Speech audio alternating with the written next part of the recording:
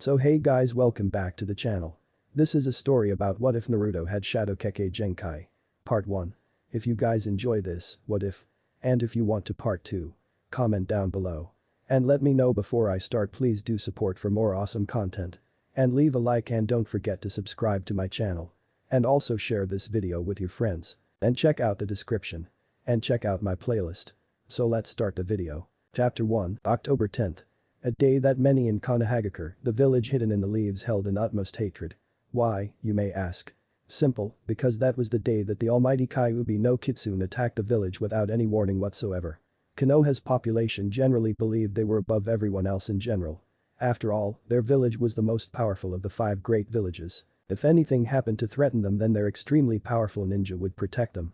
They considered themselves invincible, and when the Kyuubi came rushing over yonder hill, they believed that it was nothing major, that the ninja could take care of it with little difficulty. As a result, they were rather sluggish in the way of retreating to the shelters. This probably has something to do with the unprecedented massive amount of civilian casualties, but Konoha researchers have yet to give up any tangible findings. I wonder why. Regardless, that was considered the worst day in their village's history since Orochimaru fled the village. Because not only were the civilian casualties raised through the dam roof, but the shinobi body count was right up there with it. Many a Chunin and a rookie jounen had rushed the monster head-on only to get flattened, eaten, burned to a crisp, or any combination of the 3. Genin, who had disobeyed orders to get the fuck out of there, had also gotten the same treatment. Most looked on the bright side of that particular score though, less weaklings for Ibiki to sift through come Chunin exams. The battle finally ended when the Yondaime Hokage, Namikaze Minato, in a combination his infinite misplaced trust and simply great power, sealed the Kyuubi into his own son, Namikaze Uzumaki Naruto. Note that only 2 people in the world knew that that was his name, aside from the Yondaime himself. He had summoned the great Shinigami to do the job, and as a result he ripped the man's soul out of his chest and ate it. He seemed rather pissed off at the moment. Maybe his mumblings about interrupt my golf game with Kami, a mortal. Well, you got what you had coming, didn't you? Had something to do with his pissed off status. Not that anyone heard him say it since he was on another plane of existence, but regardless, moving on. Now then, the current score was that a few hundred people were dead, civilians and shinobi alike, and the beast was sealed into an infant. Now then, this would have been fine and dandy if it wasn't for one major factor. The fact that the recently reinstated Sandaime Hokage, Sarutobi Sasuke, couldn't keep his mouth shut and actually trusted a bunch of frightened and angry people to make a halfway reasonable decision. The boy could have lived a normal life, free of hatred, but the moment he told the people of the village that the Kyuubi was sealed into the boy, all hell broke loose. The people basically rushed the balcony. The old man was yelling "kill the demon" and the like, throwing empty liquor bottles at the child in question and other such violence. The Sandaime retreated to his office with the boy after ordering the Anbu to get the villagers back to their homes. The same day, a law was passed which forbade anyone from mentioning the Kyuubi or its landlord to anyone in the younger generation, especially the boy himself. After all, it wouldn't do well if the boy actually knew why he was hated, would it? No, much better to let him wonder why. He couldn't know who his parents were either, no one could. Iware Kumo would figure out and attempt to assassinate or kidnap him. He couldn't tell the boy either, he was to be put into an orphanage. After all, you can't trust kids these days. If you told him his father was the Yondaime, he would probably go into Iwa and shout "my dad was Konoha's Yellow Flash." In front of everybody, wouldn't he? Regardless of the reasons and poor judgment, the boy was put into an orphanage.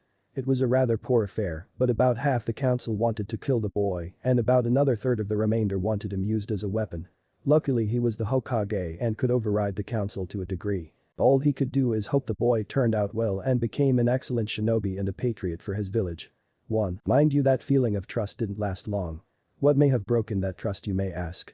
It was probably when the 2 Anbu he had stationed to protect the boy went into his room and attempted to stab a kunai into the infant's jugular. Normally this would have killed him and Konoha would live in peace. However, the word attempted was used for a reason. The reason was that the kunai stopped mid-thrust. Not by a hand, not by any, but by a wall of solid darkness. A wall of shadow that had risen from the ground and stopped the knife cold. The shadows of the room all writhed suddenly and descended upon the 2 ninja. There was nothing in or around the room the next morning to prove that the 2 ninja were ever there. The only evidence, if you looked really closely, was in the top right corner of the ceiling and the ground near the bed. In the top right corner of the ceiling there was a very small bloodstain. On the ground near the bed of the sleeping child was a very small piece of triangular metal. This metal was coated in blood and if you looked into it enough, you would realize that it was the point of a kunai knife. Chapter 2. The day after the 2 shinobi vanished from the orphanage was pretty hectic for all involved. They had 2 shinobi missing, presumed dead, and the only evidence that they were even in the orphanage that night was a bloodstain, the broken off tip of a bloody kunai, and about a dozen eyewitness accounts. Naturally suspicion was placed upon the demon child for their murder, but the Sandaime wouldn't hear a word against the boy. Eventually the case was closed with the most popular theory being that unknown assassins were going to attack the boy but were defeated and killed. They had managed to gravely injure the assassins, and the assassins fled, taking the murdered Anbu with them, but forgetting to take the boy. Once again humanity proves that if they don't want something to exist, they have numerous means to rationalize it to conform to what they already know. And people still wonder how Orochimaru got out of the village without anyone seeing him. The years went on and after the first dozen people went mysteriously missing, everyone eventually learned that they shouldn't attempt to murder the child in his sleep. That didn't stop them from attempting to poison the boy's food, writing insults and cruel words upon his walls and door, preparing traps to kill him and other such nasty things. After the first few attempts on the boy failed, traps not killing him, poisons not working, assassins vanishing never to be seen again, one drunk old fool finally did it. He attacked the boy in public. Broken bottle in one hand and a knife in the other, he charged the boy in the street one day when he was ordered to go get medicine for the sick orphanage manager on October 10th. He had specific instructions to go to a specific pharmacy which was right on one of the more populated streets during the Kyuubi festival. The old man yelled out "Die demon." As he ran toward the boy, attempting to cut the child with a knife, but the strangest thing happened. The knife was blocked by a sudden black wall. The crowd followed the wall and found that it stemmed from the shadow of a nearby building. Before the crowd's eyes a tendril sprouted from that wall, wrapped around the man's neck and threw him into a side alley where he lost consciousness. The boy didn't react at all, he just turned around and continued on to the probably fake pharmacy. He wasn't surprised at all, he had seen that happen before, that and much worse. The crowd however went absolutely ballistic. What was once a silently glaring crowd with the occasional dark muttering became a stampede yelling, "The demon is attacking, run for your lives," and "The demon is loose," and other such kind things. The boy eventually reached the address he was given by the manager. He looked at the paper in his hand, glad that the Sandaime had taught him to read and write, and then looked at the address of the building again.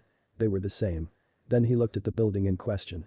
It was an abandoned building that needed repairs 20 years ago. By this time there was ivy growing on the walls up to the ceiling, and there wasn't an inch of unrotten wood to be seen. He sighed and went to return to the orphanage. Sandaime found him on the way there. He cried out, "Naruto, there you are. Come here, would you?" The boy approached the old man and he checked the boy over. "We need to talk to Naruto about what happened earlier. Come on." He put his hand on the boy's shoulder and sunshine to his office. Naruto sat down in the guest chair while old Sarutobi sat down in the larger, more comfortable Hokage's chair, and he looked at the boy. "I have heard stories about Naruto, but I want the truth directly from you. What did you do to that man in the street? Who taught you to use such abilities? Why did you attack the man in question? I need you to answer these truthfully, Naruto. If I went by the stories you would be considered a monster by anyone's standards. So I need to know the truth, your perspective." The boy nodded and began his story. "No one really taught me anything, old man. The only one to ever teach me anything was you when you taught me how to read, write, and do simple maths and that sort of stuff that everyone else got taught but wouldn't teach me. I don't know why, but that thing earlier, that just happens. It doesn't have anything to do with me, it just happens automatically without me doing anything. The man in the street was trying to kill me and the shadows reacted. I don't know what else to say." The boy looked sad and confused as he went on this tale, and Sandaime just said, "I have one last question, Naruto. When did this all start? When did the shadows start protecting you?" Naruto just said, "For as long as I can remember." Sarutobi knew then that this all must have been Kyuubi's doing. Sarutobi looked at the boy and said, "Right, well Naruto, I don't want you using your abilities any more than you have to, okay? People might get jealous of you, you know, and who knows what could happen." While he said this he was thinking, "I will have to have Jiraiya look at the seal, these abilities might let the Kyuubi take over." Naruto nodded and asked Aji-san. The ancient in question looked at the boy and said, "Yes, Naruto." The boy looked down at his feet and mumbled something. The Sandaime leaned closer and asked, "What was that?" Naruto looked up and asked Aji-san, "Can I live on my own? I really don't like it at the orphanage. Everyone treats me badly, no one pays any attention to me, the food is awful, and I would really like it somewhere else." The old man thought about it and where he should put the boy. "Well, there is that one building." He looked at the boy and said, "Okay Naruto, I think that is fair enough given what I have put you through today." The boy nodded and the Sandaime said, "Okay, let's go get your things." The boy looked at him and said, "What things?" "The only stuff I own is what I am wearing right now." The old man looked at the child in surprise and decided that he would be paying the orphanage a little visit later. He took the boy's hand and said, "Okay Naruto, now come on, we have to go to your new apartment." The boy went on, holding the man's hand, a smile on his face. A few hours, a heated negotiation, and some bought furniture later, and Naruto was now the proud tenant of apartment number 392. Complete with second-hand furniture, mold behind the walls, and roaches and rats if you knew where to look. The sandaime left the boy alone in his new home. The moment the door was closed, the smile vanished, and the boy's eyes gained the shadows of malice and cruelty, the false joy evaporating. Idiot old man. The boy thought. Honestly believing that he wouldn't figure out everything given the right clues. Naruto, sweet innocent and abused Naruto, wasn't as sweet and innocent as the old ruler believed. He had been avoiding trouble his whole life. His skills in stealth and secrecy weren't to be underestimated. He knew a lot more than he let on. Since the day he learned to read, he had been sneaking into the library, learning everything he could about every last subject. He had stumbled upon a great many things that no one knew were there. Some of them were high class, and others were secret reports that were probably put in the wrong place by tired bureaucrats. He already knew more than enough to figure out that he was the Kyuubi's vessel. The scroll on Jinchuriki that he had found had been a big tip. He had also managed to find out who his parents were. He had already decided 3 things. 1. He hated his father who had placed a village of ingrates before his own son. 2. He hated Konoha, which had made his life a living hell, had disobeyed its greatest leader's last wish, and acted as if they were living gods. And 3. He hated the sandaime. That old bastard had the gall to lie to his face about who his parents were, who his tenant was, and other such important information. There were several things that he could not fucking stand, and being lied to was high up there. He was hoping the old man suffered before he died, and he hoped even more that he was able to watch. He had learned a lot from the library. Basic taijutsu and jinjutsu as well as ninjutsu were found there quite easily. He also found a few scrolls on chakra control which were important, and even a few misplaced high-level ninjutsu scrolls. The one that he found most useful was the Kage Bunshin. Once he learned that, his rate of learning skyrocketed. He was able to spend more time on the training grounds and less time in the library after that. He had spent every possible moment out on the fields, undergoing monstrous training regimens to strengthen his pathetic form. He planned to be powerful, he could not abide by weakness in any form. His training really jumped ahead when he first met Kyuubi. He did not show any fear before that massive demonic fox. He showed a bit of surprise when he found out that he was actually a she. She appeared as a tall woman with flowing red hair. Long, slender legs and crimson eyes with slit pupils. She appeared in a black kimono with no unnecessary adornment and had 9 flowing red tails. She had a decent-sized C cup and had fangs that protruded slightly past her lips when she smiled. Also, she had a pair of cute fox ears on top of her head instead of normal human ears. She was overall very beautiful. Boy, was he surprised when she turned out to be as sadistic as he was. She had improved his already monstrously difficult and strenuous training regimen and improved his senses as well. One major thing he enjoyed was the improved sense of smell. This was because now he could literally smell when people were lying to him. She also improved his hearing and sight. He could hear anything as far as 1,000 meters with perfect clarity if he concentrated, and his eyes were amazing. He could pick out the smallest detail in anything he looked at and could see amazing distances. He could even predict where people were going to be before they moved like the Sharingan could. Mind you, he had to do all the movement calculations in his head to do so. It wasn't automatic like the Sharingan was, nor could he copy. He had to work for his power. The best thing about it was that the senses didn't come in all at once. It happened little by little, day by day, so as not to overload him with information. The thing he loved most was that he was no longer entirely human. Kyuubi's presence in him was turning him into a Hanyu, a half-demon due to the demonic chakra flowing through him. It wouldn't be complete until he was about 11 though, until then he was human. It was good to have something of a friend though, since she would be with him until he died. They were stuck together for the rest of time whether they liked it or not. He would gain her powers, but she would always be there even after her powers were fully assimilated, a consciousness within his own. One major benefit of half and eventually full demonhood was that he would not die by mortal means. Age, disease and the like would never affect him, nor would poison thanks to the demonic chakra in his system, burning it away. He showed Kyuubi's memories too. She had been around for a lot longer than anyone had guessed, and he was not the only person to ever manipulate shadows or darkness. There were many others and he learned from them. One major thing he learned was that 3 of the associates of one of his shadowy predecessors were still alive. The predecessor in question was called Gecko Moria and he was extremely powerful. He learned a lot from watching Kyuubi's memories of him. Powerful magics involving shadows, the importance of underlings and much more, including his methods on creating an army of the undead which were actually pretty good. He looked up to him more than any of his other predecessors. He was ecstatic when he heard that his 3 main lieutenants were actually still alive after all these centuries. Two of them, Absalom and a doctor called Hogback, had remained alive by having Hogback replace their aging body parts every few years and were still out there somewhere, and he made it a point to track them down at some point. Same goes for the third lieutenant, a woman called Perona the Ghost Princess. She had remained alive by forever shedding her physical body and forever remaining as a ghost. The powers of Absalom and Perona would be useful, and Hogback was a doctor to rival Tsunade, even though his methods were different. He was determined to find them one day. He had also figured out why Kyuubi attacked Konoha. She was a guardian spirit for a certain place. Not Konoha, but for Iwa. She was royally pissed off at Minato for killing her people, and she went after him determined to send him to hell. She succeeded in her goal, but she never saw the seal coming. Still, she reasoned that it could have been worse.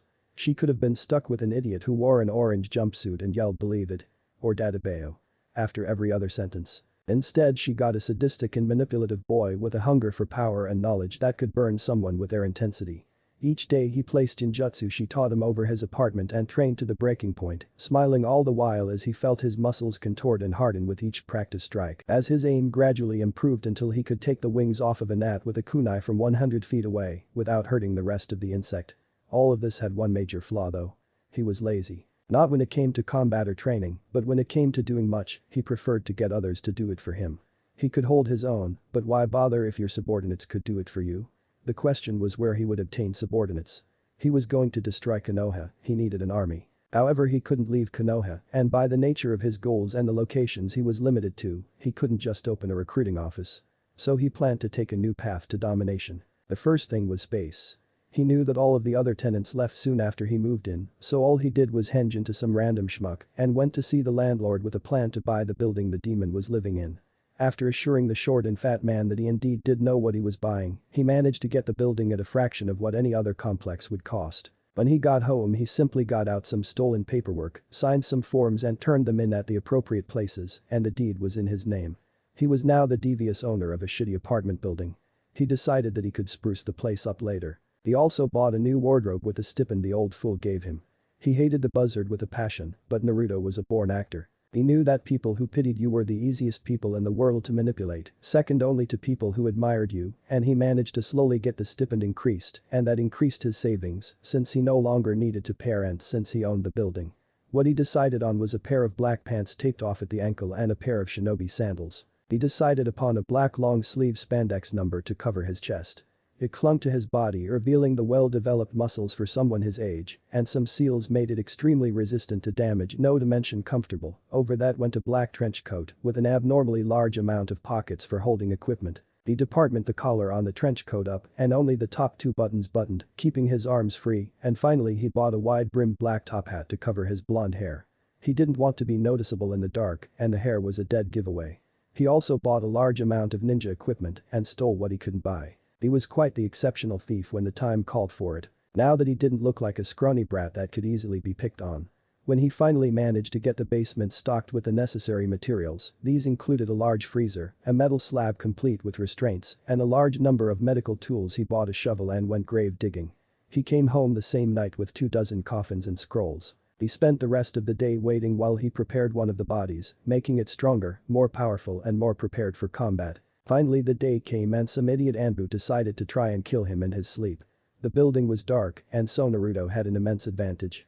The idiot probably didn't know about his abilities since he had been having a low profile lately and he walked into the darkness, but he never walked out. Naruto stood before the man who kneeled in front of him, arms and legs bound by solid darkness.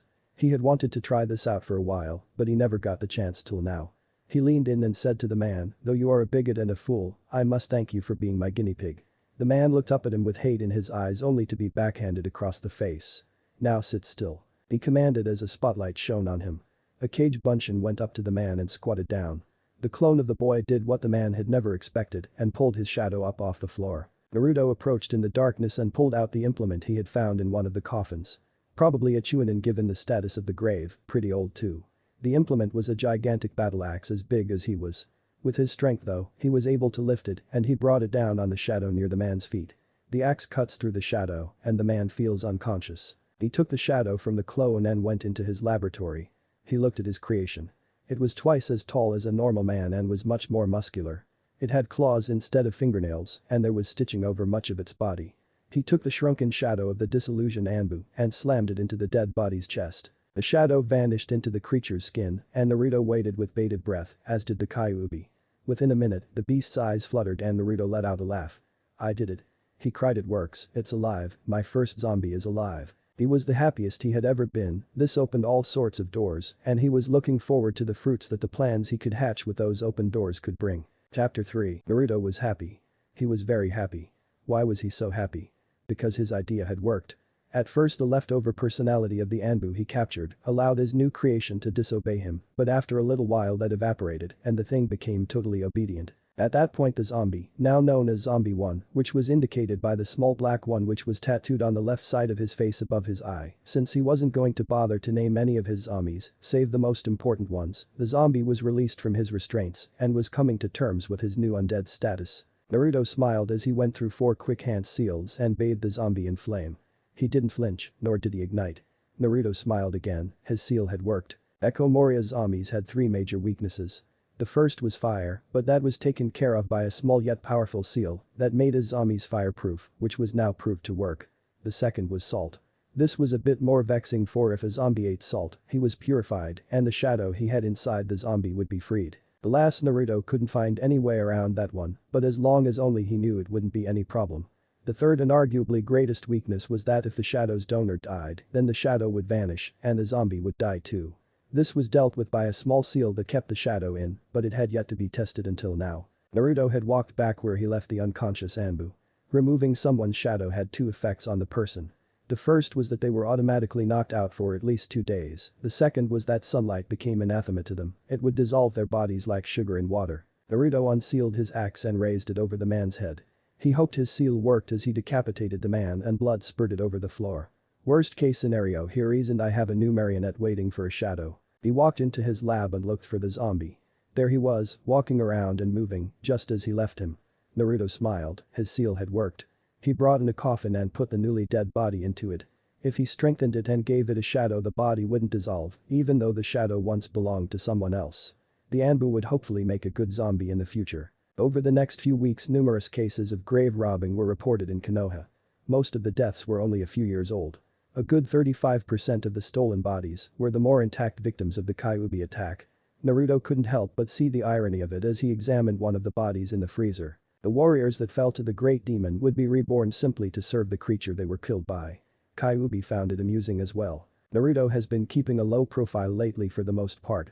He had the entire building to himself, and though it was a dump he had managed to rig a very good defense for the place. The first thing he had done was establish an iron fence around the property. The only break in this fence was a large iron gate. This gate had a very thick border and for a good reason. Naruto had rigged an invisible and high-powered barrier around the place. Anyone and anything that touched the thing would be incinerated. The gate's borders were specifically reinforced to withstand the power of the barrier, making it the sole entrance to the place. Well, the only safe entrance. The barrier also went underground to prevent people from getting in via Doten. He didn't have a lock on the gate though, he wanted people to get in, he just wanted them to go in through the front door. Mind you, he could open holes in the barrier for whatever reason, such as an escape route. No one saw much of the Jinchuriki over the next few months. The reason was simple, he was improving and exploring his abilities with shadows. Kyuubi asked him one day why he trained his body so hard if he was going to use the powers she gave him, one made the other obsolete. Not Kyuubi-chan. He answered her. True, the shadows do protect me a great deal, and despite all the attempts on my life, no one has broken through them yet. But you can never be sure. I guarantee that one day I will face someone who is able to bypass that protection, and it is then that my taijutsu skills will show their worth. Kyuubi was skeptical, but she decided to trust his judgment, he hadn't been wrong yet after all. Though his taijutsu and jinjutsu abilities were excellent. He was rather weak in the ways of ninjutsu. There were about 10 or so that he found useful, but he didn't know many that he used often. He preferred to use shadows and jinjutsu rather than big flashy attacks that, for the most part, could be avoided by a simple kawarimi. Though if it came down to it, he did have some of the big flashy attacks, as he called them, on standby. Just in case he needed to destroy a large or well-defended target. He was never one to leave himself without options. Better to have it and not need it than need it and not have it was his watchword. He spent a good many of his days training his shadow abilities, preparing bodies to accept a shadow, and capturing an idiot shinobi who tried to kill him. He didn't complain about the assassination attempts, not in the least. The more people who came through that door uninvited, the more shadows he could collect and the more zombies he could create. He had discovered a great many things about shadows and darkness as he trained. For example, he could create alternate dimensions within them. They took a good deal of chakra and control to create, but the result was a small spherical ball of darkness with an extremely large storage capacity. He had prepared a good deal of these storage shadows and fused them into the pockets of his trench coat. He had packed the shadows with a large amount of kunai and kunai with explosive tags attached to them. He could release a set amount of them at any time, the result being that they would fly out of the shadow at high speeds. He really enjoyed lifting up one side of the coat and releasing a bunch of kunai at his opponents. They never saw it coming since from their perspective the weapons came flying out of nowhere and because of that surprise factor, it had a very good accuracy rate. He could also reach into the shadow and pull out kunai in as many numbers as he wanted. Some of the shadows held stored rations, ninja wire, normal explosive tags, paper and ink for seals or messages, blood replenishing and soldier pills, and miscellaneous items such as books and scrolls for when he got bored. He didn't carry any pouches or bags as a result. He also had one of the storage shadows compressed and hidden in the right sleeve of his long sleeve shirt. This one only carried one item. His battle axe. With it stored there, he could just stretch his arm in a sudden motion and it would appear in his hand. Best part of it all was that he didn't need to bite his fingers to release any seals like most ninja did. He had also discovered a rather interesting feature. The fact that there were other worlds. Apparently all darkness was connected, existing as one single thing. This darkness was what connected the various worlds to each other and he could use his abilities to travel there if he wanted. He decided to leave other worlds alone though. For one thing, he would be sent to one world at random and who knows what could happen.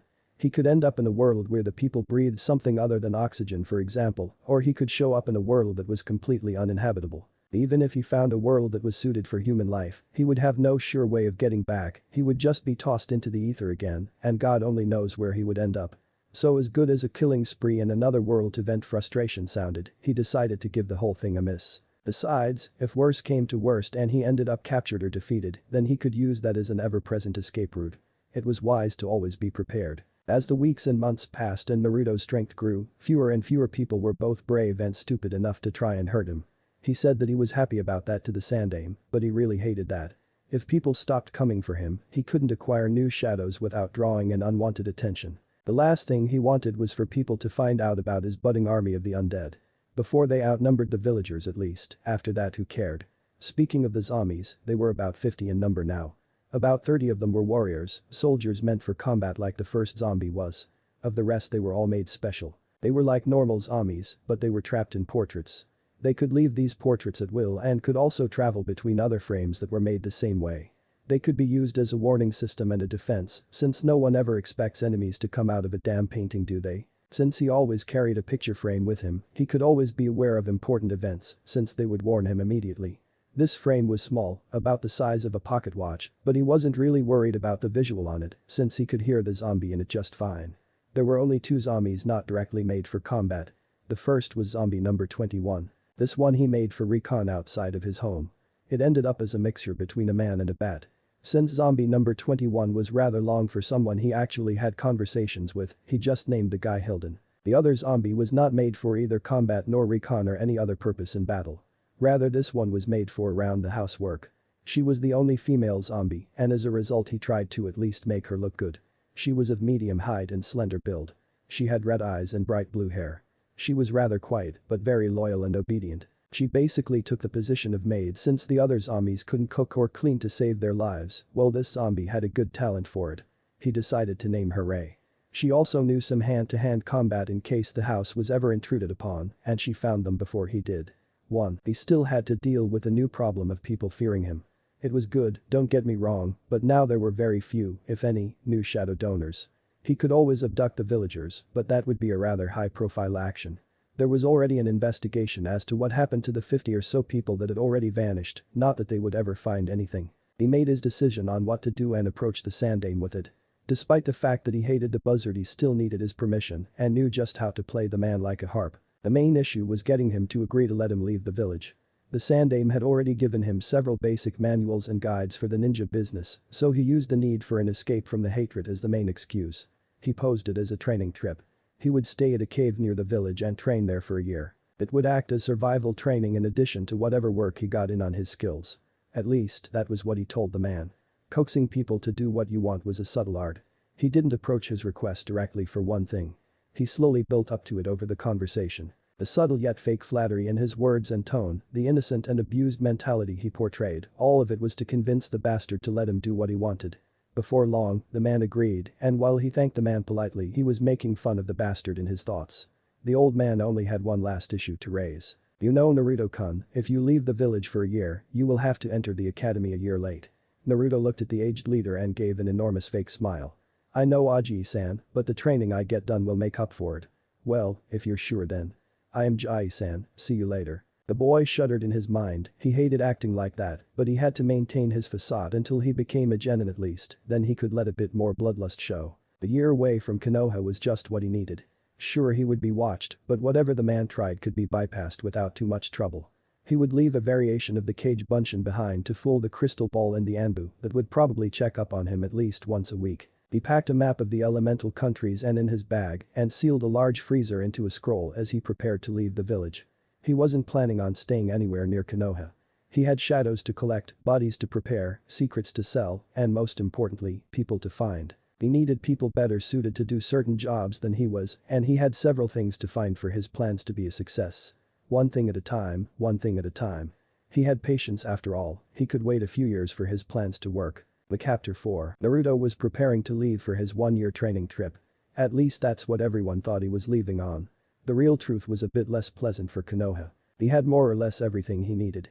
Food, weaponry, a few hundred scrolls and books on the ninja arts that he had not read yet recently filched from the areas of the library people weren't normally allowed into, all disguised as lower-level techniques via genjutsu. Zombie picture frame, check, map of the elemental countries, check, a large freezer sealed within scroll to reserve any powerful bodies he happened to collect, check, immense power, check, hatred for most human beings, check.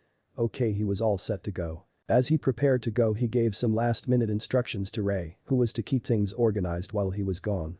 Basically keep the place clean, repair any damage since the building was still rather decrepit, send a picture zombie his way should anything go wrong, and wear that French-made outfit more often. He made several seals on the inside of the gate as he left the property, sealing in the place in a near impenetrable sphere of energy. Zombies didn't need to eat or drink, so no supplies were needed to be left behind, and he didn't really want anyone going into his house when he wasn't there. His leaving Konoha wasn't that much of an event. He agreed with the Sandaime that he should leave in secret, so the old man cast a small illusion on him, so that he looked like someone else, so that he could just walk out without any fuss from the civilians and gate guards, not that he needed to, but the Sandaime still believed that his skills were low genin level at best, a misconception that Naruto readily encouraged. After all, the most deadly enemy is the one that you overlook. Within 2 hours of leaving Konoha he had reached the cave that he told the Sandaime that he would be staying at for the next year. It was actually a pretty good-sized hole in the rock, a bit bigger than he thought it was. He put down most of the scrolls and books and removed the genjutsu over himself and replaced it with one of his own, which covered the cave area. This was to fool the Sandaime's crystal ball into thinking everything was normal. He would need something a little more elaborate for the living eyes and ears that would be watching him at the Hokage's behest. He had been wanting to try this out for a while actually. He turned and faced his own shadow, a deep gray against the stone, and raised his hand toward it, fingers spread. He said only 2 words.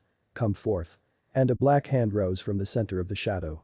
The hand pushed against the floor and before long an entire person emerged from Naruto's shadow, which vanished as soon as the creature fully emerged. This being looked exactly like Naruto, the only difference was that his entire body was pitch black and his eyes and mouth shone bright white against that darkness. This being was Naruto's shadow. It was mentally much weaker than its master, but it was extremely stronger physically as well as amorphous and immortal. All he had to do was give it orders, and the shadow would obey them to the best of its abilities. His orders were simple. Take my form exactly and train here until I return. Read the books and scrolls I leave for you and do not do anything suspicious. Do you understand? The creature nodded and Naruto was pleased. The shadow would act just like a cage bunshin, he would learn what it did as he went to sleep each night. There was only one detail to take care of first. Naruto went to the mouth of the cave and looked out into the sunlight of the dawn just peeking out from the horizon. He gently, carefully stuck the tip of his right little finger into the light and smiled as it didn't dissolve. Apparently he could separate himself from his shadow and not be harmed by the sun. He had separated from his shadow before and practiced all sorts of moves with it. But them both working together they were a powerful team, but Naruto hadn't dared to reveal himself to the sun without a shadow until now, and he found that his fears were unfounded. He watched as the shadow's color changed until he was looking at an exact copy of himself. He nodded to the shadow and left the cave heading into the forest. He knew his way around Konoha's forests rather well from his sneaking about at night, so he knew right where to go to begin his search. Away from Konoha and to the north, in the direction of Iwagakure. He walked into a tree's shadow and closed his eyes. He mumbled under his breath Kage Hoku, shadow walk, and vanished into the darkness, sinking into the shadow beneath him. When he emerged from that darkness, he was near the border to Tsuchi no Kuni. He really loved the Kage Hoku, he could transport from one shadow to another anywhere in the world in a moment, as long as he had been there before by more normal means. He had never been out of Hai no Kuni, so he had to deal with the border instead. He crossed a border and made his way into Tsuchi no Kuni, Kyuubi's ancestral home, the enemies of Konoha, and if his information was right, the location of the den of the esteemed Dr. Hogback. 1 week later, Naruto was staying in a small yet comfortable hotel about 50 miles in from the border. So far he had no luck locating Hogback, but it was to be expected. Tsuchi no Kuni was a big place, graced by half a dozen mountain chains, and Hogback's hideaway could be almost anywhere in it. The only places he could be sure Hogback wasn't was within 20 miles of the borders and within 50 miles of Iwagakure no Sado. Those places were heavily guarded by Iwanin. Aside from those locations, Hogback could be almost anywhere in the country, though he probably wasn't in any town or city. After a night of thinking he came to the conclusion that Hogback's most likely position was in the mountains somewhere, probably near a place where they had a large graveyard so that he could continue his exploration of the human body's mysteries. Naruto unrolled a newly stolen map of Tsuchi no Kuni that showed every last town and known settlement and was rather dismayed at what he found. Apparently there were at least a dozen villages that fit the bill in each mountain chain, and if he was right Hogback and Absalom could be in a hidden place anywhere within 5 miles of any of them, which was probably heavily defended. He knew finding any of Moriya's old compatriots would be difficult, but come on. Eventually Naruto decided that he really had no choice but to either search each and every one of the places he could be, over 50 villages and the land surrounding them, or he could develop some method to search every place at once. He ground his teeth in frustration. If it was this hard to find Hogback and Absalom, who were thankfully traveling together since Absalom needed the doctor to replace his aging body parts with new ones every so often, then it would be almost impossible to locate Perona, who didn't even have a physical form. Wait a second. He thought. Absalom needs Hogback to replace his aging body parts every few years. Of course. Absalom's body is composed of mostly animal parts, mostly predators. If any of the villages listed have a large population of dangerous predators, especially ones that may have shrunk noticeably, then that would probably be the place. He eagerly looked at the map again, taking out a book of Iowa's natural wildlife. There were unique animals and plants in every country, so he had bought such books in case he found one. He checked each place in the book's index, looking for the most dangerous and powerful animals near each of them, especially ones that have experienced a decline in population over the last few years. He found some good news and some bad news when the search was complete. He had managed to narrow down the likely possibilities from over 50 to below 10, 7 to be exact, but those 7 were equally likely to be the place, and they were all very far apart. He had no real choice but to check each village individually. As most people from the Nara clan would say, Mendakus. 3 days later, 40 miles from last town, Naruto was in his hotel room, grinning like a madman. Why was he so happy? One would ask. The answer would be that he had found an extremely useful piece of information. Iwa had a Jinchuriki of its own.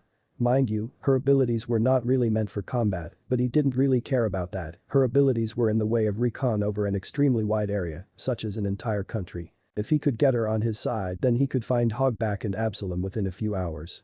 She was also supposed to be monstrously talented at Jinjutsu. There were only 2 problems with that. The first was that because Iwa was horrible to her, as it was for all Jinchuriki, she was a rather meek and easily intimidated individual. This was a bit of a problem because he liked people to be able to think for themselves. It would also make her extremely distrusting of anyone, especially people she had never met before. The second was that though Iwa was extremely abusive of her, it was still protective as all hell when it came to her. It would be difficult to get her to come to his side, extremely difficult, and just as difficult to steal her away. If he succeeded, he would have to vanish from the country quickly, since the entire country would be swarming with ninja looking for her, and more importantly, him. He would have to observe the girl for a while and find a good way to either deceive or coerce her into accepting his offer to come with him. He looked at a picture of the girl that he had taken from the hitman he had beaten almost to death for the information on the Jinchuriki. He had heard him mention to a friend that he was hired to kill her and took action. He killed the fool once he had finished talking. The girl wore small square glasses and had short red-brown hair, very plain looking, and was supposedly extremely smart though shy, rather bookish too. She was supposed to be 15 years old. He looked at the girl's name before destroying the dossier. He muttered to himself Kikikawa, Yukino, Jinchuriki of the Rakubi, no Kabe Aju, memorizing the name and picture. He had a new target. 2 weeks later, outside of Iwagakure, Naruto was holed up in a decent-sized cave about a mile and a half outside of Iwa. He had been spying on the local Jinchuriki Yukino for the last 2 days, trying to learn about her fears, her preferences, how she fought, and everything he could. The more he could appeal to her when they met, the more likely it was that she would come with him. So far he had learned quite a bit. She was tremendously powerful in Jinjutsu, stronger than most cages. The only people that would be able to come anywhere close to matching her in Jinjutsu would be Uchiha Itachi and that chick in Konoha that could make Jinjutsu real before Yuuhi Kurenai sealed her powers away. Her illusions were as unbreakable and traumatizing as the Tsukiyomi. He knew that if he was caught in one of her illusions, it would be really bad. The only bit about that was that she was too meek and shy to use her Jinjutsu abilities against those that would harm her. He really couldn't figure that one out. Though she was possibly the strongest Jinjutsu master in centuries, maybe ever, she was low jounen level in everything else. He had found out about a decent bit of her life too. She was extremely introverted and didn't like confrontation, which was to be expected given her abandoned by parent status, and was listed as a Takebetsu jounen in Iwa's books.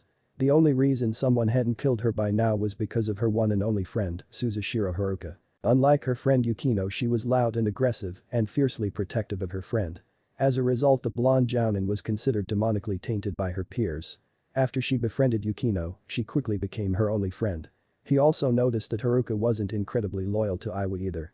He knew that if he was going to convert Yukino, Haruka was the key to it. If he could rope Haruka into going with the idea, then the Jinchuriki would follow. This was only cemented when he learned one crucial fact about the shy Jinchuriki that no one, not even her friend, knew. The fact that Kikikawa Yukino was head over heels for Suzushiro Haruka. He could slightly understand that, after all, the blonde jounen was the only one who ever helped her in the least. He knew that if he could get Haruka on his side somehow, then the Jinchuriki would remain loyal. It was one more person than he intended to carry off, but it was worth it. The only question was how to use Yukino's love to his best advantage. He had gotten his chance a week later. The day that Suzushiro Haruka was killed. It was supposedly a training accident, that was the story spread, but Naruto knew the truth. What was supposedly a friendly spar between co-workers was actually a well-thought-out assassination by a Jinchuriki hater to redeem the tainted one's soul. When Yukino found out, she went into a depressive slump and retreated to her home, and the only people that had seen her since was the mob that attacked her home the next day to remove the taint once and for all. Yukino in her depressed state was apparently more willing to shatter minds with her illusions than her normal self was, judging by the new additions to the local asylum. Naruto thought of a way to bring both Yukino and Haruka to his side and shatter their frail loyalties to Iwa in one fell swoop. He grinned as he snuck into the Jinchuriki's apartment one day after the accident. The place was a lot dirtier and unkempt than it normally was. As he looked around the interior, he could hear a slight crying from a nearby room. He made sure that he stayed quiet as he neared the room. The last thing he wanted was for her to attack him. He wasn't all that sure he could win against her if she did. He found her crying her eyes out, muttering things such as, "Why, Haruka, why did you leave me?" and other such things. He entered the room without a sound and used the shadows to cloak himself from sight as he spoke to her. Yukino had spent the last day and a half in utter depression. Her best friend, her only friend, the love of her life, even though she knew that she would never return her feelings, was gone, killed by accident. She couldn't believe that life could be so unfair. She was utterly consumed by despair and hopelessness. She was completely shocked when she heard a voice from nowhere whisper into her ear. "Why are you crying?" the voice asked her. Her sadness turned to anger at the voice. Who was this person to wonder why she was crying? Wasn't it obvious, she growled in a voice. "Why do you think? She's gone, my Haruka-chan is gone, she left me behind, just like everyone else. How can I go on without her? She was the only reason I had left to live." Her voice was loud and harsh at first, but settled into a whimper as the sentence ended. The voice returned. "What would you do if I said that I could give Haruka back to you?" She looked around for the voice in supreme rage. How dare this person, this thing, toy with her emotions? Toy with her love for Haruka? She would find whoever it was and tear their mind asunder, and she told the voice as such. The voice returned, filled with mirth. "Why would you destroy your one chance to have Haruka returned to you? I do not joke, resurrection is within my abilities, simply ask me to, and I will return Suzushiro Haruka to you, just as she was before she was assassinated." Yukino was stunned. Haruka was assassinated? Murdered? She couldn't believe it. She asked the voice, her own voice filled with uncharacteristic rage. "Who did it? Who took Haruka-chan away from me? Why would they hurt her when she was so beautiful, so perfect?" The voice returned once more. "She was killed because of her association with you. It was done on the orders of the Tsuchikage. Why do you think someone who Haruka had never talked to before challenged her to a match and used an abnormally long kunai that could easily strike an accidentally fatal blow that he had never been seen using before? It was planned by your village, it was Iwagakure itself that took Haruka from you, no one else is to blame. Yukino was once more distraught, she picked up a knife and yelled with fresh tears staining her eyes. Haruka-chan, the voice returned. It is not your fault Haruka is dead. It is Iwagakure's fault. Even so it does not matter as I can bring your Haruka back to you if you want me to. Yukino looked up to where she thought the voice was coming from, which was about 10 feet to the right of where Naruto actually was and said, and what would you want in return if you were able to do so? Nothing comes for free, I know that much. Though she didn't know it, Naruto smiled at that. Even depressed to borderline insanity, she was still sharp as a razor. The voice returned and whispered to her, you are correct, there is a catch, but it is insignificant to what you would gain in return. In exchange for your Haruka's return I only ask for your loyalty. Your obedience to my commands. You will leave Iwa with me, and your Haruka-chan may come as well if you want. I can assure you that if you come with me, you will one day have your revenge on Iwagakure no Sato. Yukino considered it for a long while. If she left Iwa then there would be no one to defend her, but then again Iwa had hurt her more than anyone else ever had or ever could. She decided to agree to the deal. She didn't know what would happen, but it would definitely be better than staying here. She spoke and Naruto smiled when he heard her reply when she said, you have a deal. Yukino looked around and said I have a question though, just who are you? A small figure stepped from the shadows and she jumped when it did. She didn't detect anything from there, she didn't hear any heartbeat or its footsteps. She didn't sense any chakra until the figure moved either. Her jaw dropped when the figure was revealed to be a boy no more than 7 or 8 years old. He said to her my name is Uzumaki Naruto, now then let's get going. We'll have to get Haruka's body back for this to work. He walked out the door, with a bookish Jinchuriki behind him, still astounded at both the boy's age and the authority he apparently had. 1 hour later, Jinjutsu hidden cave 40 miles from Iwa. They were hiding out in one of Naruto's portable labs, prepping for the resurrection. Haruka's nude form was on a metal table, and Naruto had put on a lab coat, mask and gloves, and was cleaning a bunch of scientific medical instruments. Yukino just sat in the corner, amazed at what had happened in the last 2 hours for her. Flashback no, Naruto and Yukino had gotten to the morgue in one piece. It was about 9 at night so no one saw them. He had asked her about the security around the morgue since a hidden village's morgue was always well defended. Dead ninja bodies were flesh-colored gold nowadays. The techniques that could be developed and the bloodlines stolen could do tremendous damage to a ninja village if their morgue was successfully raided. As a result the only places that were more defended than the morgue was the local Kage's residence, the reservoir in Sunagakure, and any libraries in the village. Aside from those places, the morgue was the most well-defended place. Yukino had told him what she knew. Since the Third Ninja War, the number of high-quality shinobi was lowered by a lot and Iwa was still dealing with the damage. As a result there were only 10 high chunin level ninja guarding the place from the inside, and the 5 doctors that held the night shift were all high chunin to low jounen level shinobi. Quite a bit of security for a 3-story, completely square building. Especially considering the fact that there were alarms linked to every other door and cameras everywhere. One slip up and half the ninja population of the village would be raining upon them like bats from hell. Naruto though had a simple solution to alarms, cameras, and reinforcements already thought up. He held his hands in front of him, palms facing each other about 6 inches apart. Shadows began to coalesce between his hands, forming a small sphere. He showed the ball to Yukino and explained. This sphere he began will envelop a large space and immensely speed up time inside of it. An hour in there becomes a minute out here, you see. She nodded and he continued. This solves the problem of reinforcements, but the cameras, alarms, and other non-human defenses in there will be gone too, since everything electronic will short out upon contact with the sphere. The stuff comes back online when the sphere is gone though. Lightning can't be used here either, they just don't work, and no one can get in or out without my help. The plan is this. I put this little guy around the building and we storm the place. We get the soon-to-be not late Haruka's body, and we hightail it out of here. Sounds good. Before she could nod, he pressed the sphere between his palms. A second later he let it go, and the darkness spread from his hands, enveloping the morgue and everything within 20 feet of the building, the 2 of them included. According to Yukino there were 4 guards inside the entrance hall, so he went and prepared for them. A very small ball of solidified shadow formed on the tips of the first 4 fingers on his right hand. She asked what those were for and he looked at her, grinned and showed her his fingers one by one. As each sphere became visible to her he said 1 dead ninja, 2 dead ninja, 3 dead ninja, 4. Then he turned to the door and said beneath his breath ding ding, round 1. Before he kicked the door down and flicked his hand toward the 4 ninja that rushed them the moment the door opened. The 4 balls of condensed darkness rushed from his hand and pierced through the chests of the 4, each appearing to be nothing but a line that stretched from his hand and went through his opponents before disappearing into the wall. The 4 ninja fell without a sound, and 4 small craters decorated the wall around the receptionist, who was looking frail and helpless. That was to be expected since she was the only civilian in the building. He approached the woman and casually leaned against the counter, a smile on his face, and asked her where would I look to find the body of the late Suzushiro Haruka.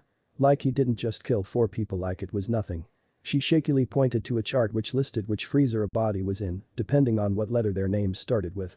There was a separate freezer for the unidentified. The S's were in freezer 5. He looked at the terrified secretary and said thank you before a shadow came from the ceiling, wrapped around her neck, and hoisted her up.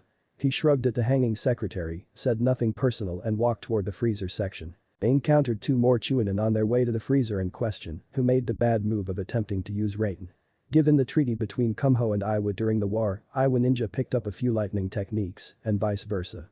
Since Doten was too wide to use here, they went to the only thing they knew that would work in any other circumstance. Naruto thought the look on their faces was priceless when they looked at their hands in shock when they didn't work. Their heads were cut off from tendrils of darkness that originated from the natural shadows of the walls before they knew what had happened. When they got to the freezer, Naruto cut off the lock with a small blade of shadow that extended from his fingers and found a large room with a bunch of square cubicles lining a wall. He looked at Yukino and said, "You keep watch." She nodded and stood a small way back from the door as Naruto cut the lock off of one cubicle, opened it, and checked the tag on the toe of the body inside before moving to the next one. On the 7th one he checked the tag, smiled and said, "We have a winner." As he rolled out the steel sheet that the body rested on. He called to Yukino, who came quickly and told her to pick up the body and follow him, which she did, albeit with some difficulty. Naruto led them to a shadow in the corner and grabbed her arm. He muttered under his breath Kekkei Genkai just as 4 jounen and 3 jounen level doctors rushed inside the room. A moment and a whirl of nausea later and they were in a strange cave. Naruto took a scroll from his coat and told her to put a genjutsu over the cave mouth. By the time she was done he had unsealed a small building and carried the body inside. And then they were where they were now. Flashback no Jutsu Kai. Naruto, after dressing in normal scientific medical clothing, removed the white blanket covering Haruka from view. The moment he did, Yukino had a massive near debilitating nosebleed. Modest C-cup, not too bad by anyone's standards. Bright blue eyes, currently closed, and a full head of blonde curls. The only thing marrying her body was the thin yet extremely deep wound in her side. Naruto went through a few hand seals for an examination and put his hand over her chest. He quickly copped a feel when Yukino was cleaning the blood off of her upper lip and she didn't notice at all. After a second or two he took his hand away and whistled. Damn, whoever did this knew what they were doing, he did an awesome job. One stab, clean, right between the ribs and right through the heart. I couldn't have done it better myself. Okay, this is going to be more work than I thought. We are going to need a transplant. Yukino looked at the diminutive blonde and asked, transplant? I thought you were going to resurrect her. Naruto pulled off his gloves and looked at the girl like she just said the moon was made out of cheese and said yes, but I think you don't want her resurrected into a body that has been fatally wounded. I need to fix up the wound that killed her before I do it or she'll just die again. Her heart is beyond repair, everything else is easily mended. As a result I will need to do a transplant. Now if you'll excuse me. He walked outside of the small building and she reluctantly followed him outside, taking one more look at the body of Haruka. Naruto had taken a scroll from the code he left inside the portable lab and unsealed a large freezer. It was as big as the laboratory, easily. He opened the door and motioned for her to follow him inside, which she did. She wasn't prepared for what was inside. There was the massive cold of course, it was about 10 degrees Fahrenheit inside the freezer, but there were at least 50 bodies inside, hanging from meat hooks, men and women, young and old. He looked at her and just asked what's her blood type. Yukino was shocked for a moment but got a hold of herself and answered type AB. He nodded and went through the bodies, eventually choosing a rather busty female that had taken a rather nasty fall, given the angle of her neck. He took out a kunai and without missing a beat cut through the skin of her chest, revealing the breastbone. He charged his chakra into the blade and cut through the bone like butter. He carefully spread the 2 halves of bone and reached in, taking hold of the necessary organ, and with a knife cut each of the connecting veins and arteries that led to the organ. He pulled out a perfectly functional, if a bit cold, human heart and walked out, Yukino following. He sealed up the freezer and went back inside the lab. He prevented his fellow Jinchuriki from entering through. He needed a sterile environment. As a result Yukino was stuck sitting outside the door. The room was just as it had been before, only there was more blood and a brand new scar on Haruka's chest. The wound that killed her was also gone. There was a lot of blood on the instruments, especially the scalpel. There was also a pierced heart in a jar. She looked at him and asked how did she recover so quickly. There should still be stitches and the wound should be open. He looked at her and said demonic chakra. One of the best healing agents there is. She looked at him in shock and asked how do you have access to demonic chakra? Only a Biju could use it. He looked at her again and said only one thing. A Biju or a Jinchuriki. She looked at him open-mouthed. She shakily asked Jay just who are you? He looked at the completely astonished girl and said Uzumaki Naruto, Jinchuriki of the Kyuubi no Kitsune, pleased to meet you. The already astounded girl almost went into shock. Not only a Jinchuriki, but the container of Kyuubi, the strongest of the 9, no wonder he is so strong. She thought. He knelt by the body and said now we begin the resurrection. He began a low chant in a language she did not know. It was twisting and writhing, she couldn't explain it. About 2 hours later he was still chanting. She gathered up the courage and asked is this really necessary? He stopped his chant and looked at the girl before standing up and saying no, not really. She was surprised by this and couldn't come up with a response. He smirked and said okay, enough joking around, time for the real thing. He took a deep breath and reached down and touched her shadow, his hand sliding into it as though it were water. He thought the process to himself as he worked. The only thing you need for a human is a body and soul. The body is already supplied in this case, all we need now is her soul. What most people don't know is that the shadow and the soul are connected. This is why a zombie would die if the original owner of its shadow died before I put my seal on it.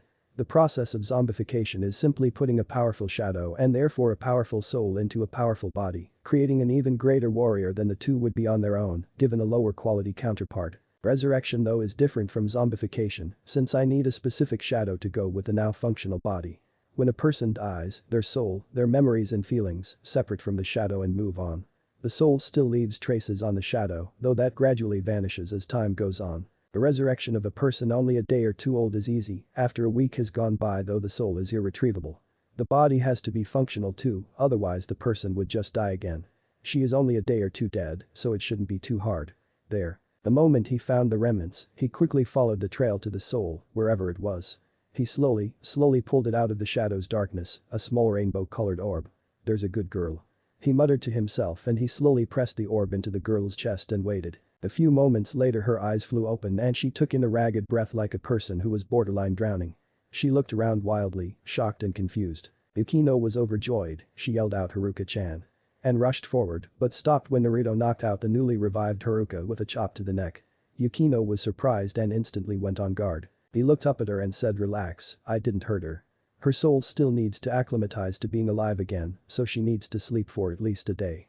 If she gets too excited before then it could shatter the feeble link between body and soul and kill her again.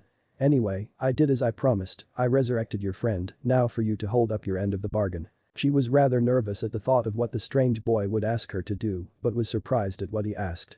He gave her a picture of a very strange-looking man and said I need you to find him. Locate Dr. James Hogback. Chapter 5 Naruto infiltrated Tsuchi no Kuni in search of Dr. Hogback and Absalom. He had no luck finding them, but learned that Iwagakure had its own Jinchuriki who was a master of Jinjutsu and had abilities to scout out an entire country. Enlisting the meek Jinchuriki Kikikawa Yukino by resurrecting her only friend and secret crush, the jounen Suzashiro Haruka, he has obtained 2 powerful followers as well as a means to locate the elusive doctor, and now the chapter begins. Genjutsu Hidden Cave. Naruto handed Yukino a picture that he had gotten from Kyuubi's memories of what Hogback probably looked like. It was really a Genjutsu on a piece of cardboard, but that wasn't really important. Yukino examined the picture. The man was of decent height and broad. His face was rather memorable. Long, pointed ears, vampire-like fangs, and he had a very long and pointed nose. His lips were a dark shade of purple for some reason, and he wore completely black, circular glasses like the Aburam clan were prone to do that completely covered his eyes. His hair was shoulder length, lank and pitch black, and he had a spiraling tattoo on his left shoulder. His forehead was very large due to balding at some point in his life. He wore some sort of black fur clothing over his back, a fishnet shirt and normal-looking black pants. He also wore rubber gloves that reached his forearms and boots that went to mid-shin. Yukino looked at the boy and told him that it shouldn't be too hard to find him if he was in Tsuchi no Kuni. He nodded and gave her a list of the points where he most likely was. She took the list and got to work. Naruto watched in surprise at Yukino's abilities. She closed her eyes and murmured something under her breath, and a hexagonal mirror appeared in front of her from nothing. As he watched, large green tendrils of plant-like material emerged from the ground. There were probably 1 to 2 dozen of them, and each of them sprouted a few dozen strange pod-like seeds that broke away from the main plant and floated in midair. Before long there were a few thousand of them throughout the cave. He examined one of the seeds quickly. Though the plant was biological, it had a strangely mechanical eye, like a camera in the middle of the broader side. This was before the thousands of seeds rushed through the cave opening. He looked toward Yukino and saw that the mirror she was looking at from before had turned into more. There were about 24 identical mirrors around Yukino which she moved in front of them both, the sides easily fitting together to make a single gigantic faceted mirror. Each facet had a different image upon it and they changed at a rapid pace. She told him that each seed had a built-in genjutsu that allowed it to become invisible to normal people. He watched the multifaceted mirror in complete shock as each view moved at incredible speeds, moving where Yukino wanted them to go. The view from it all quickly made him a bit sick and he looked away. Yukino had obviously had a lot of practice at this since she wasn't affected at all. He was absolutely amazed. He had no idea that a technique like this existed. The possibilities completely shocked him. They were endless. Entire countries could be watched all at once, escape from Yukino's network was almost impossible. If it was in her range, which was amazingly broad, she would be able to find it within a few minutes. Before long the Great Mirror showed a complete view of every major event in the country. There was a riot in a smaller town because of a corrupt governor. The daimyo was just waking up with a woman that was not his wife, Iwa was swarming with ninja, sending them out in droves, rare animals fed upon certain plants that they liked in the mountains, it was simply too much for the boy to believe, and if he wasn't watching it with his own eyes, he wouldn't have believed it. Inside of his mind, Kyuubi was just as amazed. She had no idea that the Rikubi was strong or smart enough to come up with something like this. It was 1 hour of searching later before they found him. Dr. James Hogback, greatest doctor of his time and one of the 2 greatest medics alive, the other being Tsunade herself. He was currently drinking a cup of tea on a mountain ledge, apparently enjoying the sunrise until one looked at the town below. They were having a mass burial. 10 men died due to a building collapsing. He put down the teacup and wrote something down on a piece of paper before walking straight through the mountainside, disappearing from sight. Naruto asked Yukino where that was. Apparently it was a small mountain town called Bubuzuke in the Fujino Mountains.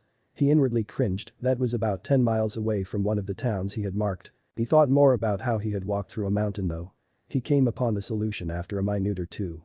It must have been Absalom. He had the ability to make anything invisible, as long as he was able to touch it. Hiding a cave entrance would have been too simple for him.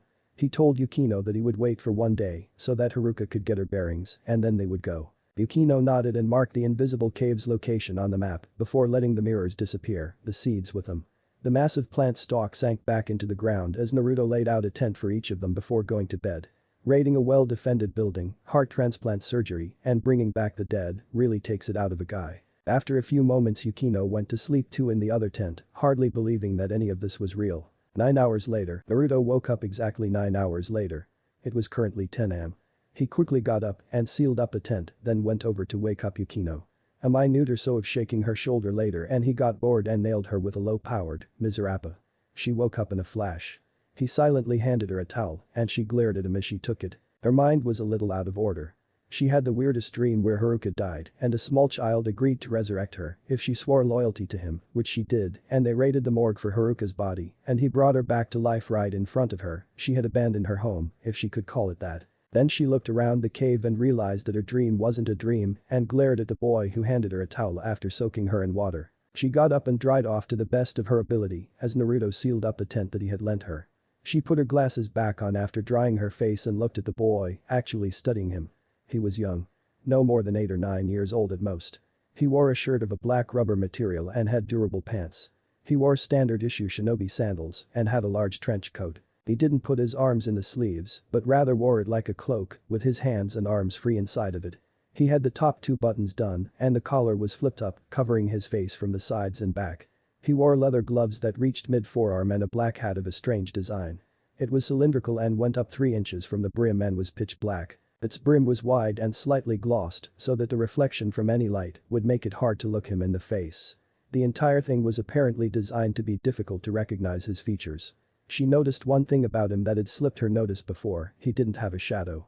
The thing just wasn't there. His size combined with what he had shown her forced her to ask a question. How did you get all of those people into that freezer? Where did you get them and how did you get them onto those hooks? He turned to look at her and said, as for where I got them, well I have been collecting them as I traveled through Tsuchi no Kuni. 2 or 3 from each town and anyone I met on the road. I studied them for blood type, any possible diseases, Kekkei Genkai or anything else that made them special. As for how I got them from place to place, well. Without any obvious movement from him, a large black claw emerged from the darkness of the deeper areas of the cave. Well, I have a lot of hands. Now come on, we have to go get your friend. He walked on toward the portable laboratory, Yukino hurrying to follow him. He may be small, but that little bastard was quick. He opened the door and walked inside, Yukino following him as he approached the still sleeping Haruka. Wait. She cried. Didn't you say that if you woke her up too early she might die? Naruto looked back at his fellow Jinchuriki and said yes, but the amount of time necessary for the body and soul to acclimatize varies from person to person. She wasn't dead for very long, so the time for acclimatization shouldn't be too long. I am going to check and see if she can be safely woken up yet, and if she can't then I will get an accurate time as to when it should be safe. Then he turned back and plunged his hand into her shadow before the bespectacled girl could say anything more. He felt the darkness of Haruka's shadow. Well, her soul is definitely here, that's a good sign. Everything seems to be lined up correctly. Wait, there's one. A spot where the shadow and body haven't connected to the soul. Let's see now, there are 1, 2, 3, 4, yeah 4 spots not linked up yet. Yeah, it's definitely not safe, but the spots are minor, so it shouldn't be too long. He pulled his hand out from the shadow and opened his eyes. Yukino asked him, well, is it safe to wake her up yet? He looked at the girl and said not yet, but it won't be too long, an hour or two at most. He looked around before walking outside. He asked the girl, hey, since we're going to be waiting for a little while, do you care to play a game of chess? The moment the question left his mouth and he took out a portable chess set he knew he made a mistake, judging by how Yukino's eyes lit up. Oh god, what demon have I awakened now? 2 hours and 32 chess games later, Naruto buried his head in his hands. That was absolutely embarrassing. He had lost 32 games in a damn row. Yukino was apparently a chess fanatic. He should have expected it given her bookish exterior, but now he knew rather than thought that she fit the stereotype of nerd. He looked over to Yukino who kept asking, oh come on, one more game, it can't hurt. Before he stood up and walked toward the cave mouth. Hey, where are you going? She asked him. He looked at her and said there's a town about 5 miles away. I am going to get your friend some clothes unless you and her would prefer that she go with us completely naked. Now then, if you'll excuse me. He walked out of that and sank into a shadow. He's right, she thought. The only thing Haruka-chan has to clothe her is her hit I-8 since Iowa law dictates that dead ninja be buried with them. I wonder how long he'll be. Her question was answered when he showed up barely 10 minutes later with clothing in hand. When she asked him how he had gotten to a town 5 miles away, bought the stuff, and gotten back so quickly he just replied, being able to instantaneously go wherever I have been before is awesome. Appeared about 10 feet away from the shop's front door, picked up what I wanted, and sank into the shadows right in front of the shopkeeper as I got close to the register. His face was absolutely priceless. He is probably calling the local police as we speak, but it will be a cold day in hell before they find this place. Yukino was rather worried about that, and when I say worried I mean frantic. You stole that stuff. Are you crazy? We'll be listed as criminals. There will be wanted posters for us everywhere. We'll be. He just decided to interrupt her before she went too nuts and said, Yukino, think clearly for a moment. First off, I covered my features before I went in, so even if wanted posters do show up, they will be looking for a middle-aged man with a pedophiliac smile, less hair than normal and a bad case of leprosy. Even if I didn't, I doubt that there will be wanted posters put up throughout the country for a spot of shoplifting. And the only places our faces are going to be seen will be in a nice comfy spot in the Iowa bingo book. We have raided a hidden village's morgue for the corpse of a powerful jounen's body ripe with secrets. You will be listed as a B or A class missing nin for sure due to your skill, maybe even S class due to your Jinchuriki status. When Haruka appears with you she will be treated the same. I won't be on a wanted list due to my apparent age. People will just assume that I appeared as a child due to an illusion, and they will put a note in your profile that says something like travels with an unknown shinobi of unknown power or something like that. You already are a criminal, Yukino, face it. I doubt a few articles of stolen clothing will make your court sentence any heavier than the death penalty that you could expect from a wagakure if you're ever caught. He waited for a moment to let that sink in before continuing. Now, let's get Haruka these clothes so that she is decent when she travels with us, and then we shall get the hell out of here. I don't want to stay in this country any longer than necessary. He continued his walk toward the lab where the sleeping Haruka still was before remembering something. He turned and tossed a kunai to the ground at Yukino's feet. Oh, by the way, since you are missing nin now, you may want to at least keep to the standard. Yukino knelt down and took the knife as Naruto entered the building and after a moment's hesitation, slashed her Iwa hit I-8, which she wore around her neck, through the middle. Naruto came out a minute later and handed her a bundle wrapped in paper. Also, I got you some new clothes since yours are in rather poor condition.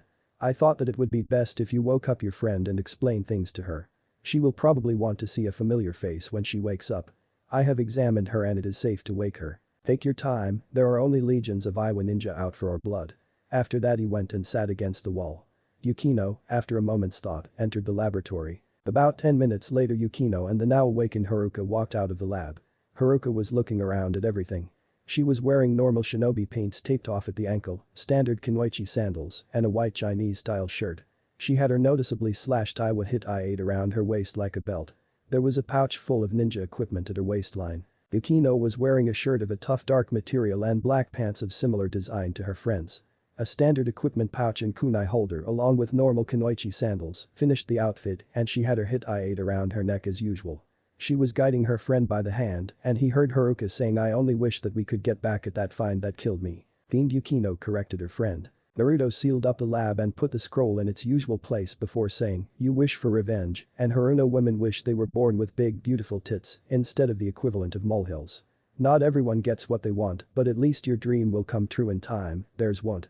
Anyway, did Yukino explain the situation to you? Haruka nodded, carefully eyeing the person that supposedly brought her back from the dead, and he just said good, then come on. The Fujino Mountains are about 60 miles away, and the cave we are looking for is rather deep in them. He started walking toward the cave mouth, the two kunoichi hurrying to catch up. Before he left, he turned around and asked Haruka, oh, by the way, do you want to keep this? He held up the jar with Haruka's pierced heart. When he saw Haruka turn green he just said come on, it will make a nice souvenir. She slapped the jar out of his hand and it landed with a loud crack on the ground. Naruto looked at the jar and said geez, no one has a sense of humor anymore. Before walking on, the bookish Yukino trying to calm down her now fuming friend. 2 weeks and 80 miles later, the three were staying in a tent hidden by a jinjutsu provided by Yukino about a mile outside of Bubuzuke. The place was a rather quaint mining town under the control of an actually legitimate governor. Not a bit of corruption in the guy. That might explain why Naruto had heard rumors of ninja being hired to kill the guy in a few days. They had also had a mass grave robbing not too long ago. They were the 10 that died in the collapsed building, proof that they weren't too far off from their goal. Yukino was currently using her abilities on a much smaller scale to try and locate the ledge she had seen the elusive Hogback on 2 weeks ago. Getting there had been tough. Iwa ninja were swarming everywhere you looked. It was the benefit of having an insanely obese ninja population. They had managed to escape the scrutiny of most of the groups after them, but one lucky or not so lucky depending on how you look at it, team had stumbled upon their camp one night as Yukino was preparing a jinjutsu to hide them. There were 3 of them and they were all low to mid-jounen level. The 4 of them immediately sent out a barrage of shuriken when they recognized their target. Naruto, who had just left one of the 2 tents, blocked the projectiles with a wall of shadow donated from the trees and quickly distracted them. This distraction came in the form of 6 claws emerging from each of the 4 shadows of the 4 ninja. 2 hands grabbed each ninja by the hips and held them still as the remaining 4 divided their attention to their legs. Each leg had 2 hands grab it near the knee and suddenly twist. There was a slight pop as kneecaps were removed from joints and a quiet snap as bones broke. When the 4 were incapacitated Naruto took them all out with a kunai to the neck each. An unsealed and resealed freezer and 4 bodies on meat hooks later, the only evidence of the hunter ninja's presence was the bloodstains on the ground from the pierced jugular veins, the shiny new equipment wielded by Yukino and Haruka, and the Iwa bingo book in Naruto's hand. He looked through it and after a minute or 2 found an interesting entry. He showed Yukino a picture of herself in the A-class section that had all of her known data. Naruto pointed to a small note that said accompanied by an unknown ninja of unknown power, presumably jounen, that hides his appearance via jinjutsu to appear as a child. There was also a pretty fat 30,000 ryo bounty on her head too. When she finished reading her own dossier, Naruto looked at her, smiled and said told you, didn't I? Aside from that encounter their journey had been uneventful. Yukino got Naruto's attention when she found the place she was looking for. It was about 50 feet up the mountain, not too far from where they were now. Naruto nodded and left the tent, the 2 women behind him as he sealed it up. Without a second's hesitation, he walked to and started walking up the mountain, the 2 older women behind him. The ledge wasn't too narrow, nor was it too broad. A single person would have no difficulty standing on it, but 3 people were a bit much. Naruto didn't doubt that there was an easier way to get up there somehow. Naruto, after a moment's thought, slowly pushed a hand through the seemingly solid rock wall before walking through it entirely. Haruka and Yukino weren't far behind him. Naruto walked into a well-illuminated cave. There wasn't much to be said for the place really. If he didn't see Hogback here, and if it weren't for the torches on the walls, he would have said that it was uninhabited. He walked into a 10-foot-long torch-lit corridor before he broke a tripwire. He looked at the broken string with a bit of apprehension. No traps went off, no alarms went off, at least no obvious ones. He decided that it must be a silent alarm, a warning system that didn't let the enemy know they were detected. He continued in, keeping watch for any traps. After traveling through a sparsely furnished living room, he finally found one of the two he was looking for. A tall man with the face of a beast, clad in a black coat and wearing an odd hat, stepped around the corner and without any preempt lifted his hand, palm facing Naruto, and growled dead man's hand. A blast rocketed toward the young shadow user which was blocked by said shadows. Not wanting to bother with Absalom any further, but not wanting to hurt him too badly, he manipulated the beast man's own shadow. A pair of hands emerged from Absalom's shadow, grabbed the beast man's ankles, and pulled his legs out from under him. A few seconds later when he was done kissing the stone floor, he pointed his hand at Naruto again, this time the hands did their work before Absalom could attack. They lifted him up and slammed him back into the ground, stunning the amalgam of man and animal. He told the two kunoichi following him to watch the knocked out creature as he continued on. Naruto walked into the room Absalom was hiding in and found 3 doors. A bit of exploration later and he discovered that 2 of them were the bedrooms of Absalom and Hogback, while the third was Hogback's laboratory, where he found the skilled yet elusive doctor. He found Hogback dissecting a human corpse. There was an open coffin leaning against a wall alongside 9 others, 3 of which were also opened. Hogback didn't really react to Naruto's intrusion like he thought he would. He just looked up, put down his instruments, and said hello, so why are you here and how did you find this place? Naruto stayed silent for a moment due to mild surprise. He was expecting something more loud and frightened rather than detached calm. After a moment Hogback reached under the table before him and pulled out a gun from his own time that had been stuck to a magnetic strip under the table. He pointed the gun at Naruto, who recognized the weapon thanks to Kyuubi's memories, cocked it, and asked Naruto the same question again, in other words who are you, and how did you find this place? Naruto smiled and said well, my name is Uzumaki Naruto. I found this place because I saw you on the ledge outside and I came here to give you a very interesting offer. Hogback adjusted the gun to point right at Naruto's head and said oh, and what's that? If I don't like your answer, I will have to put a hole between your eyes you understand. Naruto nodded and just said in exchange for the assistance of you and Absalom, I will return to you the power and authority you had as members of Gekko Moria's 3 enigmas. Hogback almost dropped his gun in shock. How does this boy know about Moria or about Thriller Bark? No one other than the zombies on that island and those weaklings in the forest knew what we were called either. Never mind the fact that Thriller Bark fell centuries ago and no one except me and Absalom have lived long enough to remember the times of the Grand Line before the Red Line fell. I must find out more. Hogback reaffirmed his hold on the gun. Naruto could have taken out the doctor by now, but he wanted the man to come along willingly. Hogback said, with clear distrust in his voice really. Tell me, how does a boy know about things that are in no living record? Gekko Moria was defeated centuries ago and Thriller Bark with him. The only living people who should know about that place are Absalom and I. How did you find out and even more importantly, how do you plan to give us back what we lost when Thriller Bark fell? Naruto smiled and said having access to a demon's memories is a powerful asset to Hogback-san. As for how I can give you back what you lost that day, well. He had large claws come out of the shadows around the room, shocking the doctor. I have the abilities that you required from Gekko Moria to create zombies, those abilities and more. I have already made around 50 zombies using the methods you created. I have even improved upon them. Recovering from his mild shock, Hogback asked, with a bit of suppressed hope in his voice oh? Is that right? Well, how have you improved upon my designs then, Naruto-san? Naruto smiled openly then and said well, I have made them fireproof for one thing. The second is that I have developed a way so that it is safe to kill the Shadow's original owner and not kill the zombie with him. Hogback actually dropped the gun this time and it clattered to the floor. I am possible, he muttered. Naruto smiled and said not so, it is like I told you Hogback-san, I can give you back what you lost to Thriller Bark, that and more.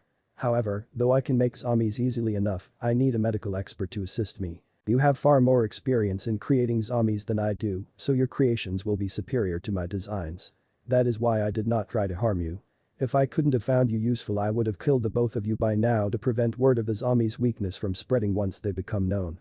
Now then, I trust you will agree to my deal. It is simple enough, serve me as you served Gekko Moria. Create zombies for me to animate, it is simple enough. Hogback nodded, he knew that this was the opportunity of a dozen lifetimes he was being offered. The time he spent at Thriller Bark was the most successful time of his life. Once the Mugiwara crew defeated Moria, that all went down the drain, but now, he had a chance to get it all back. Naruto just said come on, we need to wake up Absalom. Before he walked through the door. Hogback followed him quickly, afraid that this might be a dream. After they had woken up Absalom and he agreed to the same deal that Hogback had, the 5 of them sat down in the living room. Naruto and Hogback sitting in the two chairs while Absalom and the two girls leaned against the wall. Naruto started the discussion. Okay, first thing, we have to get out of Tsuchi no Kuni and fast. Absalom looked at him and said, why is that, Naruto-sama? Naruto looked at the beast man and said, well, Iwagakure is going to be hunting high and low for these two here since one of them is the Jinchuriki they have long abused. Didn't you notice the slashed hit I-8s? Without waiting for any response he continued, once out of the country, we are going to get you two. He indicated Hogback and Absalom to a safe place. Hogback will need to begin his work into creating more powerful soldier class armies, though you can come with us if you wish, Absalom. He gave the man a moment to think and he responded, why not? I would like to see how the world has changed recently. I will need to see any possible terrain we may one day be fighting on. Naruto nodded, pleased. Absalom was a powerful fighter and, more importantly, an excellent commander. Why else would Moria give him the job of commanding his most powerful armies? Naruto continued on, good, it will also probably help to see a familiar face when I attempt to recruit Perona. Perona? The both of them yelled at the same time. Hogback continued on, Perona is alive, but how? Naruto looked at the doctor and said, her powers. You know that she could separate her spirit from her body, right? Hogback nodded and he continued. Well, a year or so after she was defeated by Bartholomew Kuma, she was faced with a powerful foe that had wounded her fatally. In the last-ditch effort to survive she left her body, which died shortly after, and ever since then she has been a ghost trapped on Earth, though she is just as powerful as you remember. Hogback and Absalom were shocked into silence. Perona was actually around all this time? They thought. They had both believed that she had died at Thriller Bark. That will be the main goal of the journey from here on out, to find and recruit Perona, the ghost princess.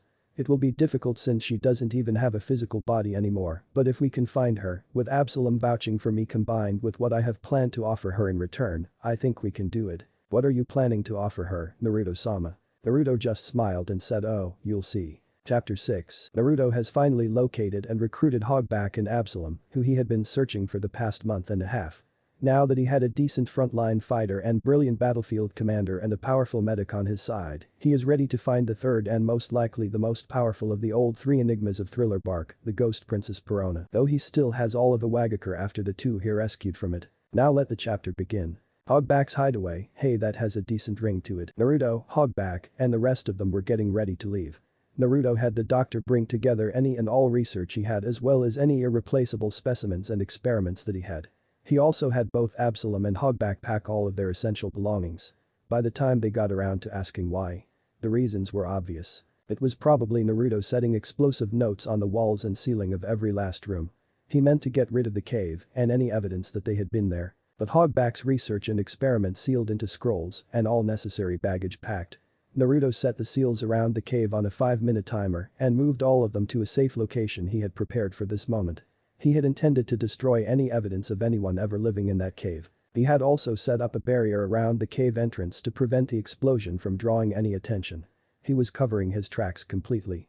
The fewer who knew of his new companions the better, as far as he was concerned. Naruto's hidden safe house. The five of them emerged into a sparsely furnished room with walls of stone. There was only one door leading from that room elsewhere, and there was no light, which was how Naruto got them there. Where is this place, Naruto-san? Haruka asked the one who brought her back from the grave. This, my dear Haruka-chan, Naruto began, is a place that I have been constructing over the past 2 years. It is a network of caves dug into the Hokage mountain of Konoha. The only real way is through my Kage Hoku technique. The only passages to the surface are the passageways left for air, and those are no wider than a drinking straw. There is no way in, no way out, and there is a year's supply of food and water for 2 people. But, Naruto-san, how did you create this place if there is no surface entrance? You would have had to start digging somewhere. Haruka persisted. Naruto smiled and replied, very true, Haruka-chan, very true. I started this cave system from a small chamber that I discovered in the rock of the mountain. Nobody knows about this place, not even the Hokage. I also built several seals into the infrastructure. The only way to find this place without being told about it is to break through the mountain and find it by accident. Any detecting, no matter how strong or sophisticated, will show only solid rock inhabiting this space. He turned to Hogback and said, this is where you will be working, doctor, at least for now. I will give you plenty of material to work with, of course. Hogback nodded, happy to be getting to work, and asked, so, what are your plans now, Naruto-sama? Naruto coolly replied, we'll discuss that later. In the meantime, I suggest that you get settled. I will be back in a few minutes with the necessary material for you to begin your work.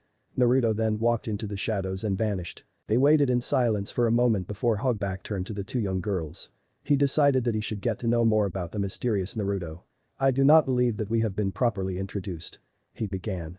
My name is Dr. James Hogback, and you are? After a moment of being uncomfortable under the extremely strange man's gaze, Haruka's more jump into things headfirst side took control, and she said, my name is Suzashiro Haruka, and this is my friend Kikikawa Yukino. Nice to meet you. Hogback seemed pleased by at least getting an answer out of the two and continued yes, nice to meet you as well, tell me what do you know of the good Naruto-sama? You have known him longer after all. Haruka looked at him strangely before saying I really don't know him all that well, we haven't talked much. What do you know about Yukino? Absalom, who had been examining one of the walls, perked up his ears. Yukino looked a bit flushed and embarrassed to be asked a direct question by Haruka, but she continued on anyway. Well, we have talked, a little. And? Haruka inquired. Yukino continued and, he seems nice enough on the surface. He is kind to those that are kind to him in turn and is overall a very generous person. He is very strong, that is obvious, and he is very patient as well. Haruka and Hogback looked a little let down. Well, that's a lot to go on isn't it? Haruka mumbled under her breath. Yukino continued on as though uninterrupted however, that is only the facade he shows most people. Huh? Said both doctor and jounen simultaneously. Yukino continued he seems sincere and kind on the surface, but I believe that it is an elaborate act. I have been studying him without fail ever since I met him and have discovered several things about him that he probably doesn't want us to know. Things about him, personally. I have learned that he is not a trustworthy person. He would betray anyone, no matter how close they were to him, if he believed that their death would serve him more than they would alive. If someone or something isn't useful to him, he would discard them without any remorse. He is obviously well informed, too well informed. I believe that he most likely has spies or undercover workers in several governments for him to amass such information. I know that he is the Kyuubi Jinchuriki and is slowly gaining her powers, though he confided in me that he doubts that he will ever be able to control them well. He is also patient, he has no trouble in waiting for his goals to be completed, be it a month, a year, or 20 years. He also hates being lied to and can tell when people do lie to him. If he was going to kill someone, he wouldn't care how it was done. He would be just as satisfied planting a bomb to go off in someone's office as he would thrusting a sword through his heart. And I have concluded that he has no forgiveness for anyone who betrays him. Overall, he is an extremely dangerous person and not to be underestimated due to his age. Of course, these are all my speculations and my speculations only. The three of them looked at her, stunned. Haruka stammered out how did you figure out all of that Yukino? Yukino looked down and said well, he got a bit talkative when I defeated him at chess. All conversation was cut short though, as Naruto reappeared, 2 scrolls in hand. Without a word he crossed into another chamber. A minute or so later there was a large puff of smoke that went through the cave. Naruto came back and told Hogback I have established a freezer for you to work with, there are several dozen bodies inside. He handed Hogback the second scroll and said, this scroll contains the blueprints for the zombies I have created so far, I need you to improve them as much as possible. Hogback nodded and took the scroll. Naruto waved a hand toward the center of the room and the shadows moved from the corners of the room, forming a circular table. Other shadows came together and formed 5 black chairs. Naruto sat down in one of them and motioned for the others to join him, which they did. Naruto gestured again and the tabletop changed into a very detailed map of the elemental countries. He began as you probably guessed, these are the elemental countries, Perona could be anywhere in them, aside from Tsuchi no Kuni and Hai no Kuni. That leaves a lot of ground to cover, way more than is possible to cover in the remaining 9 months of my training trip. What I need is the opinion of you two. At this he gestured to Hogback and Absalom. I need your opinion of where she most likely is. Anything that you can remember about her, places she liked, things like that. Anything you know about her that could make the search easier. The 2 several hundred-year-old beings stayed silent in thought for a moment before Hogback said, she usually kept to herself. I only know that despite being a fruit user, she enjoyed being near the ocean. She also liked extremely creepy places, the creepier the better. If we are going by that then any landlocked nations are probably not the place that you are looking for. The country with a beach or an island nation is much more likely. He looked at the beast man among them and said Absalom, you knew her longer than I did, do you know anything more? Absalom stayed silent for a moment before saying Perona joined up with us shortly before you did, doctor. You are right though, she did enjoy the water for some strange reason, she said that it reminded her of her home, but from what I know of her and her tendencies. The immense creature leaned over the map and with one claw circled 3 country names. From what I know of her, if she were anywhere it would be one of these 3 places. Mizu no Kuni, Yumi no Kuni, and Nami no Kuni. Those are the most likely places that she would be. Other than that, I have no idea. Naruto nodded and after a second of thought asked Absalom, are you sure that she would be there, more likely than anywhere else? Why those 3 in particular? Absalom pointed to Mizu no Kuni and said Mizu no Kuni is famous for its thick mists, which is how Kurigakure got its name. The place is surrounded by water, and the mists add in a certain air about the place that would appeal to her, if I remember her correctly. He pointed to Yumi no Kuni. Yumi no Kuni is also surrounded by water and has been plagued by rumors of the Kaima monster. This adds in a certain amount of fear, which would also catch Perona's interest. He pointed to Nami no Kuni. Nami no Kuni is an island nation, like Yumi no Kuni. In addition to that, it has deep forests which mist from the sea tends to collect in. That seems perfect for someone like her. He looked at Naruto. I give no guarantee that she is in any of those places, but from the places listed on this map, those three seem the most likely. Naruto nodded and said, well, it looks like we have a plan. We will enter and investigate those three countries. It will take most of my remaining time to do so, but we will just have to do the best we can. While we are gone, I expect you to create as many marionettes as possible, Hogback, and also do your best to improve my current blueprints. He looked over to see the doctor already nose deep into the scroll containing Naruto's designs. The doctor said, one step ahead of you, Naruto-sama. I have already examined most of these, and I cannot see any simple means of improving them. They are excellent soldier class armies. Naruto nodded as Yukino asked soldier class. Naruto explained to the bespectacled girl that his armies of Thriller Bark had several classes. The first were soldier class armies. These were reasonably strong and numerous. I would say that my soldier class armies are all mid to high Chunin level, since they have the shadows and therefore the techniques of Anbu. A few of them working together could defeat a jounen or two. The next is the class known as a general zombie. These are the elite, strong and smart enough to take on a jounen one-on-one. A few of them working together could give a cage a run for his money. The final class was the special class zombie. Hogback only created one, and it ended up destroying half of Thriller Bark. The special class zombie would be strong enough to combat a summon boss or one of the lesser Biju. That is the main reason I recruited Hogback. While I can create soldier class armies with ease, I have extreme difficulty in creating general class armies and cannot begin to create a special class. In fact, I only have one general class zombie and he isn't finished yet. He is made to contain one specific shadow after all. Anyway, moving on, our first stop will be Nami no Kuni, since from there we can get ships from there to Yumi no Kuni and from there to Mizu no Kuni. Agreed. Everyone nodded, there was little choice. 1 week later, the four of them had made it, they were in Nami no Kuni. Not that it was anywhere easy to get there. The only way for them to get to the island chain was through boats, and even then, it had to be a bit enough for Absalom to ride upon invisibly so as not to draw attention to his features. Plainly speaking, it was a gigantic pain in the ass for them all. They saw the beginnings of a bridge being built, but it wouldn't be completed for several years at least. Naruto and the rest were staying in 3 tents made for 2 people each. Naruto and Absalom kept one to themselves each, and the 2 girls slept together. What most of them didn't know was that he had a 4th tent, but he just kept the girls sleeping together to embarrass Yukino, since Haruka moved a lot in her sleep and usually ended up hugging the Jinchuriki before everyone woke up, leading to one of the deepest blushes the blonde had ever seen every morning. He found it all funny as hell. Naruto was actually wandering around the town near the soon-to-be bridge with Absalom keeping himself invisible nearby. Strong and smart he may be, but inconspicuous he was not. Naruto was searching for possible ways to spend the time in the city, as well as keeping an eye out for any particularly strong people that might make good marionettes if handled properly. He had set up a system with Hogback using the portrait's armies. He had a full-sized one in the cave system, so he could send things to the doctor, such as sealing scrolls full of material, and vice versa using the smaller portrait he kept in his coat. It was very useful, all things considered. Naruto had been walking around town for several hours, trying to find something worth his time, while Yukino searched the country for anything that might indicate that woman's presence. From what he knew, Perona had been wandering around various countries, causing entire towns to have emotional breakdowns to try and ease her boredom.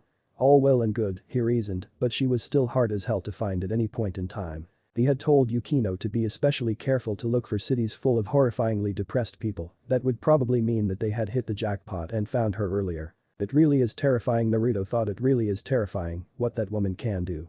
Perona's abilities revolved around spirits and ghosts. Her main tactic was a type of ghost that, should it go through someone, it would cause that person to have an immense emotional breakdown, losing all will to live and any focus whatsoever. As far as he knew, no one was immune to this effect. Since the thing that induced it was intangible and couldn't be stopped by any physical object, the ghost would just pass through it. It was a pretty nasty technique. More than one fight that Naruto knew of had been decided through sheer force of will and stubbornness. Being able to completely take that away from someone would leave nothing more than a sobbing wreck. The only person that had ever been able to resist that effect was that pirate sniper, Usopp, and he was the first one to ever defeat Perona. But that guy was unique, a freak of nature, and most importantly, long dead. In addition to that attack, she could also call upon ghosts that were explosive in nature. The smaller ones could blow holes in solid concrete a foot deep. The larger ones would blow away a building. Combined with the fact that she could create such ghosts without limit would make her an extremely useful person when it came to dealing with a large number of opponents or destroying a tough target. A combination of the two techniques, removing someone's will to live, effectively immobilizing them, and then blowing them away with the explosive ghosts, was a very potent tactic. She could also leave her body indefinitely, existing as a ghost after hiding her body somewhere else was one of the other things she could do. Someone that couldn't be hurt and could pass through walls would make an excellent short-range scout. Even more dangerous was the fact that she could still attack while in that intangible form, yet no one could hurt the spirit body. All things considered, Perona the Ghost Princess was not one to be taken lightly, no matter who you were. Her abilities made her one of the more dangerous people in existence at the moment. No one could survive one of the blasts from the larger ghosts head-on, no one. That being said, if she managed to hit you with a negative hollow that removed a person's will to live, it was over shortly afterward. The fact that she was so dangerous was the main reason he wanted her on his side before anyone else found her and realized what she could do. With any luck what he had to offer her would make her work for him and maybe a bit more down the line. While Naruto was lost in his musings, he had wandered into the port area where dozens of ships docked and departed with cargo every day. All days except today apparently as what he saw was a completely empty place. He looked around for a second before stumbling upon the reason behind the desertion. It was a large sign that said under new management, Gatu Transport. Naruto looked at the sign for a second before smiling. He just thought of an excellent way to pass the time. 2 hours later, Naruto was sitting at a small dango shop eating lunch. Absalom, as he was invisible, wasn't able to eat much, but if you looked closely, a stick of the dumplings would vanish every so often. Naruto was currently thinking. For the last 2 hours, he had launched inquiries into the dear Gatu. Apparently the man was slowly but surely buying every port and major shipping company in the country. Most of the people didn't see where this was going, but Naruto did. When a rich man gets a monopoly, it is never good for the common man. If his prediction was right, Gatu would buy a monopoly on the shipping trade in Nami no Kuni, and once he did, he would raise prices through the goddamned roof, sucking the country dry for every last ryo. Mind you, he was about the only person in the country who realized where this was heading, but everyone else would realize it too. Maybe a few months too late to do jack squat about it, but they would realize it. Now, an ethical and moral person in that position would do something like try to warn the populace or try to stop Gatu from obtaining his monopoly, and by doing so, he would save the people untold grief. Naruto, however, was not an ethical or moral person. He had every intention of getting something out of the situation. So an entire country suffered for his greed, who was he to give a damn? No one, that's who. As far as the blonde was concerned, the entire world could face Armageddon the day after he died. As long as he wasn't affected by it, anything could happen to anyone. The main question was how to get something out of his knowledge of the very rich Gatu's plans. It was a good thing that he had a very good plan on how to do so, in fact he would kill 2 birds with 1 stone. He ate the last of his dango and stood up before walking off to the campsite where he had left Yukino and Haruka. He had some new business in Nami no Kuni, and it would involve a certain diminutive and rich businessman. 2 hours later, Gatu's office. Naruto snuck Gatu's office, where he was currently sorting through a bunch of documents. Even incredibly rich men had to deal with paperwork, massive businesses didn't run themselves, and neither did the country-conquering variety. He allowed himself to be seen by the short man just after he put the documents into a bulging folder that was marked Nami no Kuni, ports and trade, and wrapped a thick rubber band around it to keep it from bursting open. The first thing the short man did was gasp loudly and reach for a button that probably called some form of security, be it thugs or ninja, Naruto didn't particularly care to find out. As a result, the intercom was covered in a dome of darkness, and Gatu was strapped to his own chair by several bands of shadows so thin that they could have been painted on. He could still speak, he just couldn't move, it wasn't all that uncomfortable either. Naruto just sat down in the chair facing the man's desk and looked at the man who was reeking with fear at the moment. Naruto kind of liked the smell of fear, but it wasn't really called for in this case. He started off, "Calm down, Gatu-san, I am not here to hurt you." Gatu stopped breathing so hard and began to calm down, though he looked wary. After all, what kind of person traps a person if they didn't intend them some kind of harm? Naruto continued on, standing up from the rather uncomfortable chair and pacing around the room. "No, I am not here to hurt you, in fact I am here to make your life absolutely wonderful. You can join the conversation at any time, by the way." Gatu began to get his brain in order before asking the strange man, "Who are you?" Naruto smirked as he examined a fake deer's head mounted on the wall. "Glad to hear that I'm not talking to myself." As for who I am, well that changes depending on who you talk to. To some I am master, to very few I am friend, to many I am demon, but to you, I am benefactor, a business partner even. Atu looked at the man strangely, a business partner. The diminutive man continued on oblivious to the strange stare he was getting from the room's other occupant. Yes, a business partner, that fits the bill nicely. Sorry for strapping you down by the way, but I couldn't have you causing a fuss. Anyway, I have come upon your plans regarding the monopolization and subjugation of Nami no Kuni. Atu's fear went into overdrive. If anyone knew about that before he was ready, he was screwed and he knew it. What do you want from me? He asked. Let me guess you're going to try and blackmail me, eh? Dangle some information over my head and wrap me around your finger? Or are you some do-gooder looking to convince me to change my ways? Naruto looked over at the scared and somewhat angry businessman before sighing and saying, oh please, why would I want to stop you? I don't live in this country so why should I care? Blackmail you? Definitely not, that never ends well for either party. No, in fact I have come here to assist you in your little conquest, for a reasonable sum of cash I am willing to provide the best combatants that you will ever find. Atu once more looked at the man oddly. What do you mean ninja? I could just hire some nuke nin, no one cares if they go missing once the job is done. If you're some sort of advertiser for a hidden village, you should spruce up your technique, it definitely uses some work. Naruto turned and faced the man. Good, he's getting his sharp tongue back, a good sign, maybe we can finally get some work done here. He walked over to the man while saying ninja. Not quite. I said the best combatants that you will ever find. You will need more than a little muscle to complete your goals, and for an honest monthly payment, I am willing to let you rent them. Ninja you see have one major flaw, they can die, the fighters that I am offering you however, cannot. Atu was unbelieving. A group of immortal warriors. The only immortal person that Gatu knew of was that hidden guy in the bingo book. He read through the thing occasionally, looking for ninja that are strong, but not too strong for him to offer work to. It was understandable that he was skeptical. Naruto looked at the man and said, don't believe me, huh? Okay, fair enough, it is a bit tough to swallow, but I am more than willing to give a demonstration. He reached into his jacket and pulled out a picture frame. He tapped the glass and after a few seconds he said, get me Ray. A few seconds later a whispery voice that made shivers run up Gatu's spine came from the strange device. The voice said she is on the other side, awaiting your orders master. Naruto nodded and said good, tell her this, take SC1 through SC10 and put them in a scroll. Give them to the portrait to give to me. A whispery confirmation was heard and after a few minutes an entire hand emerged from the frame, holding a medium-sized scroll. He took it and said dismissed and put the frame back from where he got it. Naruto opened the scroll and inserted chakra into the 10 symbols inscribed on the paper. 10 rotted, sewed together corpses knelt before him. You called upon us, master. The one with a number 1 tattooed upon its forehead spoke. Naruto turned and spoke to Gatu. These, my friends, are the warriors I am talking about. Incapable of dying and extremely strong. I am willing to lend them to you for the simple sum of 300,000 ryo a month.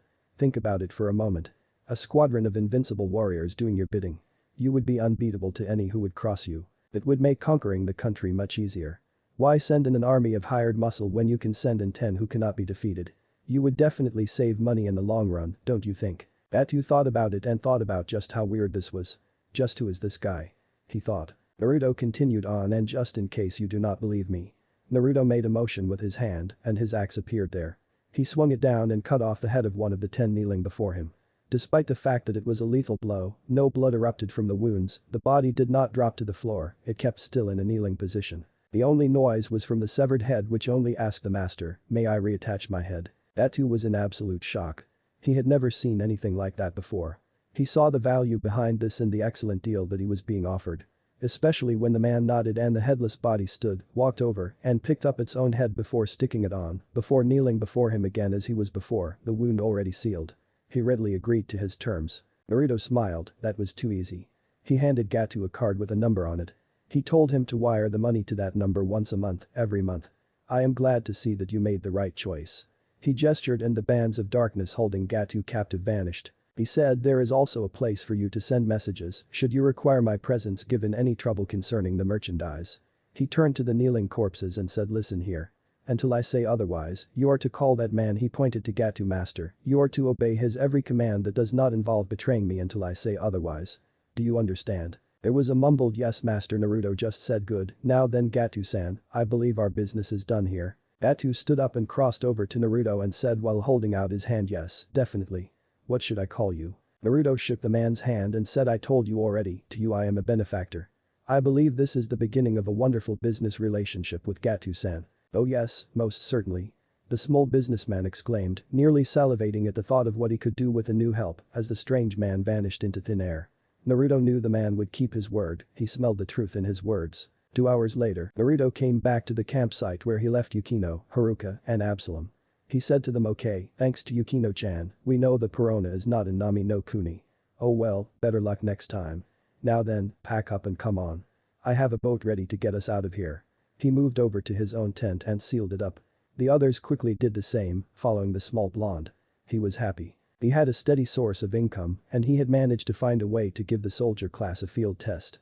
So far, so good, but they had a boat to catch, to Yumi no Kuni. Random boat on the way to Yumi no Kuni. They had the same trouble getting to Yumi no Kuni as they did getting to Nami no Kuni. In other words, trying to find a large enough boat for the lot of them to travel and have the invisible Absalom go unnoticed. They made it, and the best thing was that they didn't have to kill the boat operator this time since Naruto now had some money to his name, thanks to the obscenely rich Gato. 2 hours later, they were staying in a decent-sized hotel in the port town on Hahijima, the largest island in the country. Yukino was in the forest, using her abilities to look for their target, while Haruka was guarding her as she searched. As the girls were out in the woods, Naruto and Absalom were doing what they did in Nami no Kuni. In other words, they were looking for some way to pass the time, while Yukino determined whether or not they were wasting time there in the first place. Absalom was currently looking up the skirt of some young fishermen's daughters, while Naruto was looking up rumors concerning the Kaima creature that was plaguing the waters around the country. Naruto was curious about the creature. He was also curious about what secrets that Kekkei, the island where the beast was said to appear, held. Apparently anyone that sailed too close to the island was never seen again. That combined with the Kaima monster targeting ships recently meant that things would certainly get out of hand within the next few years. Naruto knew that Orochimaru once had a compound in the area, but that it was abandoned shortly before the Serpent Sannin's defection. He was wondering if the old compound and the Kaima monster could be connected. Maybe an escaped lab experiment. Judging by Orochimaru's previous work, he decided that it was quite likely, and if that was the case then who knew what sort of stuff he could find in that compound. He didn't know where it was, but judging by the disappearances, Kekkei seemed to be a good guess. Naruto decided his basic plan of action. 1. He would find something to eat and hopefully dissuade Absalom from stalking that fisherman's daughter. 2. He would wait for the results of Yukino's search for their target, and 3. He would pay the very mysterious Kekkei a little visit, Kaima monster or not. The possibility of finding out about the Snake Sannin's experiments was too good to pass up. Especially since the compound in Yumi no Kuni was where he did most of his work on the curse seal. Information on that would be worth the entire trip to Yumi no Kuni, whether or not they found Perona. The group's apartment, 3 hours later. After he managed to prevent Absalom from stalking that girl, they met up with Yukino and Haruka and returned to the hotel. Yukino's report was less than satisfactory, but it could have been worse. Apparently there was an old story of a city vanishing in a single night in a massive explosion, and it was noted that the people of that town had been cripplingly depressed the day before it happened, but Perona was not in the country. It was more than likely that she was here at some point, but she definitely was not there now. Frustratingly elusive women aside, they at least had a lead. She was there a few years ago, that was a good sign. As for the business at hand, it was obvious that things were not what most considered normal. Fishing boats and commercial ships had been attacked and looted at random for the last 6 months or so, and anyone who got too close to Kekkei never returned. The only person who had returned from Kekkei was a local outcast by the name of Isaribi. She was a young girl that had been ostracized due to actually returning from Kekkei. Apparently people, in their idiotic fear of the unknown, believed her to be a monster, an unnatural being that did not belong. This did not sit well with Naruto, who faced similar treatment from Konoha. The Kekkei, the Kaima monster, and the mysterious girl Isaribi, Naruto thought. Those 3 things are definitely connected, but how? Naruto told them what he had planned. He started off, okay, here's what we are going to do. A boat filled with expensive merchandise is going to sail tomorrow. This is a monthly shipment to a large market in Mizu no Kuni. These shipments are usually attacked by this Kaima. As a result there is a good chance that the Kaima will appear and attack the boat. Absalom, you will trail this Isaribi girl during this time. Absalom nodded and Naruto continued on. As for the attack itself, it will be observed by Yukino-chan, she will also use her abilities to scout out Kekkei today. Yukino nodded. Haruka-chan and I will infiltrate Kekkei the day after tomorrow, using the information granted to us by Yukino-chan, understood. They all nodded and then Naruto said, good, Yukino-chan, you had best get the scouting done before it gets too dark out, Haruka-chan you should go with her. I am going to get some sleep, see you in the morning. Without another word Naruto laid down and was out like a light. Absalom took a second bed, being rather tired from stalking women that caught his eye. Yukino and Haruka shared a look and left. The next morning, Naruto woke up before anyone else did. He looked over the room. Absalom was still sleeping, as were Haruka and Yukino in the third bed. Naruto cracked a huge grin at the position the two were in. Haruka had been moving in her sleep again. At the moment her head was using Yukino's chest as a pillow, and one of her hands was resting just above the hem of Yukino's pants. Naruto snuck over and quietly woke Yukino up. He made sure that she couldn't see him when she woke up. She looked down, and Naruto swore that she invented a new shade of red. She couldn't really move that well since one of her arms was trapped under Haruka. As though awakened by Yukino's return to consciousness, Haruka opened her eyes and after a second realized the position she was in. She moved away so quickly she fell off the bed. Naruto laughed his ass off at the both of them, then and there. He managed to ask them, "So, I take it you 2H had a good night." Ha ha ha ha. A moment later a shadow moved from the bed and blocked a thrown pillow. Absalom slept through the entire thing. An hour later, after waking up Absalom and eating breakfast, the beast man left to begin his job for the day, stalking a young girl. Yukino and Haruka left civilized areas so that Yukino could use her abilities to watch the attack. Haruka was there to guard her as she did so. The entire thing took a lot of concentration on the Jinchuriki's part and she wouldn't be able to defend herself without letting the whole thing vanish. As a result, Naruto had jack squat to do until the next day, so he just wandered around town. He idly wondered when Yukino would finally tell Haruka how she felt. In his opinion, the sooner she told the other girl and got laid the better, it would probably help with her confidence problems. He also wondered if the bespectacled Jinchuriki could use Mokuton. She had a plant monster sealed into her, so he supposed it was in the realm of possibility. He would have to investigate that later though. He checked the time, he had 3 hours until noon, when the ship would launch. He guessed he would just have to find something to occupy his time until then, after that he could go after it and watch for the Kaima attack that was sure to happen. Yukino's scouting was second to none, but an eyewitness perspective would help in his planning. Depending on how powerful the beast was, he might have to call off the entire operation. Not likely, but possible. Hajime, the docks, 12 p.m. Naruto watched the workers load the boat with dozens of crates. The ship was undergoing its last-minute preparations for the week-long voyage to No Kuni, where they would sell it all for a large profit. That is assuming of course that they managed to get there. Naruto was thinking at the moment, if they are so afraid of a sea monster, why don't they just hire Kiri Ninja to escort the ship or something? Hell, since Kiri buys a decent percentage of the goods sold, they may even be able to get some kind of a discount. It's just stupidity bordering on insanity. Wait a second, I spoke too soon. Indeed he did, for at that moment, Naruto spotted the trio of jounen who were probably there to protect the boat, judging by the fact that they were positioned around the boat at random points. Obviously from Kurigakure, if the hit they wore were real. This presented a problem. Naruto wanted this little robbery to go off without a hitch, he didn't want the thing dead, well not yet anyway. Konoha and its allies had a decent amount of sea trade, so if he could capture and tame it, or if it was sentient, convince the thing to work with him, it could be very useful down the line. If not, well no one would really miss the thing. Either way, he didn't want the Kaima to go down at the moment. He had a choice, let the ninja go on the voyage, and while it carries the risk of the creature being killed, it would give a good demonstration of how powerful it and its possible allies were. On the other hand, if he eliminated the ninja beforehand, the boat was guaranteed to be successfully robbed, and he would get a clear view of the people responsible and perhaps overhear something useful. Well he reasoned if it dies, it probably wouldn't be worth the trouble anyway. Plus, a fight will be way more entertaining than a plain old robbing. He decided to let the ninja go, to see the creature's full abilities and more importantly, entertain him, since he was almost bored to tears at the moment. 1 hour later, the ocean. Naruto was following the ship via water walking while being hidden by a genjutsu. He was wondering where the hell this thing was. It had been an hour already, and he had seen nothing. If the thing turned out to be fake like most people outside of the country believed, he would be really pissed off. He was kind of surprised that the Kiri ninja hadn't spotted him, the genjutsu wasn't that strong. It would easily fool any genin, he could understand it getting by newbie chunin, but experienced chunin and above should have had little trouble dispelling it. It was a little risky putting an understrength genjutsu over himself given the presence of enemies, but this was a possibility to test the power of Kurigakure's chunin. So far, unless they were new to their rank, which is unlikely due to the somewhat important nature of the mission they were on, he was extremely disappointed. Then he was shook from his musings by the ship suddenly shaking somewhat badly. Naruto smiled, at last the thing decided to get off its ass and do what it most likely did best. Naruto watched as the ship gradually slipped off of its course and plowed headfirst into a nearby rock formation.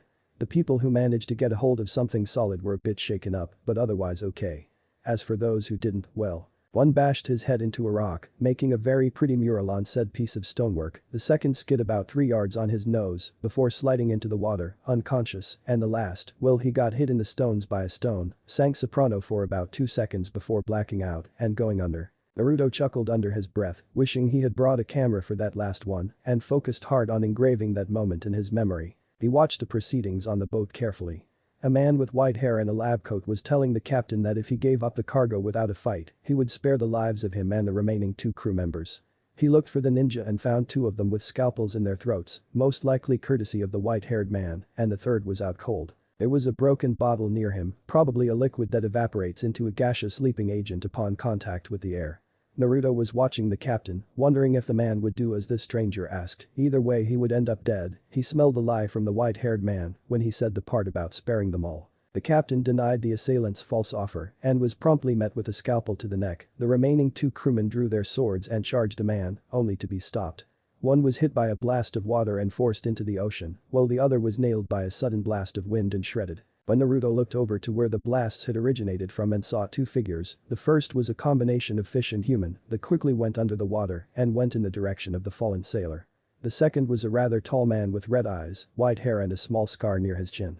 This man looked toward the man wearing the lab coat and said, "Your orders, Amachi-sama." The newly named Amachi looked over from the recently shredded body and said, "Start unloading the cargo, Mabashi should be here soon with the boat." "Nice job with that sailor by the way, Jin." The newly named Jin nodded and headed below deck.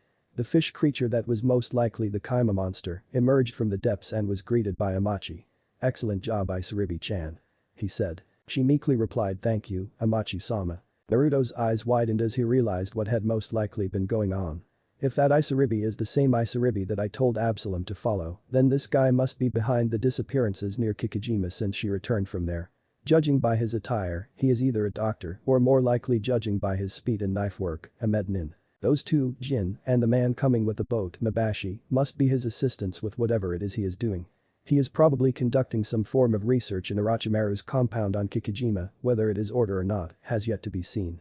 Since they all refer to him as Sama, he is most likely the leader. If he is the leader then the group must be small, more than likely the entire group is here, or will be once the mysterious Mabashi makes his entrance. If it wasn't small, then their leader wouldn't have come in person to help with grunt work.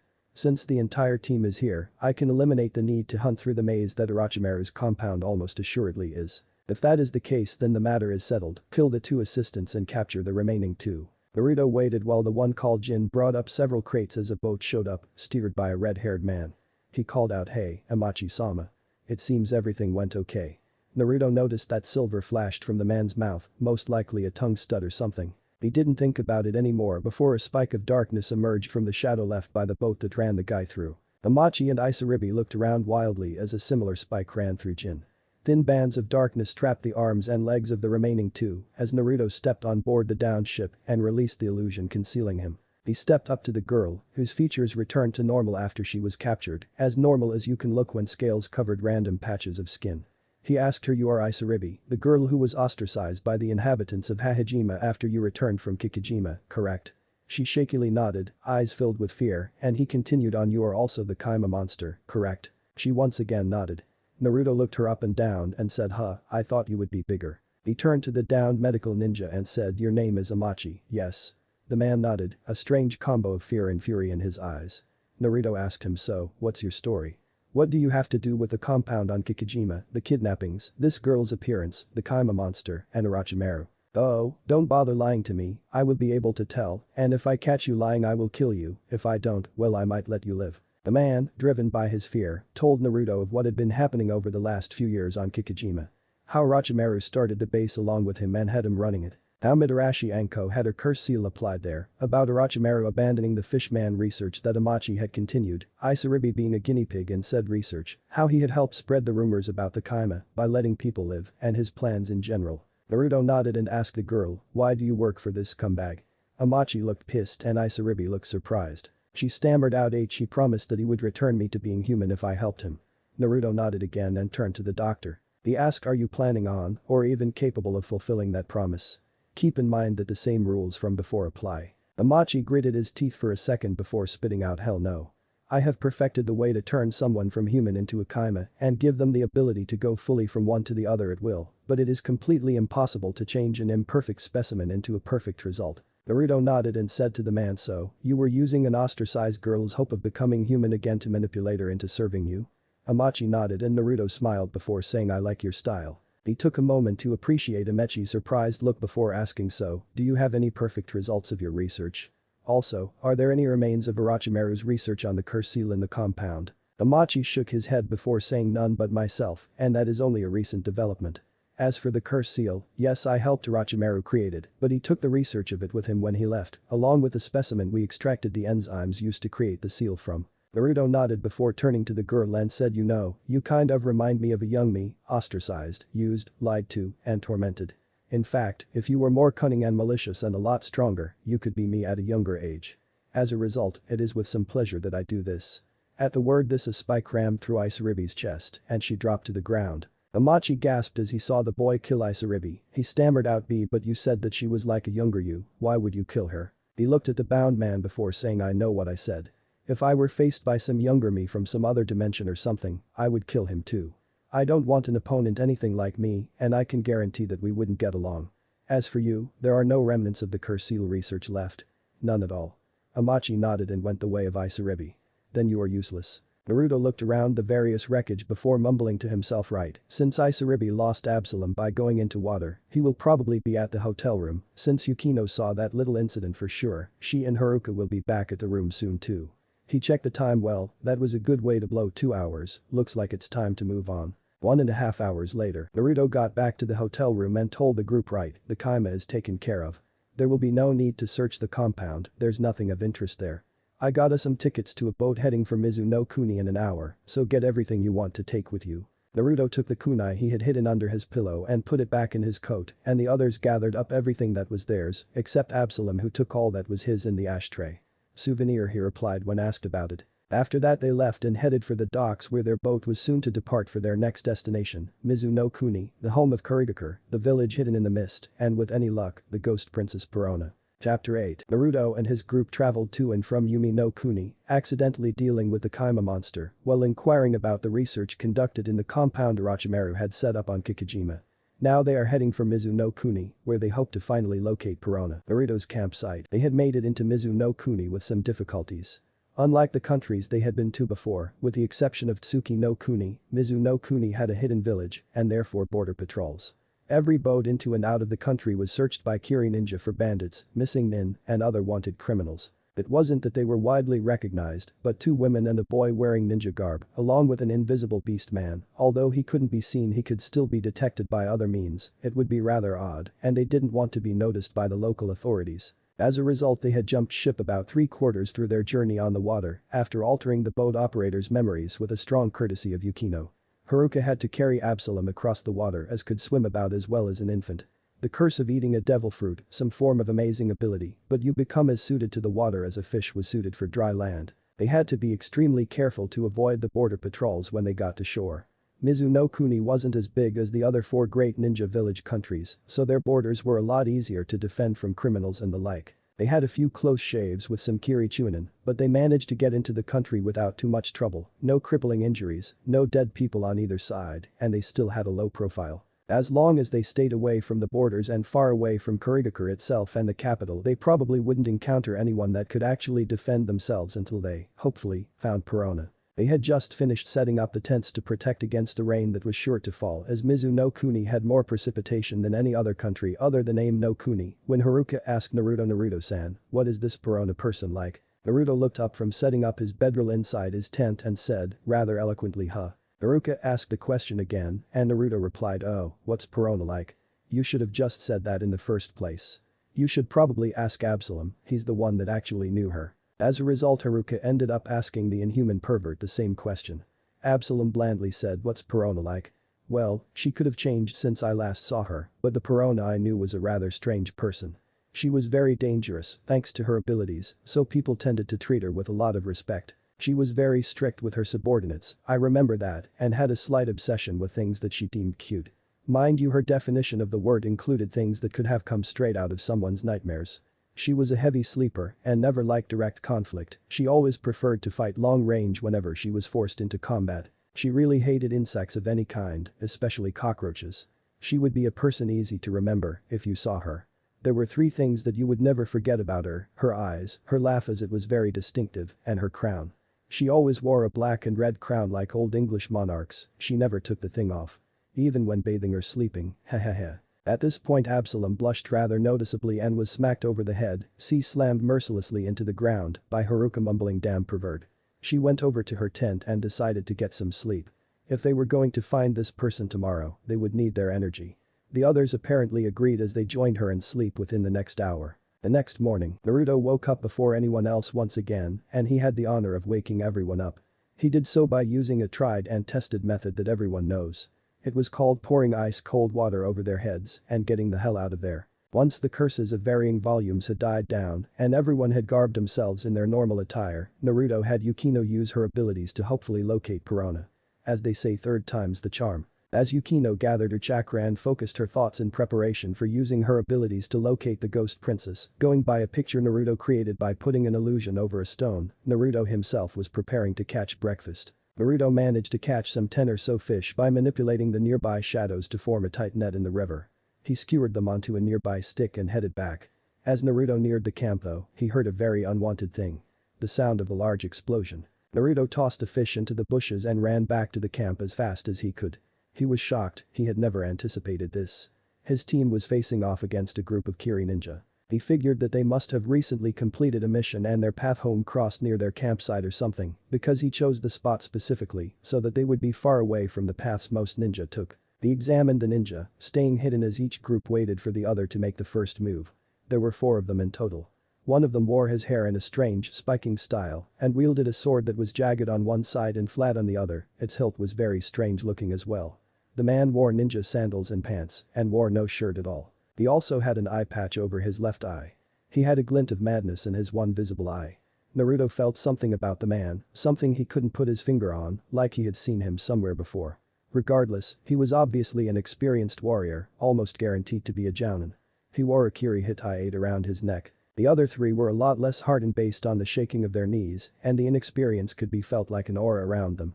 One of them had shoulder-length black hair and an aura of grace about him that vanished due to his fear. He was wearing normal shinobi garb and a Kiri Hitai around one arm, he held a kunai in the standard guard position and seemed to be at least competent, if a little young.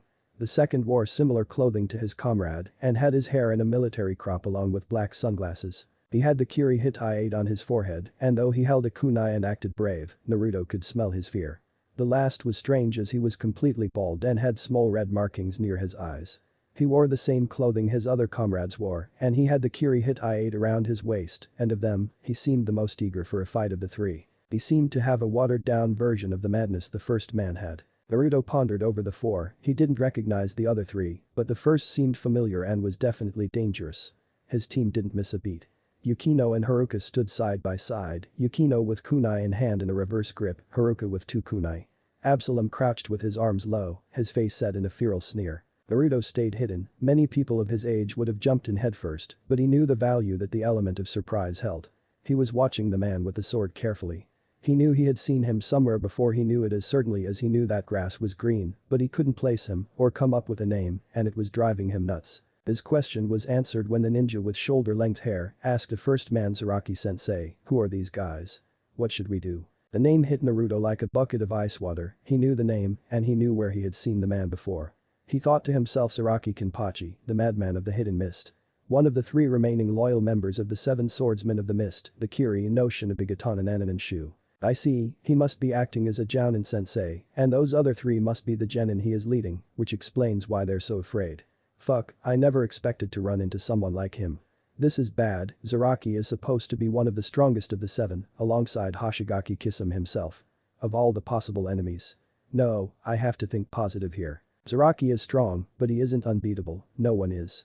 With 3 newbie genin to protect, he could be ambushed. Best case scenario, we manage to capture him alive. Or we could. Naruto's thoughts were going a mile a minute. He knew that although Zaraki was one of the strongest of the 7, they couldn't run.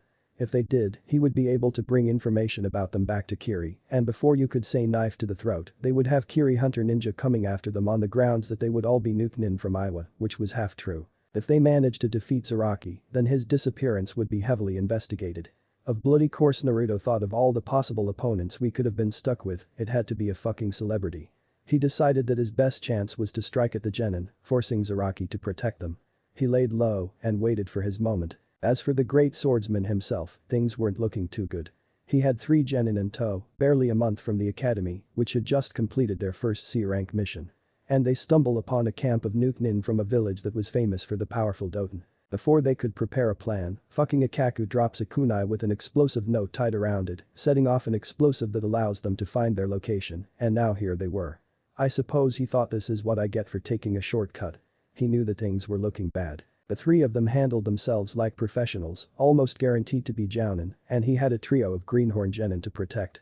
These were far from the best odds he had ever faced. He knew that if the battle dragged out, he would be screwed, they would outlast him. He had to end the battle quickly. Taking that to heart, he rushed forward, sword in hand. Naruto watched carefully as the spiky-haired ninja rushed forward. This would be the first time he had seen his team in real combat. The 3 of them dodged aside from the sideways slash that he used, and while they were in the air, Absalom blasted the swordsman with one of the invisible cannons strapped to his arms before vanishing, while Haruka launched a volley of kunai toward the genin. The blasted Zaraki turned out to be a Mizubunshin, and the real thing appeared in front of the 3 genin and deflected the knives that would have impaled them at the speed they were going. He mumbled to the genin as he kept his opponents in sight, looking for the third. You 3 need to get out of here, fast. You guys would only get in my way, and if you stay you will get killed, understand? The 3 nodded and Naruto continued to listen in. I will give you guys a chance, and you need to take it. When I give the signal, run and get back to Kiri. Tell the yondaime that 3 A-rank Nukenin from Iwagakure are in the area. I will follow you when I can, okay? The 3 nodded again and he whispered okay. The powerful jounen went through several hand seals and mumbled Kurigakure soon afterward. A thick mist rolled in, beginning to obscure the group from view. The mist took a few seconds, but it eventually covered a good distance around the clearing and enshrouded the clearing itself. Naruto felt the genin try to run as Zaraki rushed Yukino and Haruka who repelled his assault. Absalom was getting behind him. Naruto manipulated the shadows and formed a wall in front of the genin, preventing them from escaping. They were key to winning this fight as easily as possible, he wasn't letting them get away. Since the genin could barely see in the thick mist they ran smack dab into the wall of darkness and reeled backward. Naruto formed a few more walls around them, leaving only one direction for them to travel in, back towards the fighting. Since they were inexperienced and far too weak to penetrate the wall, not to mention nearly blind in the thick mist, they followed the only path they could, right back into the clearing, though they didn't know it. They arrived just in time to hear the boom of one of Absalom's cannon shots, nailing Zaraki in the side, sending him flying into a tree, his side bleeding badly. Naruto winced when he saw that. He wanted to catch Zaraki alive, since the shadow couldn't be taken from a dead man. As much as he would love to jump into the fight from a distance and end the thing now, he couldn't use his best techniques without his own shadow, and though he could call the shadow to him and have it there within a few seconds, it was guaranteed to be watched, so such an action would blow his cover with Konoha. He would have to step in at the last possible moment to subdue and transport the still-living Zaraki. The man in question was in both blazing pain and immense confusion. He was in pain because of the bad wound in his side and was confused as to how he got it. He didn't sense any genjutsu and he didn't sense any chakra being used. He didn't know how the third enemy did this to him, but he knew that it was the beast man that did it. Then, of all things, he saw his genin team watching the fight. He roared at them. What the hell are you doing here? He yelled. Get the hell out of here, now. We can't find our way out of here, Zaraki-sensei. The bald one yelled. There's something stopping us from leaving. Zaraki cursed under his breath. With the genin there to slow him down, his chances of winning that were already slim were getting lower, and he knew it. His eyes widened as one of the 2 women, the one with glasses, whispered something to the blonde one and turned toward the younger ninja.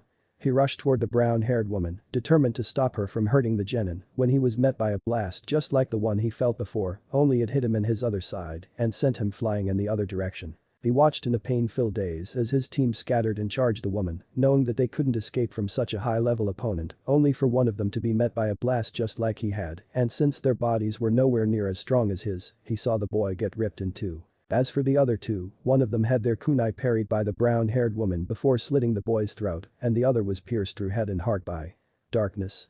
Indeed, the shadows had stretched from their places below the tents and pierced the third boy's body, ending his life. Zaraki knew that this was it for him. The adrenaline was keeping the pain somewhat numb, but he knew that his wounds, if not seen to by an expert medic in the next few minutes, would be fatal. He never expected something like this to happen. He didn't know why he couldn't take these guys out. He never had this much trouble with an opponent before. Ever since Kurosaki died and let the 7 swordsmen decrease to 6, they all went downhill. Zabuza, Kisame, and Raiga went rogue, and Tausen went blind, though it never really bothered the man. He and Jin were the only ones to have changed the least. Jin had only grown a bit creepier and he hadn't changed at all. But against 2 opponents of high strength and worked extremely well together, which would have posed anyone a challenge, he still would have fought on even ground. It was the third that did it for him.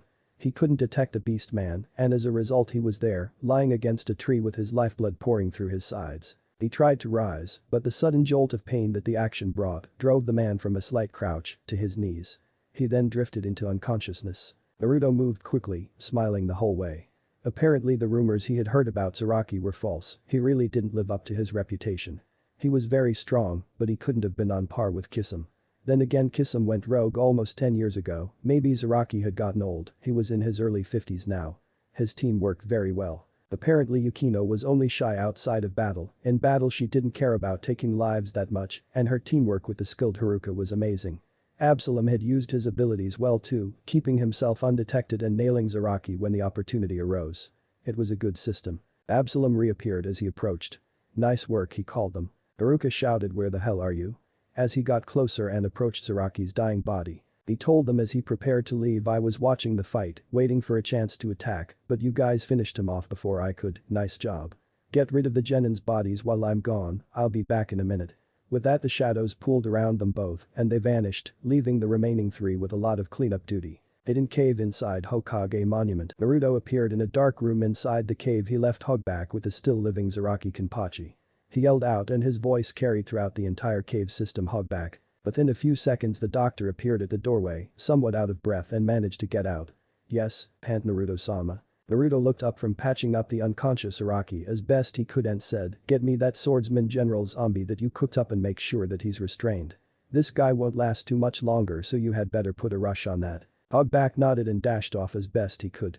Within the next few minutes Naruto did his best to keep Zaraki alive through moving the nearby shadows to literally patch up Zaraki's wounds. It stopped the external bleeding but not much else. He had to keep him alive until Hogback got there with the only general class zombie he had completed. It was meant for a sword-wielding shadow, which was a bonus. Worst case scenario, they had to put it in a soldier zombie and transplant the shadow later. Hogback arrived, pulling a wheeled cart with a frozen body after him. This body was much stronger than any other zombie thus far and had the tattoo on his upper arm GZ2. The body was strapped to the table with thick circles of iron that ensnared the corpse at knee, waist, and bicep level.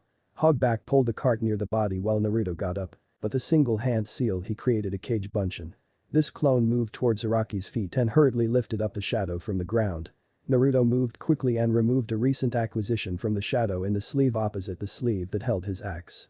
This new acquisition was an extremely large pair of scissors. He quickly cut Zaraki's shadow from his person, and the clone, without any ceremony, simply pressed the shadow against the body and let go and vanished once the shadow sank in. Naruto quickly took a brush and some ink from within his coat and quickly sketched a complex seal onto the torso of the zombie. He had to work fast to secure the shadow before Zaraki died. If the seal didn't anchor the shadow to the body before he died, the shadow would go with the original owner. As a result, Naruto worked faster than he ever did before, drawing frantically and making hand seals as quickly as possible. He was overjoyed when the symbols glowed blue and shrank into a space the size of the head of a pin thanks to another seal he included in the design. Naruto collapsed onto the ground. He was so fucking glad, it could not be expressed in words. He was actually surprised that he made it. He was glad the scissors did their job. They cut through the shadow a lot easier than the axe did. Plus it didn't leave large indentations in the floor. He would use the axe to take shadows in battle, but if he had some calm, he would use the scissors to cut the bonds between shadow and body. He looked up and said, "Thank you, doctor. Now then, we should give our friend here some space. We both know that zombies won't be immediately obedient. I will take care of Zaraki's body. Keep up the good work."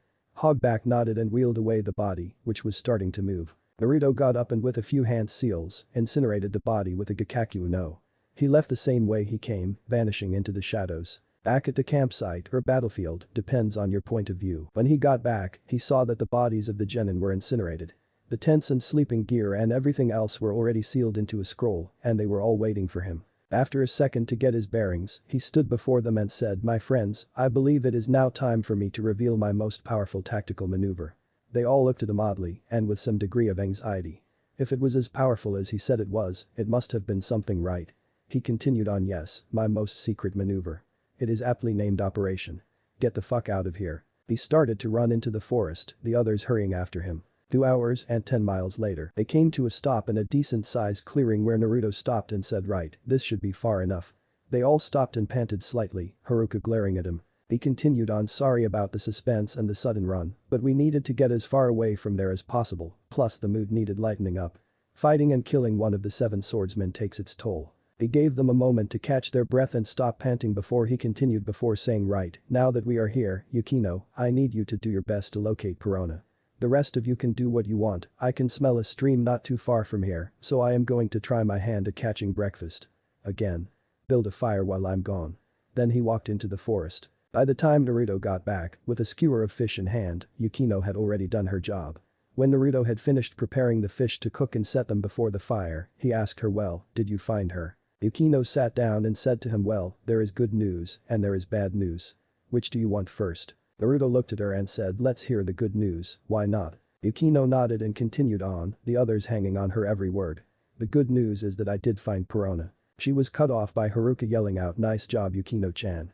Which made Yukino blush a bit. Naruto interjected into the moment and said, and the bad news? Yukino looked at him and said, the bad news is that she is sealed. Naruto looked at her and asked, sealed? Yukino nodded and looked at the frying fish and said yes, into a jar. Naruto was getting slightly irritated when he asked, okay, where is this jar? She looked up from the fish and gave him the bad news, plain and simple.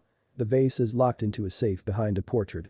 This portrait is in the office of Yamamoto Juniusai Shijikuni, the Yonde Mizukage. Naruto said only one word, and it summarized the entire situation. Fuck. Chapter 9, the clearing where we left off. Naruto summed up the entire situation in one word, fuck. This was bad and he knew it.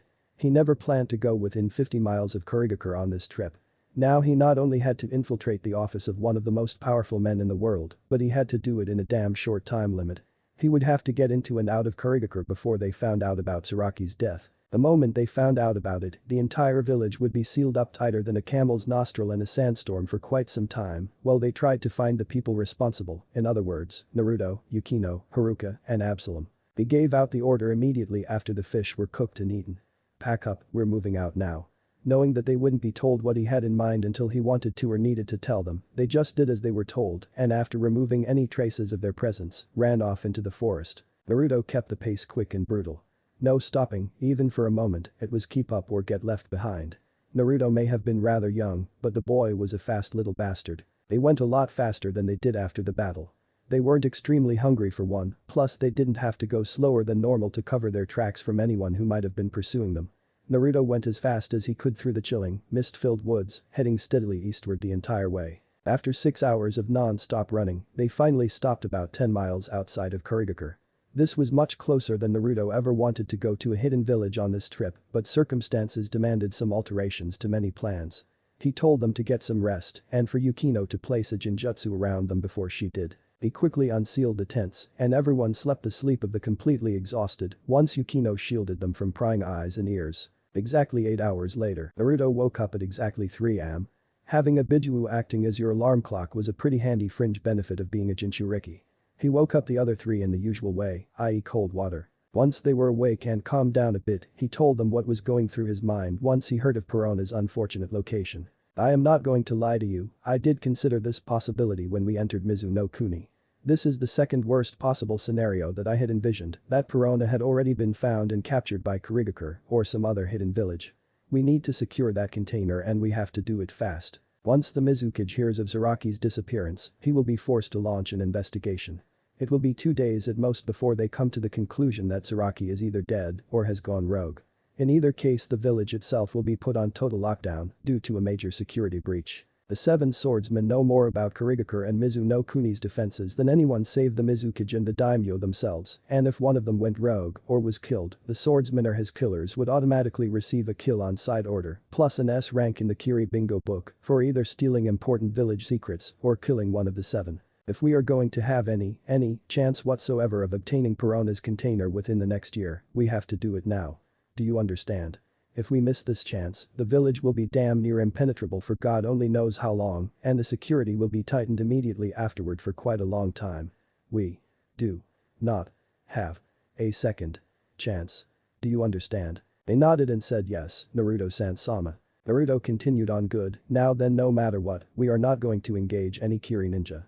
The only time you should attack anyone is if that person finds out what we are here for, or you are laying down cover fire for our eventual escape. This is a stealth operation, no violence whatsoever unless absolutely necessary. We are also going to avoid the Mizukage at all costs. The last damn thing we need is one of the cages coming after us. Well, fighting us, he will definitely come after us once he realizes what we have stolen, but we do not want a confrontation with him. At this point in time Yamamoto would rip us apart. The moment we obtain Perona's container, we are getting as far away from here as possible. If possible, I don't want anyone dying either on either side. We are here as thieves, not assassins. Besides, killing someone leaves way too much evidence of our passing. Now then, Yukino-chan, I need you to scout out the village in its entirety, leave nothing out, every sewer entrance, every abandoned building, any place that would be useful as a rendezvous point. Pay special attention to the gates, Anbu patrols, and the Mizukage Tower. Also make sure to scout out the inside of the Mizukage Tower, every guard post, every camera, and every possible hiding place, and get it all down onto a map. Absalom, I will need you to infiltrate the village. Yukino can only do so much, so I will entrust the stalking of the Mizukage to you. Don't get too close to him, just discreetly follow him, most importantly, find out when he is guaranteed to be away from the tower, understand? They nodded. Good, Haruka, you guard Yukino, Absalom, you had better get going. Before Absalom left, he asked what will you be doing with Naruto-sama. Naruto looked at the beast man and said I will do my best to get inside the village. If I can manage it, we will have a guaranteed way to enter Kurigakure, making this operation much easier, as well as leaving a backdoor into the village if for any reason we ever need to come back. Now get going. I told you already, we are on a time limit. I want to be out of here with Perona and tow by this time tomorrow. Absalom then scurried off, and Yukino went to work. Naruto took a deep breath and went to attempt his infiltration. Kurigakure main gate. Most people underestimate this, but infiltrating any hidden village is fucking difficult. Kurigakure had 3 gates, a main gate that opened to the east, and smaller, less used gates to the north and south. There was no entrance from the west, beyond that wall was the sea and nothing more. Each of the 3 gates was guarded by 2 full squads of jounen, 8 ninja in total, plus a jounen was a call away, should a powerful intruder appear. There were also several ways to trigger the village alarms at each gate should something severe show up, such as an army. Each and every visitor to the gates fell into one of 3 categories. Shinobi, enemy or civilian. Friendly Kiri shinobi, after getting their identification checked and their mission verified, were let in without a second thought. Enemy shinobi were killed on sight or captured. Civilians on the other hand were checked carefully. You couldn't just wander into one of the hidden villages, you had to have a purpose. If you were a merchant looking to buy or sell goods, you and your goods were thoroughly checked before you were given a temporary citizenship that lasted for a month. Once that expired you had 1 day to pack your stuff and get out. People who came to offer a mission to the village were escorted to the Mizukage Tower by one of the jounen guards. After that the client was interviewed by a jounen to get the mission specs down and give a price estimation.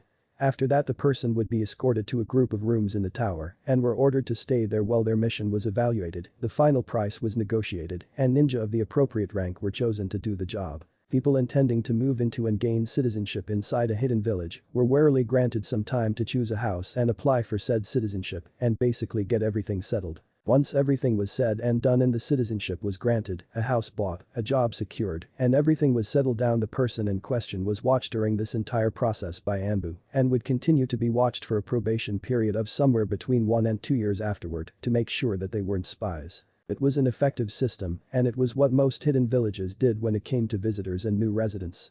It also came with the benefit of being hard as hell to break into. After carefully scouting out each of the gates, Naruto decided that the main gate was the best bet. A lot more people went through there every day, so it would be easier to hide among the crowd and sneak in inside of a cart or something. He had no chance in hell of getting in officially, he didn't have any of the papers required for something like that. Getting in wouldn't be easy by any means. He watched the security procedures carefully.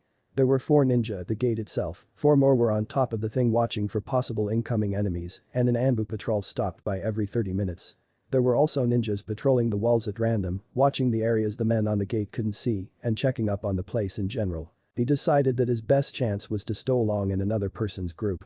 How to do this however was presenting a bit of a problem. His best chance was to wait for a merchant convoy of a decent size and cling to the bottom of a cart, using a powerful genjutsu to hide himself from sight during this time, combined with using the natural cloaking effect the shadows provided him.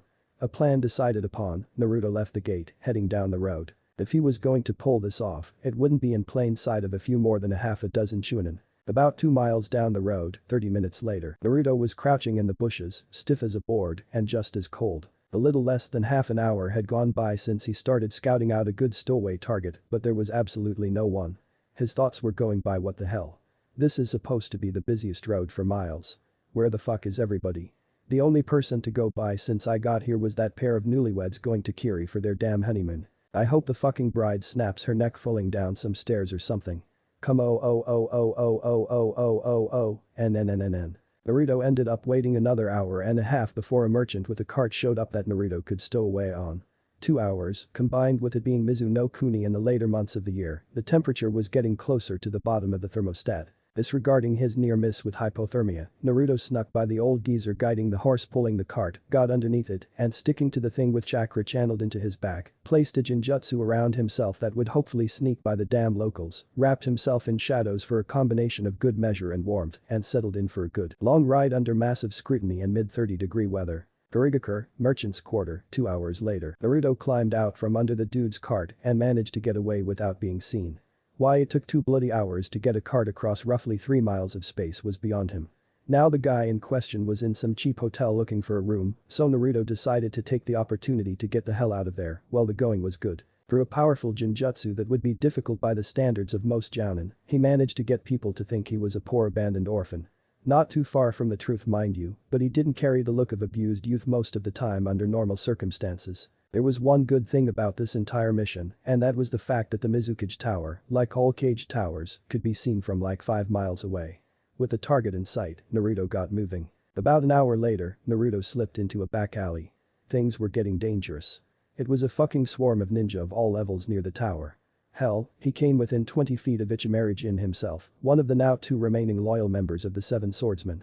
He was lucky as all hell that the man didn't sense the genjutsu, but he did look to have something on his mind at the time. At the moment Naruto was trying to get as close to the tower as possible before he got out of dodge. At the moment he was about 300 meters from the wall separating the tower from the street, and you couldn't swing a cat without hitting a ninja at the moment. They must have gotten the news of Zaraki's disappearance sooner than he thought. Oh well, here he is, and this only means that I have to work faster. He stepped away from the alley and did his best to slowly, and most importantly stealthily, make his way to the tower. He didn't have a snowball's chance in hell of making it inside the wall without blowing his cover, but a starting point near the tower would be good for the operation. He was about 150 meters from the wall now, so close. If he could make it to 100 meters, it would be perfect. Well, this whole situation was far from perfect, so it would have been as good as he could possibly hope for. Just a little bit closer. He crept out of the alleyway very carefully, doing his best to remain unnoticed by the locals, who seemed to have more important matters than some little brat. He was about 2 meters from the next alley when he heard it, the muffled sound of hand seals and a muttered kai, and he felt the illusion around him disperse. Shit. He thought as he scrambled to get away from the people whose sole attention now rested on him. He managed to get into the alley unscathed, and with a quickly muttered Kekkei Genkai managed to escape before he got killed. He managed to get a look at the person who found him out though. It was Tausen Kanam, Kiri's blind swordsman and the other loyal survivor of the 7 swordsmen. The campsite. Naruto emerged from the shadows in the middle of the camp, breathing hard. That was way too close for comfort. If he didn't hear the guy before the illusion dispersed, well, let's not get into that. He looked around frantically and saw Yukino with a large screen composed of mirrors displaying numerous flashing images. She said to him as he got his bearings. "You had a very close call there, Naruto-sama." He looked over at the girl and asked, "You saw it then?" She nodded and said yes, you managed to reach your goal, but Tausen Kanam spotted you, ironic that it would be the blind man to find what no one else could see. Absalom is still tracking the Mizukage, and he has remained undetected, his talents are really quite useful. Naruto nodded and said of course they are, that's why I recruited him. How are you coming on that map of the city and the tower blueprints? She didn't even glance away from the mirrors, and he noticed for the first time, a scroll and ink brush in her hand. An inkwell was nearby, as was a second scroll that seemed to be completed already. She said, the map of the city with all the information you requested has already been completed. She indicated the scroll near the inkwell before continuing. The blueprints of the tower however are still being completed. She didn't even look away from the mirrors or blink as she inscribed another passageway on the scroll in her hand, adding several symbols that indicated guard posts. Naruto reached down and took the completed scroll. He looked it over and it was extremely accurate to what he had seen in the city. He could trace his steps on the parchment from the gate to the alley where he made his disappearing act. Yukino had some real talent as a calligrapher, there wasn't a stray splotch of ink or a wobbling line anywhere on the thing, it could have been made by a computer. There were clear indications of guard posts, as well as side notes that indicated how strong the guards were, dotted lines indicating Anbu patrol paths, as well as how long it took the squad in question to complete one circuit of said path. Every place not frequented by the public and out-of-the-way spots that could be useful was also noted. It was an impressive piece of work and he told her as such. She just nodded, not even looking away from the mirrors, as she continued to draw upon the scroll in her hands. Absalom returned an hour later, just after Yukino completed the scroll. He gave them an approximation of the Mizukage schedule. He was in the tower taking care of paperwork and other managerial duties, such as assigning missions, overseeing the training of new Anbu, and other such duties of a cage. The only times he wasn't in the tower was during some kind of festival, when he went home for the day, or on a rare day off. According to Naruto's calendar, there wasn't any sort of celebration planned for at least 8 months, and the guy took a day off once every 5 or 10 years or so, if the rumors were true. Therefore the only shot they had of getting into the office while Yamamoto wasn't there was during the late night or extremely early morning. Either that or cause a large enough distraction to demand the cage's personal attention. He took the newly completed blueprint from Yukino and got to work on planning the heist. 1 hour later, after examining the blueprints and the maps, he had managed to come up with a plan. Given time, he probably could have come up with a better one, but he was pressed for time.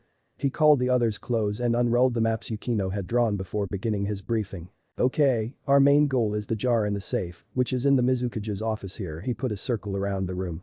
Now, if you look closely you will see that with the pattern of guards they have set up, plus the arrangement of cameras in the tower, it is impossible to get nearer into the office without being seen by somebody unless you are completely invisible. Take a hint, Absalom. Moving on, we still have the major obstacle that the Mizukage himself provides. He is currently in his office doing damage control on one of the 7 going missing. We need to get him the hell away from the tower before we even think of going into that office. Naruto took a small break and reached into his jacket, pulling out a bar of chocolate, which he unwrapped and bit into. Geez, he may be strong and smart, but he's still a damn kid. Sweet tooth the size of a monster, thought Haruka rather cynically, though it was true, her commander had an enormous sweet tooth and always had some kind of candy on his person or nearby. 1. He continued, our best bet therefore is to create a distraction large enough to demand the Mizukage's personal attention. The slaughter of a clan would do, but that was already done by the Sandai Mizukage, one Aizen Sasu, before Yamamoto deposed him and took over. I believe that our current best bet is to take out this particular target. He circled a large building near the wall, far away from any housing. The power plant, if we take that out, the entire city will go through an enormous blackout. This will cause the Mizukage to leave and go with several jounen and Anbu to find out what's going on. This normally wouldn't be the procedure, but with the high alert status they're under right now, he won't take any chances, most likely believing it to be a rogue Zaraki or his killers. Well, he is right on that one, but moving on. I will take care of the power plant. After I do, I will bring Absalom to the tower to begin his infiltration. Without power, the cameras won't be active, so it will be a lot easier. I will also place a barrier around the tower to prevent reinforcements. Yukino, Haruka, you two are to stay here, we will come back for you once we have the target. Okay, it is currently 6:30 p.m, just getting dark, so the lights should start coming on any minute. Absalom, we had better get going. The beast man nodded and rose, the boy following him. Naruto looked back at the 2 girls and said, get everything ready to leave at a second's notice. The moment we get back, we are getting out of here. The girls nodded and Naruto grabbed Absalom's shoulder. He muttered to Kage Hoku and they were gone. Gurigakure, merchant's quarter. The pair emerged in an alley behind the hotel where the merchant from earlier was staying. The moment they were there, Naruto muttered to Absalom, right, you saw the map, get us there unseen. Absalom nodded and placed a hand on Naruto's shoulder. Within seconds they had both vanished. Absalom could become almost completely undetectable and render anything he was touching as such alongside him. They followed the memorized map, not moving too quickly so that they could remain undetected. Within an hour they stood before the power plant. It was an impressive sight, a big stone building, surrounded by a gate complete with barbed wire, and the odd Anbu patrol made sure the place was safe. Naruto got close to the gate and held out his hand. This was close enough. Darkness gathered in his palm, seemingly materializing from nowhere. What Absalom didn't know was that this was the shadow of the air itself. It wasn't much, but it was there and at Naruto's disposal. When the sphere got as big as his hand he let it go. It soared into the air above the facility and spread, cloaking the entire building. Within a few seconds the lights in the city began going out. Naruto muttered under his breath, if you snuff it, they shall come. He waited 5 minutes for the cage to get his old ass out of the tower. When Naruto saw him approaching from the other side of the street, he grabbed Absalom and vanished the same way they came. They were in the alley where Naruto vanished earlier. They looked around carefully, still invisible thanks to Absalom, and there were very few people in the darkness. Absalom had the eyes of an animal so he could see in the dark, and Naruto had naturally perfect night vision. Nice fringe benefit of his abilities. They quickly made their way to the tower. Naruto kept up a constant vigil. He wasn't afraid of the Mizukage, he was out of the picture, but there was a very real chance of encountering one of the remaining 2 members of the 7 swordsmen. Naruto did the same thing to the tower that he did to the power plant, only this time the dome covered the 2 of them as well, locking out any reinforcements, no matter how strong they were. Well, to a certain extent. Naruto muttered to Absalom. Okay, nice, quiet, and slow. We don't want anyone knowing we're here until it's too late. The office is on the 3rd floor, so take the steps on your left. Absalom only nodded. The main trick was getting the door open without telling them that you were there. A flicker of shadow blocked the projectiles the ninja threw in the direction of the door, and with a few hand seals and a muttering of Doten.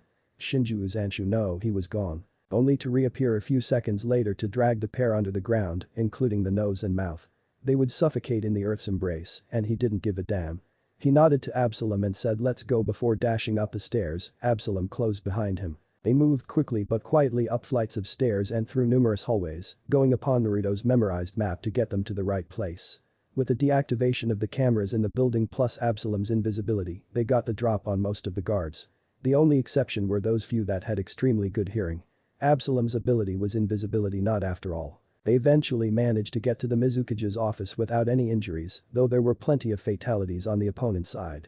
The janitors would have their work cut out for them, I will say no more. Naruto, without ceremony or patience, just kicked down the door and jumped in. He knew that Yamamoto was at the barrier he put around the tower, trying to break in. He could feel the heat of his techniques against the infinitely cold darkness he placed around the building. He was amazed that the old man got there so fast. They both ransacked the room, looking for the portrait behind which the safe lay hidden. The only problem was that portraits covered most of the damn walls. He mentioned to Absalom as they searched, hey, don't you find it weird that the Mizukage, the leader of the hidden village of Mizu no Kuni, water country, is a master of fire techniques? Absalom checked behind another painting, no luck. I know what you mean, it's exactly like Konoha's Nidaime Hokage. The leader of the village that was located in Hai no Kuni, fire country, was perhaps the most powerful master of water techniques ever. Honestly, it makes me wonder if some of them were adopted or something. Naruto just nodded before turning over another painting, revealing a metal box.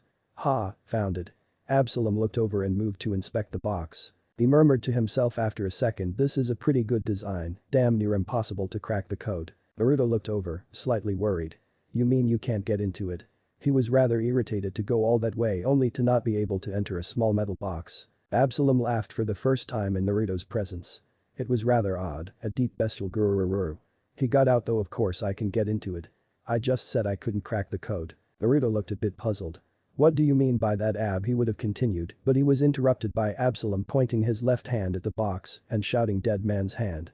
A minute later we had one blown open box and a charred wall. Naruto looked horrified. Are you insane? You could have damaged a target, you moron. He looked into the box. Thank God, he thought. It was there. A medium-sized ceramic jar covered with seals about the size of his head. He grabbed the thing without preempt, turned to Absalom and said it's time to go. Absalom nodded and a gripped shoulder and a cage. Hako later, they were at the campsite. Rinse and repeat, and they were in the series of tunnels hidden deep inside the Hokage mountain where they left Hogback. Naruto sat down against the wall and just sighed as he patted the jar affectionately. Thank God that's over, eh?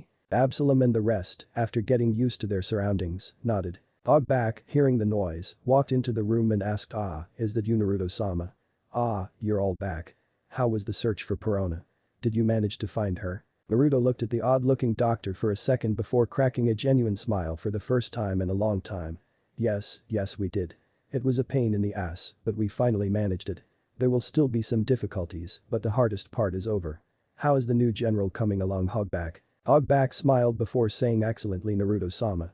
It is just as you said, he holds nothing but complete loyalty to you. Well, once the personality and memories left behind by the Shadow's original owner vanished anyway, before that he was quite unstable. Oh, by the way, Naruto-sama, shouldn't you release Perona? I don't think she enjoys confinement too much. Naruto looked at the jar and realized that he had almost forgotten that there was a person in there. He just said, well, here we go guys, moment of truth, eh? Before he ripped off the seals and yanked off the lid. The moment he did, an eerie mist flooded from the jar and filled the room. From that mist they heard a very strange laugh. A high-pitched horo horo horo horo horo. When I say sweet tooth, I mean on the same level as L from Death Note. Chapter 10. Hokage Monument, Hidden Caves. A blast of mist erupted from the newly opened jar and engulfed the room. They could hear a strange sound from somewhere within the mist, a high-pitched horo horo horo horo horo. Absalom and Hogback recognized it though, after all they were the only people still alive that could identify Perona's unique laugh. They heard a voice that seemed to come from everywhere and nowhere at the same time. "So, you finally decided to let me go, you stupid old man. I can't believe you trusted me enough to do so, but let me just say you just made your last mistake." Then came the words that Absalom and Hogback hoped they would never hear directed at them. Negative hollow. Ghosts appeared from nothingness and rammed through the occupants of the room, who were too slow to dodge them, in other words everyone save Naruto. He managed to duck aside from the speeding apparition. He saw the others get nailed though. Yukino fell to her knees in tears muttering, "I got off too lightly, I deserve the hate that everyone has always given me, and much more than that. I don't deserve happiness, or love or care, much less Haruka-chan's." Haruka just fell over muttering, "I deserve to die, if I am reincarnated, I hope I am a worm. Who am I to act all high and mighty to everyone else when I myself am so cowardly and weak?" Absalom fell to his knees saying, "I apologize for walking on the same ground as everyone else." Hogback fell onto his back sobbing, "Why am I still alive? I should have died years ago. Who was I to prevent it? I wish I could go back in time and prevent myself from ever being born." Naruto watched this in shock, her abilities were fucking scary. He looked around in the dispersing mist for the woman turned ghost responsible, taking a scroll out of his coat at the same time. He called out, "What old man are you talking about? No one here qualifies as old, except maybe Hogback and Absalom." This was the major reason he wanted those two to be here. If he was lucky, the sight of old acquaintances might make her more willing to talk. The voice returned and he could see a floating shadow at the other side of the room, as far away from the jar as possible. "Hogback. Absalom. Those two died centuries ago. How do you know about them?" He called out, "They're still alive and well through Hogback's medical skill. They're right here in this room." The mist dispersed a little more, allowing him to see some detail of the spirit. The voice returned, "Oh my god, you're right. Horo horo horo horo. Who would have guessed I would see you two again? I see the old man isn't here, so who are you boys?" The mist was almost gone and he could see some features, but the figure was still mostly cloaked. "My name is Uzumaki Naruto. I am the current employer of Absalom and Hogback. They work for me as they worked for Gekko Moria long ago. I want to offer you the same deal." "Who is the old man you're talking about?" The mist still shrouded the figure. "You know who I mean. The old man with all those scars and the long beard tied with purple ribbons. He managed to distract me while those other men put me in that horrid jar. Speaking of which, Mini Hollow." The very small ghost soared from the figure, and when it neared the jar he heard her snap her fingers just before the ghost exploded and annihilated the piece of ceramic along with a good chunk of the wall. The voice continued on now, "Where is the old man? And most importantly, why should I work for you? I have enjoyed being free and I have no intention of returning to servitude. Moria promised me my own country to get me to work for him, so what do you offer?" The mist cleared completely and he finally managed to get a decent view of her. She was lying horizontally in midair with her head resting in her right hand. She had a tall thin figure and she was probably around 5'10". Her hair was a light pink and was tied in two tails that would fall to her shoulder blades. She wore a white t-shirt with a winged skull and crossbones upon it, the flag of the Long Sung Thriller bark. The shirt had long sleeves that came to her wrists. The shirt itself only reached her below her ribs, revealing her stomach. She wore a red mantle that fell around her shoulders that was secured by a large pink bow. She also wore a pink miniskirt with a belt whose buckle was a large pink heart and had black and white striped leggings that ran down her legs. Her feet were covered by knee-length red boots that were secured by several buckles. Upon her head was a black and red crown with a black cross adorning the top in the style of Old English rulers. Her eyes, however, were highly memorable. In fact, he could only think of one other person that had eyes like hers, and he was a strange boy by the name of Lee. Unlike that talentless guy though, they actually looked good on her. 1. Naruto continued on.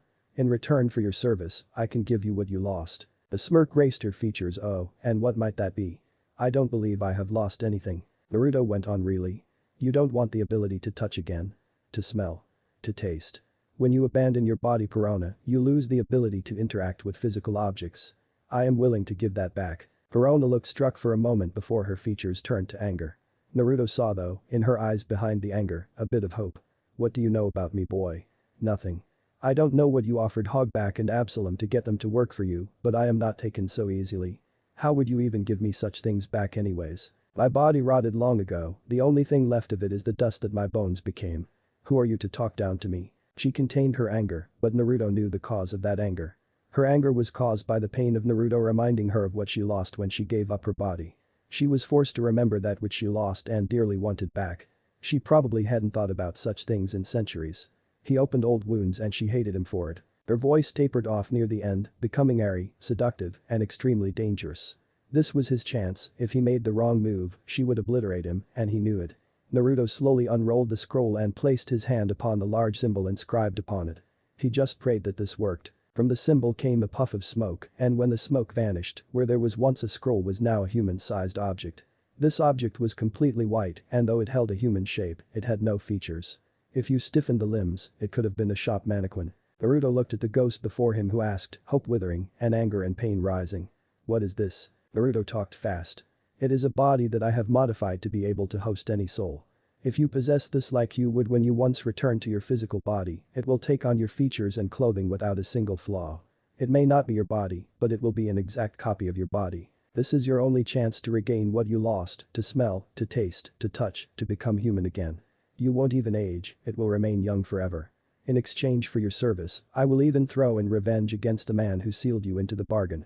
Do we have a deal? The ghost girl looked hesitant, she couldn't believe her change of fortune. As far as she was concerned, she was trapped in a very small space for who knows how long, then she is suddenly released and practically given what she has been looking for so long. She decided to take the risk and said you have a deal before she dived into the body. Naruto watched as his experiment did its work. The features shifted into those of its host as he just saw her, clothes and crown included. Before long he was looking at a black and white version of Perona before color filled the form. The eyes fluttered open. She felt the rock under her hand and a look of pure joy graced her features as he heard the moans of misery die off. The negativity was wearing off. He walked over and whispered into Perona's ear. You see? I won't betray you, ever. I have given you back what you lost, the ability to taste, to smell, to touch. He leaned down and kissed her on the cheek and to be touched. You can trust me. He got up and left the now blushing girl behind as he explored the caves. He hadn't been in there in a while. The others eventually got over themselves. Perona's debilitating ghosts only lasted for a minute or two. Absalom and Hogback, however, saw what the girls didn't since they recovered first.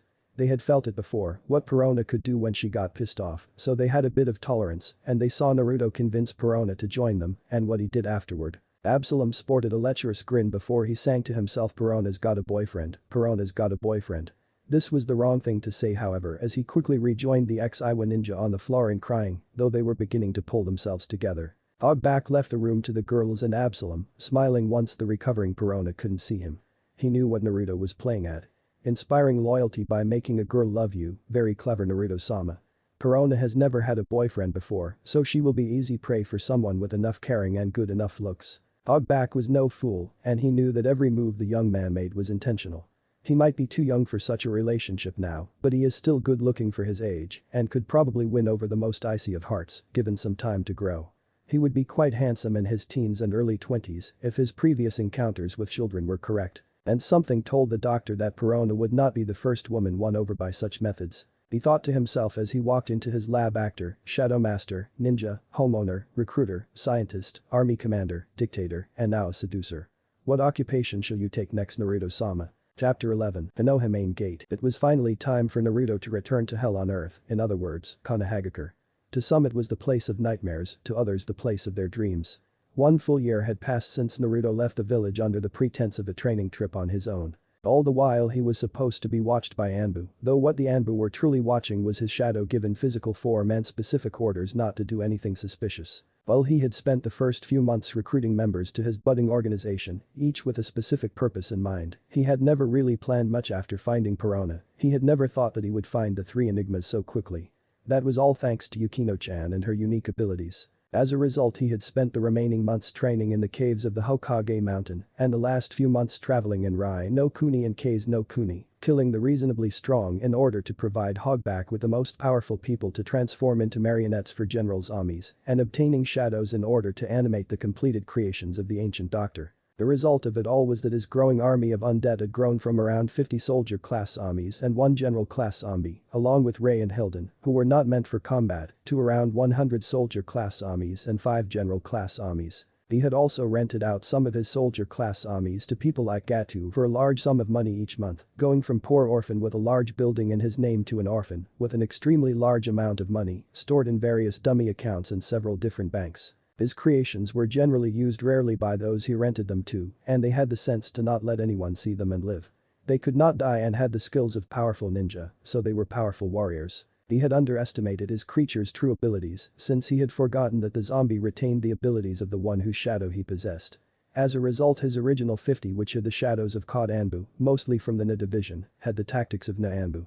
The newer ones had shadows of similar people, ninja that he had encountered and subdued in various countries. The generals had the shadows of powerful A or B class ninja that had stood out among their peers: Zaraki Kenpachi, Rakusho Aoi, Kurisuke Uraiga, Fiuma Kamakiri, and Fiuma Jigumo. Those were the 5 whose shadows he had used to bring his strongest creations to life. 2 of them were members of the 7 swordsmen, one encountered in Kiri, one encountered on the road and captured after killing the boy who attempted to assist him. Rakusho Aoi, who had been made a jounen of a megakure after defecting from Konoha, wielder of the Nidaime Hokage's Raijin sword, defeated and allowed to keep the sword that he had grown used to using now that he was no longer living. The last 2 were jounen of the once great Fiuma clan, defeated together by himself and his allies. Their third teammate, Fiuma Kajiru, would have joined them if she had not used a hat that ended up killing her in an attempt to save them. As a result, she joined the ranks of the zombies as a body, a marionette, rather than an animating shadow. The beautiful girl now served as Hogback's assistant and is the 3rd zombie not made for combat. Yes, his army had grown. Even more impressive were the bodies that had been constructed for them. Some of them were an amalgam of parts, specifically the 3 that had gone to Aoi and the Fiuma clan members.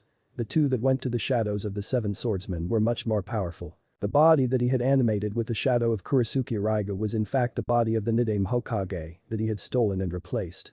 He did the same with the Shodaime Hokage, but he had not found a shadow for that body yet. The Yondaime Hokage's body remained in the Hokage's tomb. He didn't want anything to do with the man or his corpse. The genius of the placement of Raiga's shadow was in the fact that Nidaime was a master of water techniques and that carried on even in death. Combined with Raiga's mastery of lightning, the pairing of body and shadow was extremely potent in this case, more powerful than the Nidaime had been in his prime since, although he had to relearn his water abilities, his body had been strengthened beforehand by Hogback. By surgically making the body more powerful, more durable, and more resistant to damage, stronger and faster, he had enabled the new zombie to surpass the Nidaime's human limits. The immensely powerful Suiton of the Nidaime Hokage, combined with the immense Raiten abilities of Kurisuke Uraiga, Kiri's lightning fang, and armed with Raiga's swords, it was an extremely powerful warrior, albeit with morbid tendencies and the love of funerals. The body that was animated by Zaraki Kenpachi, however, was a good matchup. Hogback had not left Thriller Bark with nothing. When he fled the immense boat with Absalom and the unconscious Moria, he had taken several things: his lab equipment and the most powerful zombies that he could find and pack in. The soldiers' zombies weren't worth bothering with, but he had taken 2 of the more powerful zombies with him. Specifically the bodies of the samurai Ryuma and the body of Perona's favorite zombie and the closest thing she had to a general zombie under her control, the teddy bear looking creature which she called Birsi. The thing was actually a doll she had as a child, sized up and given immense strength and speed. It wasn't to be underestimated. That creature aside, the body of the samurai was more important. It had been badly damaged, but over time Hogback had made it useful again. It was quite simple, the thing was not the most powerful of the general's armies for nothing. He had even retrieved his original sword from the grave of Urano's Oro, the Black Blade Shusui, which was a blade of immense quality, surpassing most modern-day blades, such as the Kusanagi or the Raijin. That was the body he had granted Zaraki Kenpachi. The insane mind and incredible style and insanity of Zaraki Kenpachi, combined with the immensely powerful body of the legendary samurai Ryuma and wielding the black sword Shusui, which was one of the most powerful, if not the most powerful, sword in the world. It was definitely the most powerful sword in the elemental countries. All of that added up to an absolute badass rivaling the Taiga Nidaime combo. He had some great fun training with him, with all of the general's armies. However, all good things come to an end. In the last month before his return he had made accommodations for his group during his absence. Absalom lived in the mountains with Hogback, assisting him in the creation of the zombies, with his insight into what tactical value certain things would have in a fight. Yukino and Haruka had to go into hiding since they were too vital to send wandering around. As a result he had them join the 2 members of the 3 enigmas in the mountain caves, and he had increased the rations in the caves to mirror the growing population. Persona, however, would be living with him in Konoha. She wouldn't be seen by anyone, he would make sure of that. Normally he wouldn't allow it, but she was quite possessive of him, always calling him Naruto-kun and always acting strangely when he was around. Quite frankly, he was afraid of being raped one day by the girl.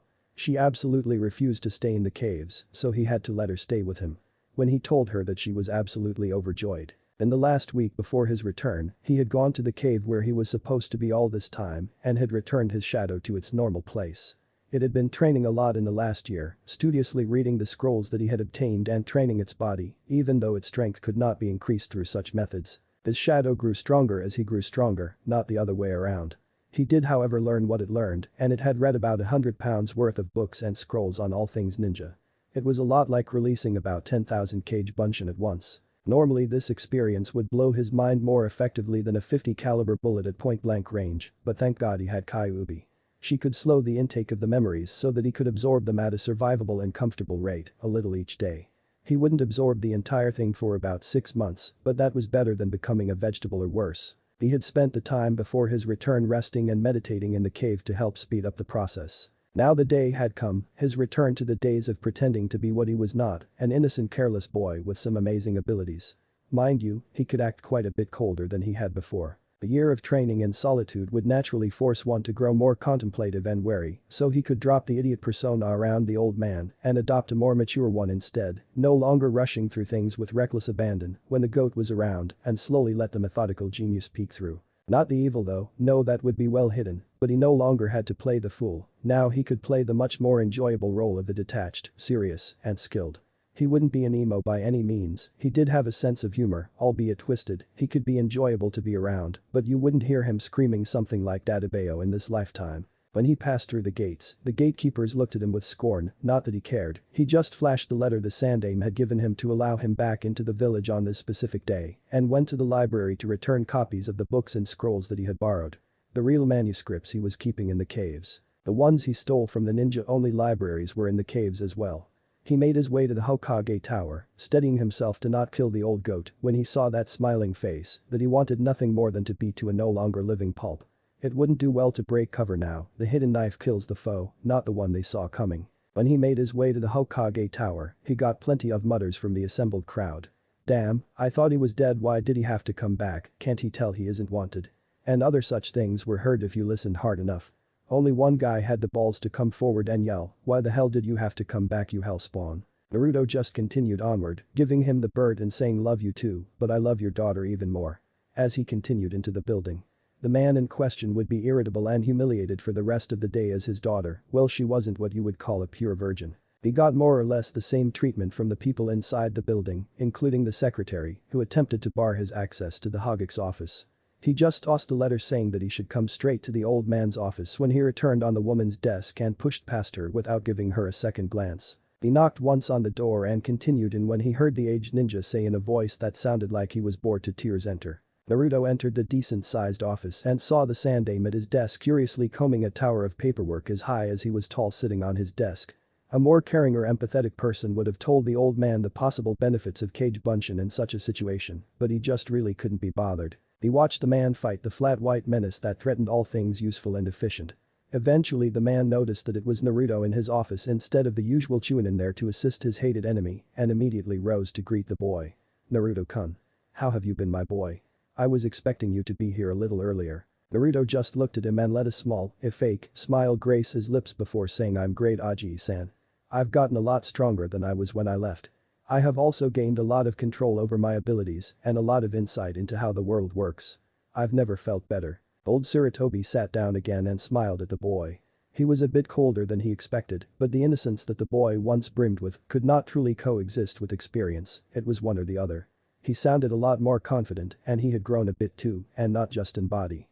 Unsurprising since he was now 9 years old and had been fending for himself for quite a while. The academy started the year yesterday and Naruto was finally old enough to enroll, albeit a little late.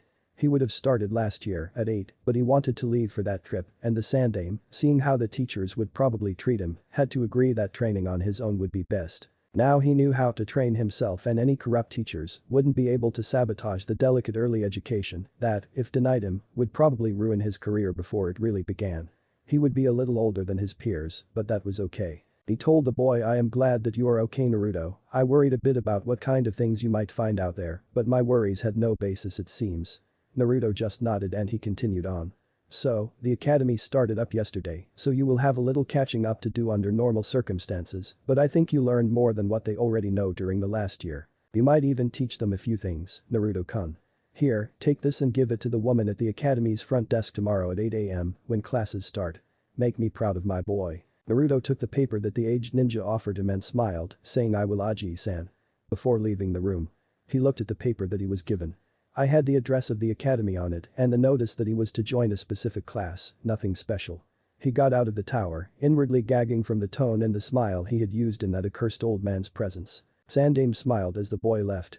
He would make a good ninja and maybe, one day, a fine successor to his father. In the meantime, he had this monstrosity to face. He sat down and took up a pen in the topmost file of the pile of paperwork that had grown a few inches while he wasn't looking. He put pen to paper before blaring at the large stack and said, "Bring it on, motherfucker, round 2. Naruto's home aka Demon House aka Lair of the Beast and all sorts of other good names given by the kind populace of Konoha, those loving souls. Naruto finally got to his house and found it in much better condition than he had left it. The rotting wood was no more, the broken windows were replaced, the lawn was trimmed, and the place looked livable. The only thing that turned it away from the populace was the fact that he lived there and the incinerating barrier around the fence. When he got to the front gate he found a large pile of ash in front of it, most likely the remains of at least 3 people who had walked into the field of deadly energy. "Dumb bastards," Naruto muttered to himself as he dispelled the barrier in front of the gate and stepped through, blowing the ash away with a small futon. He walked up to the door and walked in, closing the door behind him and looked around. The place was in pristine condition. The portraits were newly polished and the place was in better shape than it had been in decades. Naruto looked through several rooms, empty but well cleaned. His own room was creepy as ever, no windows, large king-size bed, pictures of horrible atrocities, same as he left it. The only question was where the hell all the zombies were. No one ever came to his house unless they were the Sandaime or they were there to kill him. As a result they usually roamed the halls, looking to sate their boredom, but he hadn't seen hide or hair of the undead since he got there, except the portrait zombies, they were still there. He descended to the basement, looking for his creations, and he inevitably found them. They were all in the basement, hopelessly drunk. Even if they were undead, they could still get absolutely sloshed apparently. He noticed that Hilden had a bottle of red wine almost as big as he was strapped to his back. Something told him he would see that bottle of wine a lot more often. Ray was sleeping in her lingerie near the back and they were all passed out. Oh well, he thought, at least they didn't make a mess. Naruto examined his basement freezers and laboratories. They were all in spotless condition. He decided that he would send some of the bodies to Hogback later, he was running out of them since it took several human corpses to create one soldier zombie and dozens more to create a general zombie unless the base was of great power, such as the Nidaimes or the Shodaime were. Naruto stepped into a nearby shadow and entered the caves via Cage Hoku. When he returned a minute later he had Perona and the recently resurrected Beersi with him. Perona loved the thing and he could kind of understand that. A 6-foot-tall awkward-looking teddy bear with an immense hat, a doctor's mask, eyes out of The Simpsons, and devil's horns, completely lovable. She was currently hanging onto Naruto's left arm.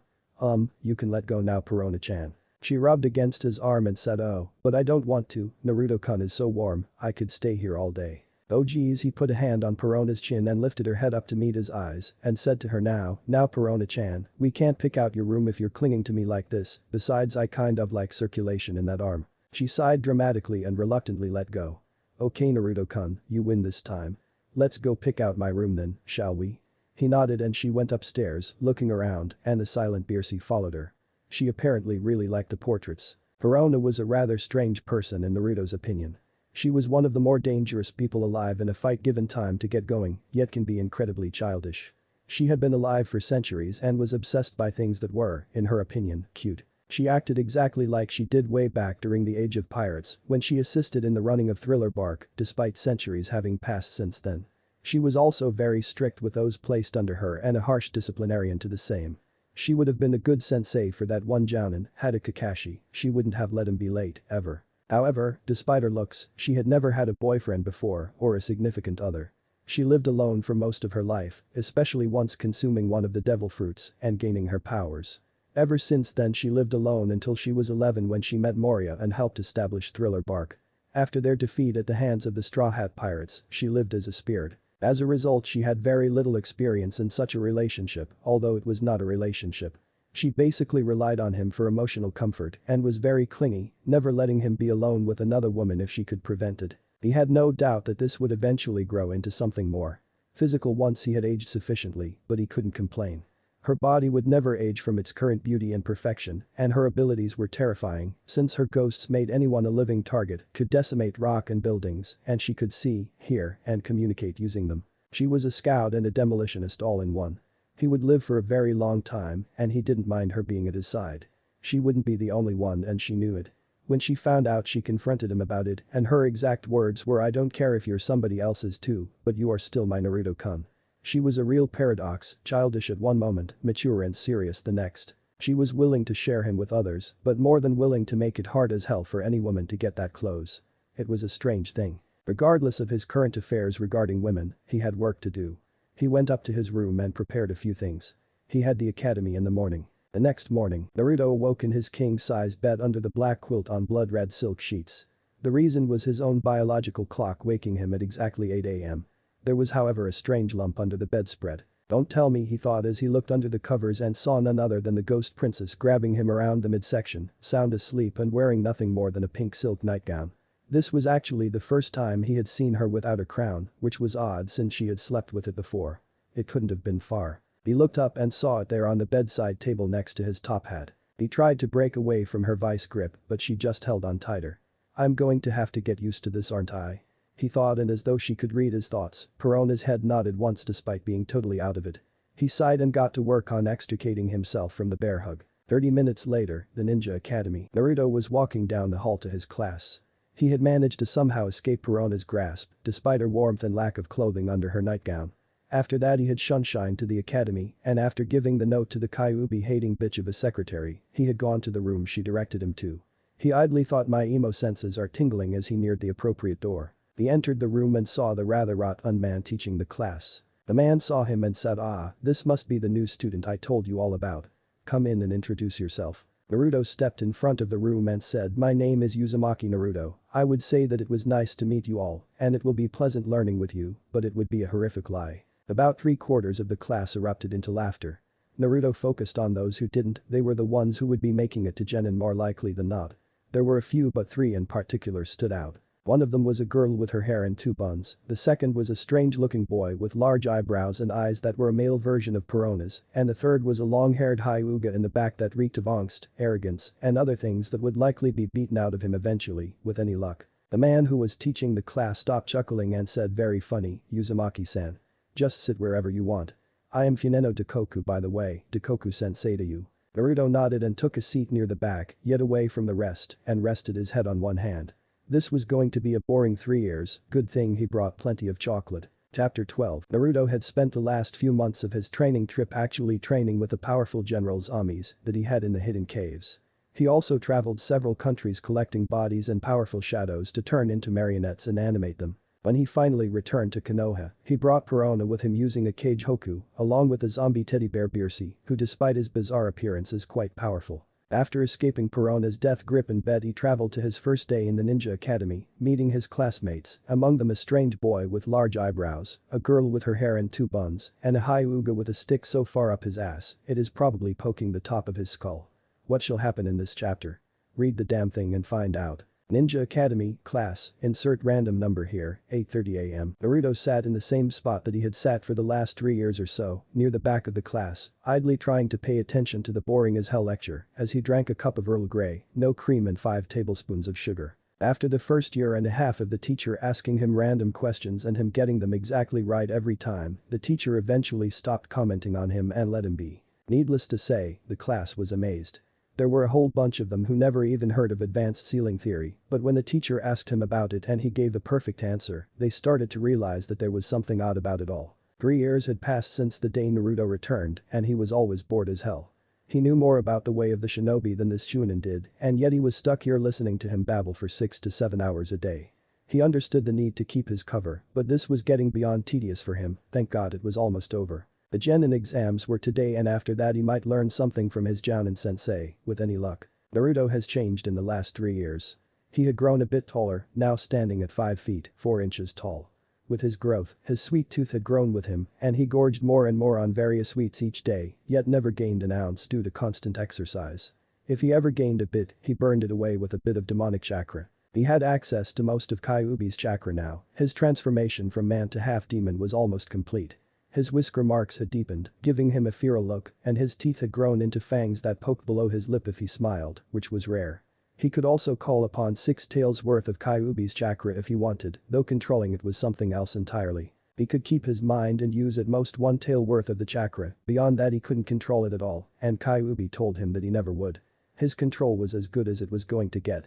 1 tael of demonic chakra he could use, but beyond that it would damage him badly and he would go wild. Going wild wasn't unheard of, even for demons.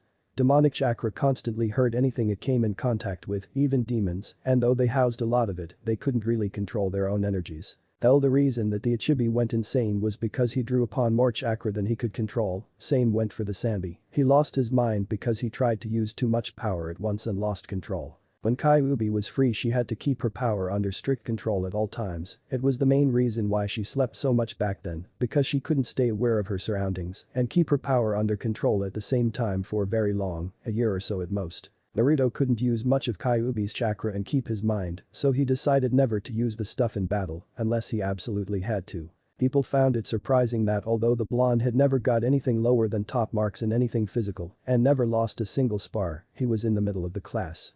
He always seemed to do horribly or average on tests and bookwork, nobody could understand it. They didn't know it, but this was because Naruto wanted it that way. He could have aced all of those tests and exams, but he didn't really want to. If he did then he would become the rookie of the year, and when the genin teams were chosen, he would end up with someone from the middle of the class and the dope, the dead last. This was something he didn't want, he wanted to at least have a competent team for the duration of his genin days. He was more than willing to wait anywhere up to 50 years to destroy Konoha. He didn't mind waiting that long if that was how long all of his preparations for this initial goal took, but that didn't mean he had to be stuck with an idiot and someone barely useful during that wait. So, he decided to take the middle spot on the top team. The thought of becoming the dope on purpose was out of the question, but being in the middle was pretty good. As a result he had researched the past teams to evaluate exactly where that middle position most likely was. When he found the exact spot he would have to be in to be on the team with the rookie of the year and the dope, he carefully sculpted his performance so that he would be in that particular spot. It was obvious to everyone that he could have aced all of the exams so far and take the top spot, but the reason why nobody knew for sure, everyone just attributed it to the fact that his laziness could rival any Nara's with ease. Naturally he had made some enemies over the years. Mostly people whose parents told them to stay away from him and make his life hell that he had hung up from a tall pole by their underwear or put Madagascar hissing cockroaches in their lunchbox. Every day for several years. There were also the people whose personalities simply clashed with his. Among these were that strange boy Lee whose work-hard personality was his direct antithesis, and Hyuga Neji, whose arrogance and foolish pride caused him to begin to dislike him after he effortlessly beat him without even moving from his spot in the ring. They never said anything, but Neji was always especially cold to him, and Lee just got more determined to defeat him one day. Naruto actually encouraged this, if Lee trained his body well, he would make an excellent marionette someday. He mostly acted cold, did his work somewhat well, aced everything that had any sort of practical test, never lost a single spark even to the jounen examiners, and pissed off people who in his opinion deserved it, especially that Neji guy. He had the equivalent of the Sandame's adamantine staff rammed up his ass. He knew why he was like that though, and he couldn't blame him. He knew of the incident between the Kumo ambassador and Hyuga Hinata, the heiress of the clan, and the outcome that was the death of Neji's father. He couldn't blame him for hating an innocent girl. Hell, it almost made him feel a bit guilty for convincing Kumo Shinobi to kidnap her in the first place, almost but not quite. The possibility of obtaining a Hyuga as one of his marionettes was too great, but that bastard clan head Hiashi got to the kidnapper before he did. Oh well, lost opportunity, but he did almost start a war and made hell for the Sandame, along with scarring several people for life. These gains made it worth the effort in the end. Right now was the day of the genin exams, the final hurdle for them to become genin. Well, genin initiates, but genin is still in the title, damn it. The written portion was already done with. Naruto knew all of the questions and answered the number he needed to guarantee his final placement. He had already calculated his score and it was perfect for his purposes. Now all he had to do was get 100% on the practical exams and he would be put on the team with the rookie of the year and the dope. One supposed genius, one idiot who needs a lot of work with an excellent jounen sensei, it was the best outcome of the exams. The proctor for the exam, a new guy called Iruka, brought everyone out to the academy's training ground for the Taijutsu exam, to the sparring ring to be specific. It would normally be Dakoku who would proctor the exam, but he retired from the academy, returning to service as an active shinobi again. Okay everybody. The pineapple-haired sensei called your Taijutsu exam is to see how long you can stay in the arena with my assistant Mizuki. If you can last longer than 2 minutes you will get top marks. If you can't even last 45 seconds, you will fail.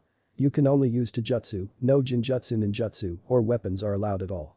Understand? There was a chorus of yes, Iruka-sensei from everyone other than Naruto, and he started reading off names of people who, when called, would go into the ring and face the white-haired Chunin. Naruto watched as various people walked into the arena and did their best to fend off the more experienced ninja.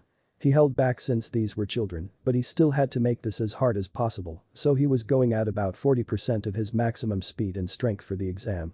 Naruto noticed that he was wearing weight specifically for the occasion. Naruto paid attention to the Chunin's pattern. He would go very light, guarding and throwing some punches and kicks with the occasional grapple to attempt to get the student out of the ring for the first 30 seconds, but after that he started to really try to win, doing his best in his weighted condition. Most students got knocked out of the ring or were knocked out at about 35 to 40 seconds. There were not many that succeeded, making it to 45 seconds. Then that girl with the bun-style hair, Tenten here called her name was called, she walked into the ring and took a stance. Mizuki stayed in place, waiting for her to come to him after Iruka called to begin. She stayed still and forced Mizuki to come after her at 15 seconds. He tossed a quick punch to the jaw which was avoided and sent a kick to the older man's knee which he avoided, only to send a blow into her stomach at 31 seconds. She gasped loudly, the wind knocked out of her, and Mizuki finished the match by grabbing her shoulders and tossing her roughly out of the ring. Iruka stopped the timer and yelled out 46 seconds before scribbling something down onto a clipboard. The girl was seen by a medical ninja that was there for any injuries during the exam. The exam went on with similar lackluster performances until another was called up by the name of Rock Lee. The boy stepped into the ring and took the academy taijutsu stance. Naruto knew that the boy was the dead last, he didn't have any talent in anything. He couldn't perform any sort of ninjutsu or genjutsu, so he would have to be spot-on perfect in the taijutsu exam and the weapons proficiency exam to have a chance. He had some book smarts, and that was keeping him alive in the academy right now. Mizuki dashed forward and engaged in the first 30 seconds of mock battle, throwing punches and kicks which were avoided and dodging most of the return strikes, though one or two got through his guard. At 31 seconds, Mizuki started laying on the pressure, throwing his strikes faster and harder, doing more painful combos that although most were blocked or avoided, they still took their toll on the boy. Lee managed to avoid any bad situations and was doing quite well, avoiding the worst of the assault and hanging in there longer than anyone else had thus far. Eventually it was all for naught though, as at 1 minute and 20 seconds, Mizuki stepped back and removed his weights, becoming faster once more, and Lee was knocked out of the ring from a powerful blow at 1 minute and 39 seconds, doing better than anyone else at the exam. There were only 2 students left, himself and Niji. Niji was called into the arena and he stood before Mizuki, who was putting the weights back on. Since Iruka didn't have any look of surprise or shock on his face at what Mizuki had done, Naruto guessed that Mizuki was probably allowed to take off the weights or required to at a certain time. Most likely during the last 15 to 20 seconds the Chunin would be giving the battle his all. Niji slipped into the familiar Hyuga Taijutsu stance, the Jyuken, the gentle fist, as Mizuki removed his weights upon seeing who his opponent was. Young or not, a user of the Jyuken was not to be taken lightly. Niji charged toward the Chunin, Byakugan activated and targeted the Tenketsu in his arms, looking to take him down, rather than outlast him. Mizuki must have realized what the young Hyuga was trying to do, because he did his best to avoid the chakra-powered strikes, returning with a jab to the ribs which was avoided by the Jyuken's fluid movement. Niji dominated his opponent, he was very strong for a person his age, and managed to keep Mizuki on the defensive until 1 minute and 5 seconds had passed and Mizuki stopped screwing around. Mizuki started flooding his fists and feet with chakra to give them extra power and attempted to disarm the young boy. Niji, with his fluid style, managed to avoid the powerful blows until 1 minute and 35 seconds had passed when the Chunin pulled out all the stops and landed a hard punch to the abdomen.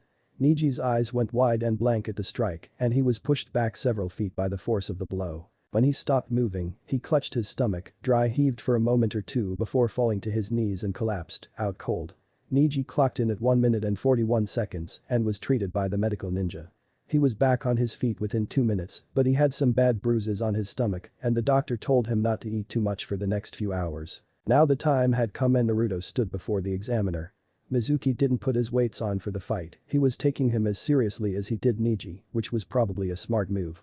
Iruka started the clock and Naruto didn't waste any time, rushing the older ninja with frightening speed. Mizuki was caught off guard at speed and Naruto grabbed Chunin's shoulders and sent a kick towards his left knee, landing it at an oblique angle to the kneecap.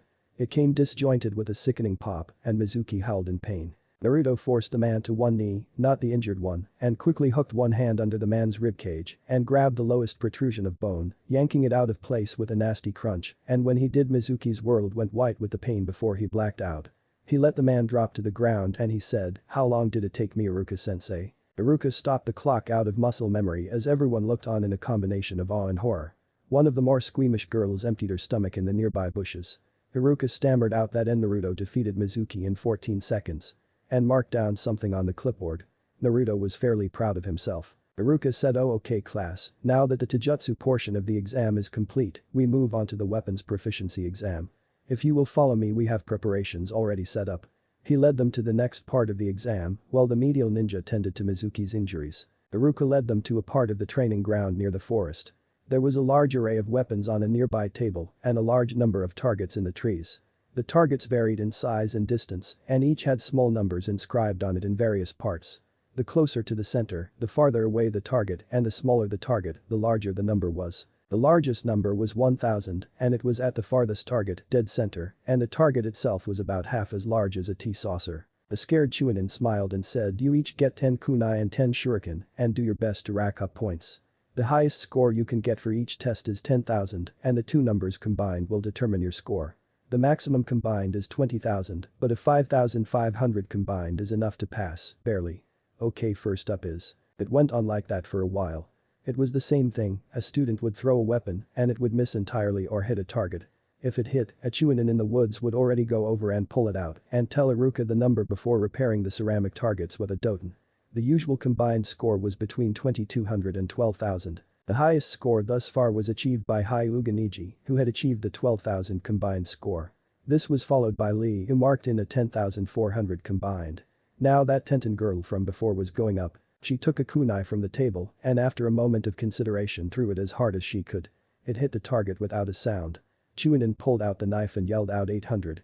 The class was impressed, that was the highest score thus far with a single target. No one had hit higher than 650 before then. It went on similar to that for both the kunai and shuriken tests. Her eventual combined score was 17,900. She missed only once and that knife hit about an inch away from that 1,000-point target. Now it was Naruto's turn. He popped a peppermint into his mouth before taking up one of the knives. He was fighting the urge to smile, he really was. He had been doing stuff like this for years, this test would be easy. He waited until the wind was right and the angle was absolutely perfect before throwing the knife with deadly accuracy. It landed with a loud crack in the middle of the 1,000-point mark. The Chunin who yanked out the knife verified it by pulling out the knife and yelling 1,000. And the class and the proctor were amazed. No one had hit that target before now, in the history of the course. The Sannin didn't even manage it, well not when they took the genin exams, they could do it now of course, easily, but no one at that age had hit it. Regardless, everyone decided to call it a fluke, though no one said anything except the Niji fangirls who yelled it quite loudly. You could never compare to Niji-kun. Naruto took up the next knife and did the same thing again and again and again. The total score for the kunai test was 10,000, the maximum score, and a new academy record. Naruto did the exact same with the shuriken test to achieve a record-breaking score of a perfect 20,000 points. The highest score up until now was set by Orochimaru at 18,700. An arrogant bastard would smirk, so Naruto didn't, but he didn't know what the big deal was, of course he was going to hit the targets.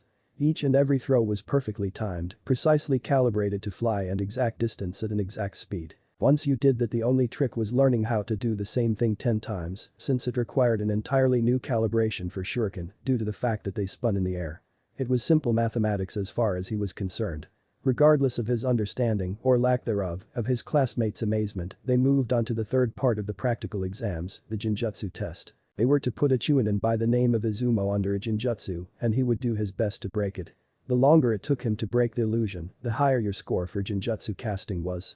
The highest score was 1 minute, a passing score was 15 seconds. So it went on like the other tests thus far, Iruka would call out names, children would go up and cast their illusions. Usually the Chunin would break it in around 9 to 10 seconds.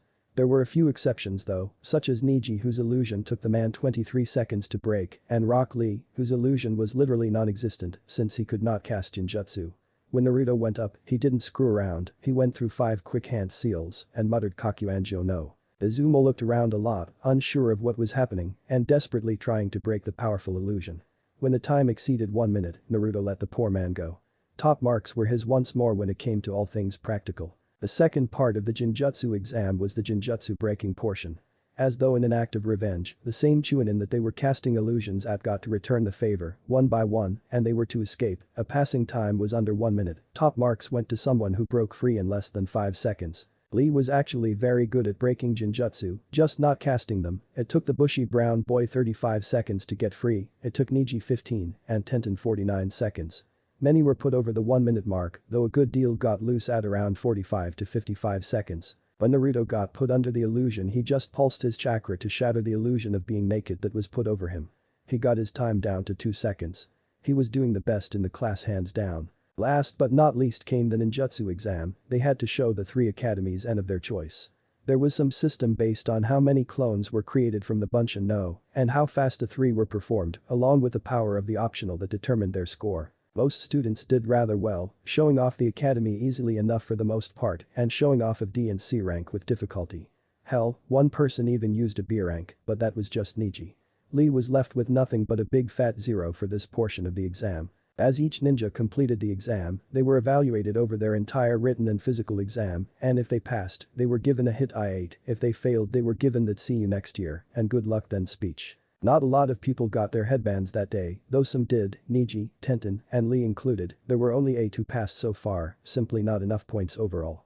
Alas, Naruto was the last to be called, and everyone still there watched, eager to see what he would do this time. When he was asked to do the Bunshin no, Naruto did so and created 20 absolutely useless clones. He had more powerful versions such as the Kage Bunshin, Mizu Bunshin, and Tsuchi Bunshin, but he didn't feel like showing off too much. When it came to Kawarimi, he replaced himself with Iruka's desk, surprising the scarred Chunin as the larger or smaller the object, the harder to replace it was, since larger objects were harder to move, and smaller objects were harder to use the correct amount of chakra. Naruto moved it back for him though, and he was ordered to henge into Iruka, which he did with no flaws whatsoever. Now comes the final test, the optional. He was to use an ninjutsu of his choice, the higher the rank the better it would score. Naruto knew that he would be too suspicious if he used any S-class, of which he only had a few, but he still wanted to beat Neji out of pure spite, so he decided to go with an A-class instead. He performed a single hand seal and muttered Kage Bunshin, and a single solid clone joined the class. Iruka clapped and said, "Well done Uzumaki-san." Naruto looked at him and said, "What are you talking about? I haven't even done my homework yet." He made the clone go into the far corner of the room before saying so that the entire room could hear Bunshin Daibakuha. The clone exploded, nothing more to say. The chakra creation left as a parting memento, a new door into the hallway specially made for Akimichi using their clan at the time. In other words, the wall between the room and the hall was missing about 3 feet of stone. Iruka looked shocked, as did the entire class. They knew that he was good, but not that good. Naruto took the band of metal and cloth and said, "Now, you can clap Iruka-san." Before vanishing via shunshin. The rest of the class, well those that graduated, which weren't many, were told to show up tomorrow at 8 AM to hear the genin teams, and then they were dismissed. Some went home to their parents, proud and happy, most however went home with nothing but shame. The sons and daughters of many councilmen failed that day, and although anyone in the system would deny that the two events had any connection, the next year the genin exam's difficulty went down drastically. Naruto's home, 4 PM. Naruto returned home, a new headband stashed inside his trench coat. He really liked the place. At first it was a horrifying shithole of an apartment. Now it was the home of ghosts, the undead and a soon-to-be half-demon. A marked improvement as far as he was concerned. He had heard a lot of stories about the place, such as the demon tortured humans and kept frozen corpses in his basement. The undead stalked the halls, and that it was plagued by spirits called forth by the Kyuubi to terrify his enemies. Honestly, when he first heard the stories he searched for a security breach somewhere, a spy or something, but it turned out to be nothing but propaganda, eerily accurate propaganda, but propaganda nonetheless, and also there was no proof behind it. When he walked in the door and closed it behind him, he was immediately glumped on by Perona, who was hiding near the entrance where he couldn't see her. He wasn't surprised though, she had done this about every day for about 2.5 years. It wasn't made easier by the fact that she wasn't much taller than him at 5'7", and could latch onto him more effectively than a starving tick. "So how were the exams for Naruto-kun?" She cooed into his ear. Difficult but not impossible. I crippled some Chunin for quite some time and got perfect marks on the practical exams, a first in the history of the exam mind you. Though it won't be unrivaled for long. Judging by how many children whose parents have powerful friends or are powerful councilmen that are going to be doing this again next year, odds are the difficulty will be reduced to the levels of stupidly easy. They will probably add in a more difficult jounen test as a result of it. I can't believe how badly that old goat is running this village. If he showed some backbone, he could just kill off his competition, but no, he decides to be nice and let idiots like Danzo walk all over him. Mark my words, Perona-chan, at the rate he's going, the council will have more power than the Hokage someday, and the office will be nothing more than a figurehead. It was true, the village council and the Hokage had been vying for power in the village for some time now. They couldn't overrule the man, he was still the Hokage, but they were a poisonous thorn in his side that was sucking away at his control in the village. If he didn't take control now, odds are that when he died, the council would delay selecting a godame long enough to guarantee that whoever got the job would be nothing but either a puppet or a figurehead. The Shadame, Nidame, and Yondame never let such things happen, but the Sandame was foolish enough to give them the power they had now by not being more assertive when it came to Kaharu, Hamura, and Danzo. He could stop it if he wanted to, but he was too stupid and naive to see what was going to happen if this continued on, and too cowardly of the people's reaction should he disband them. Naruto had managed to make his way to the living room, where after finally managing to dislodge Perona, he sat down. Persona immediately sat down next to him. "So Naruto-kun, who do you think will be put on your team tomorrow?" Naruto inhaled deeply and said after a moment, "Judging from the grades over the last 3 years and the exam scores of those who passed, I am guaranteed to be placed with the Rookie of the Year and the dope, the dead last of the class. More than likely my teammates will be Hyuga Neji and Rock Lee. Neji has held the top spot for 3 years because I led him, and with Lee's barely passing score in the exam, he is almost guaranteed to be the dope this year. Mind you, I am not out of the woods yet with the tests since there is still the jounen's examination. I'm not too worried though, it's usually extremely easy if you know what you're doing.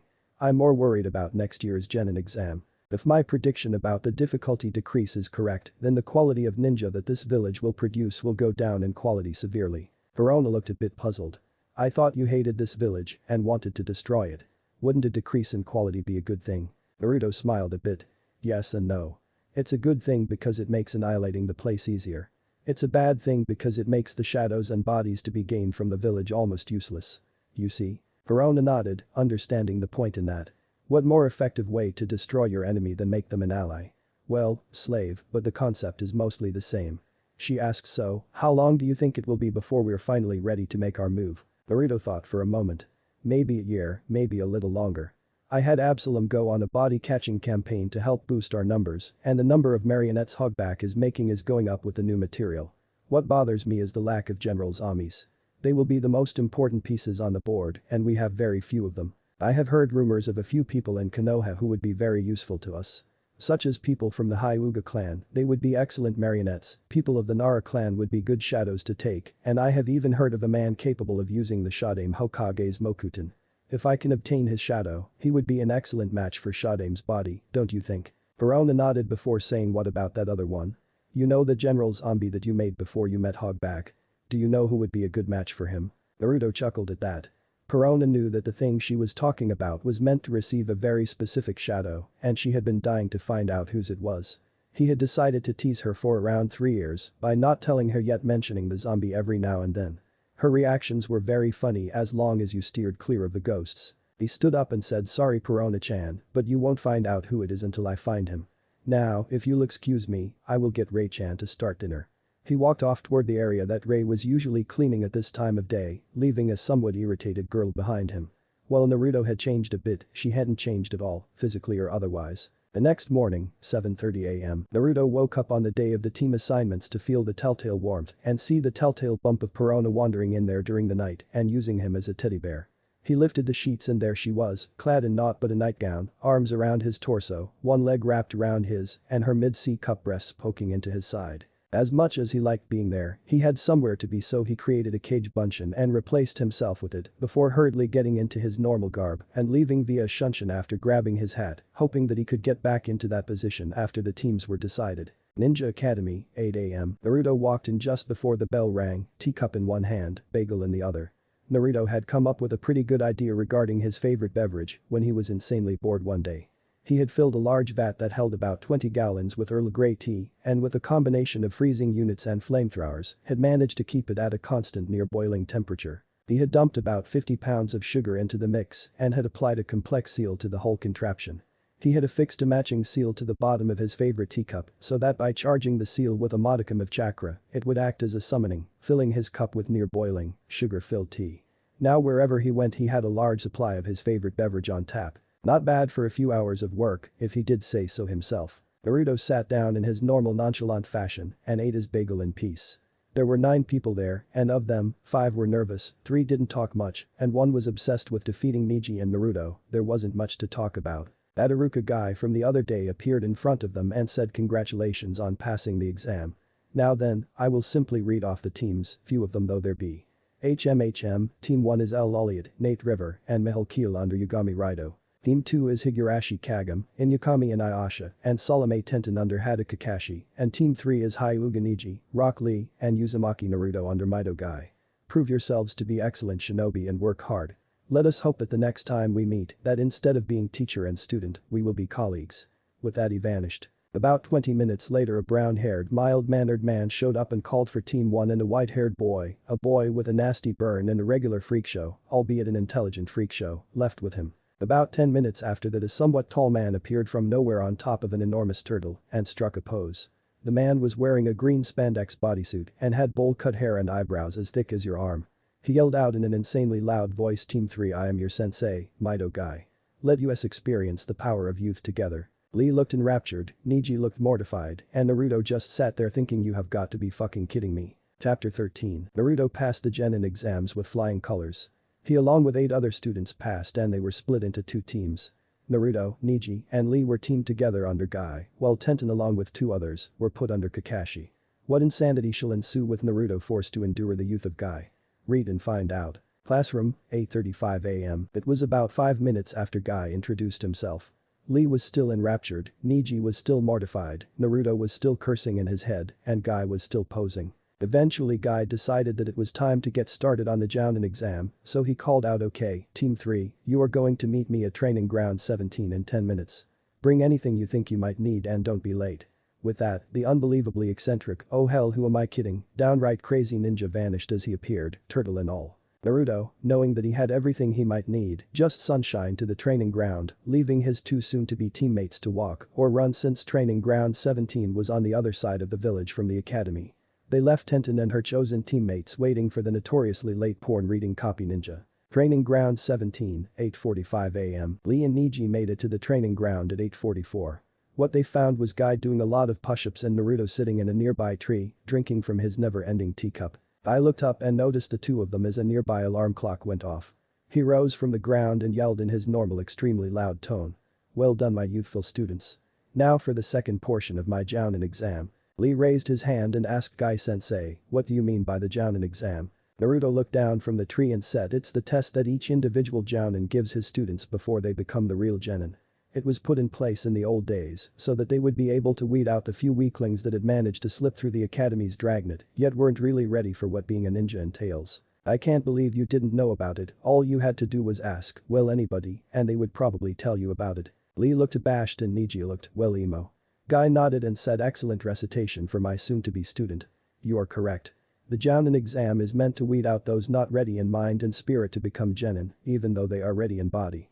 The first part was getting here in the time limit I specified, which is highly difficult for such young ninja. Just so you know, if any of you fail any portion of the exam, all 3 of you go back to the academy for another year, so you had best be prepared. The 2 genin to be on the ground nodded, the one in the tree just eyed the man strangely.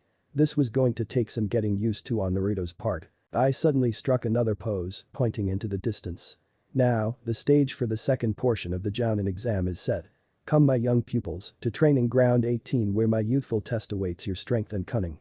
He dashed off into the forest, the 3 graduates following him at varying speeds. When they got to the specified training ground, they found Guy in front of some sort of monstrosity. Neji and Naruto stayed silent while Lee asked you, what is that Guy-sensei? I cracked a wide smile and said that Lee is the second and final portion of the jounen exam that I have devised. Behold the mighty, youthful, and unstoppable obstacle course of Mido Guy. I struck yet another pose in front of the thing. It was a large circular course, meaning that when you finished it you ended up back where you began. There was a lot of metal to be seen. Starting at the course's starting line there was a pole vault that ended at the top of a large circular metal platform, upon which was the rest of the course. Immediately after the small area upon which you were supposed to land, there were 3 large metal slabs, one after the other, blocking the way with about 2 feet of space between them. According to Guy they each weighed 180 pounds and that they had to lift them out of the way and get through before they dropped down. After the 3 doors was a large hole in the platform, the only path across this gap was a very small edge on one side that couldn't have been more than an inch wide. They were meant to move across about 30 feet of space on their fingertips. Not too far after the pit was a series of upright boards. These boards were planted into the ground and served as stepping stones across the gap. These boards were rounded at the top, of varying height, and highly unstable. A single wrong step would send them toppling to the ground, and failure. The next obstacle was the second to last. Another large gap broke the platform, and between one side and the other were 2 glass panes, stretching horizontally from one side to the other. They had to plant their hands and feet onto the 2 panes and support their weight on either one or the other as they moved the other forward. For example, they would press their feet against the glass and hold their weight as they moved their hands forward and vice versa. The final obstacle was a single balance beam not even 2 inches wide. There were mechanisms launching blunted kunai, shuriken, and across the balance beam at random intervals. These weapons were also painted so that if you got hit, it would show. If you got hit or fell off, you failed. After the balance beam was a large drop onto a large trampoline meant to catch the fall, and the finish line about 10 feet beyond that. The thing was monstrous. My students, this is your final obstacle to becoming genin. If you fall from the platform, you fail, and your teammates with you. And should you fail to complete the course in under 5 minutes, you also fail, you. He pointed to Niji. You are first. Prepare to face the course. He gave Niji a moment to overcome his shock and get into position before saying, the time starts when you touch the pole, begin when ready. Niji waited a moment, sizing up the movement before grabbing the pole, and after a moment's jog launched himself onto the platform. Guy had already started the timer. Niji worked quickly as the seconds ticked down, seizing the handles on the first door, hauling it above his head and sliding underneath before letting go and quickly bringing his arm through before it got crushed. He did the same for the second door and the third. Niji didn't stop at all, putting fingers to a metal strip and shimmying down the line, silently grateful that his Jyuukin training strengthened his fingers and hands all the while. He did not stop for a moment, already a minute and a half had gone by. He ran to the boards and quickly ran across them. Dangerous, but fast. He was lucky that the Jyuukin required a lot of agility and balance to perform correctly, otherwise the wobbling boards would have sent him to the ground. Niji didn't waste a second, moving across the gap between the 2 panes of glass, alternately putting the full force of his weight onto each set of limbs as he moved forward, his muscles burning as he traversed the obstacle. Niji stood before the balance beam with 1 minute and 30 seconds left on the clock. He had very little time to cross the 50-foot-long beam, so he spent 5 seconds scanning the pattern of the projectiles before dashing across at his top speed, hoping that he didn't get hit, though coming close a few times. Niji jumped from the last 5 feet of beam to the trampoline, losing his balance as he bounced, and finally managing to dash across the finish line with a time of 4 minutes and 48 seconds. He just collapsed there on the grass, Hyuga pride be damned. Next up to the challenge was Rock Lee. He vaulted onto the platform with haste and began the course with vigor. He hauled the metal slabs out of his path and sped across the fingertip beam. He almost fell on the boards, but he made it through, and he managed to get across the glass without much difficulty, albeit slowly to not break the panes of melted glass. He finally stood at the beginning of the balance beam at 3 minutes, 47 seconds. Then he leapt onto the metal beam and ran across it, going as fast as he could without falling off and having more than one close encounter with a painted weapon. He finally managed to jump off and cross the finish line at 4 minutes, 42 seconds, coming dangerously close to the time limit but managing the task nonetheless. He collapsed beside Niji, exhausted after the course. I turned to tell Naruto that it was his turn, only to find that Genin was standing before the pole already. Naruto unclasped his jacket and removed his hat and prepared to grab the pole as they fell to the ground. He waited 1 moment, timing the jump, and Guy started the timer as he leapt to the platform on the pole. He didn't waste a second, hauling the slabs of metal out of his way and jumping onto the ledge, catching himself halfway across and using his momentum to assist his crossing. He didn't stop for an instant before the boards, making his way along quickly and dangerously. They shifted a lot during Naruto's crossing, and 1 or 2 even fell as he crossed them near the end. With great strain and effort he managed to pull himself between the glass panes and stood before the balance beam with 2 minutes left and about 50 feet of beam to cross. He crouched before he began. Not good for balance, but it guaranteed that he wouldn't be hit by any flying weapons. He had difficulty keeping his balance the entire way, but he didn't come close to getting hit even once. At the last few feet he jumped off of the platform early, landing upon the trampoline on his hands and bounding over the finish line at 3 minutes, 59 seconds. I was very impressed. Amazing, my youthful students. I actually never thought that you would all be able to do it. If one of you didn't, there would have been a moral test to give you, but you have managed to circumvent this. This is unbelievable. I am truly impressed by you all. I took a moment from his rant to see that no one was paying attention to him. Neji and Lee were still on the ground panting like mad, and Naruto just took a moment to gather himself and regain his breath before retrieving his coat and hat before watching the birds in a nearby tree. I cleared his throat and then shouted, "Now, you have passed my test, so you are all officially Genin of Konoha. Be proud of yourselves. Now then, gather round, I think that we should learn a bit about each other, since we will be working together until you all become Chunin." I went and sat down on the edge of the trampoline and motioned for his other students to sit in front of him, which after a moment they did. Lee and Neji had managed to recover for the most part. I smiled and said, "Now, I want you to tell me your name, your likes, your dislikes, your hobbies, your shoe size, your dreams for the future, your best time on the 100-meter dash, and your maximum weight on the bench press." I shall go first. My name is Mido Guy. I like Taijutsu and beating my eternal rival. I dislike those that give up. My hobbies are Taijutsu and running on the beach at sunset and sunrise. My shoe size is 13. My best time is 6 seconds. My maximum weight is 850 pounds. And my dreams for the future are to prove once and for all that I am better than my rival. Taijutsu is the most powerful of the 3 ninja arts, that spandex is not horrendous, and to spread the power of youth to all of Konoha. Neji and Naruto looked at him like he had a few screws loose, while Lee just looked like he had found religion. Guy smiled, pointed to Lee and said, "Now you, my youthful student. Tell me about yourself." Lee immediately began. "My name is Rock Lee. I enjoy improving myself and my techniques. I dislike those who look down on others and those that are known and revered as geniuses without putting any hard work into it. My hobbies are training. My dreams for the future are to best my 2 rivals Neji and Naruto, who are luckily on my team, as well as proving that I can be a splendid ninja without ninjutsu or jinjutsu. My best time is 1 minute and 14 seconds, my maximum weight is 120 pounds, and my shoe size is 9, sir." Neji and Naruto looked at the strange boy as they looked at their mentor. Naruto just said, Lee, I think that the shoe size thing was just a joke, same goes for the dash time and the bench press weight. Regardless, I think that it is time that Neji von Emo told us about himself, don't you Guy-sensei?"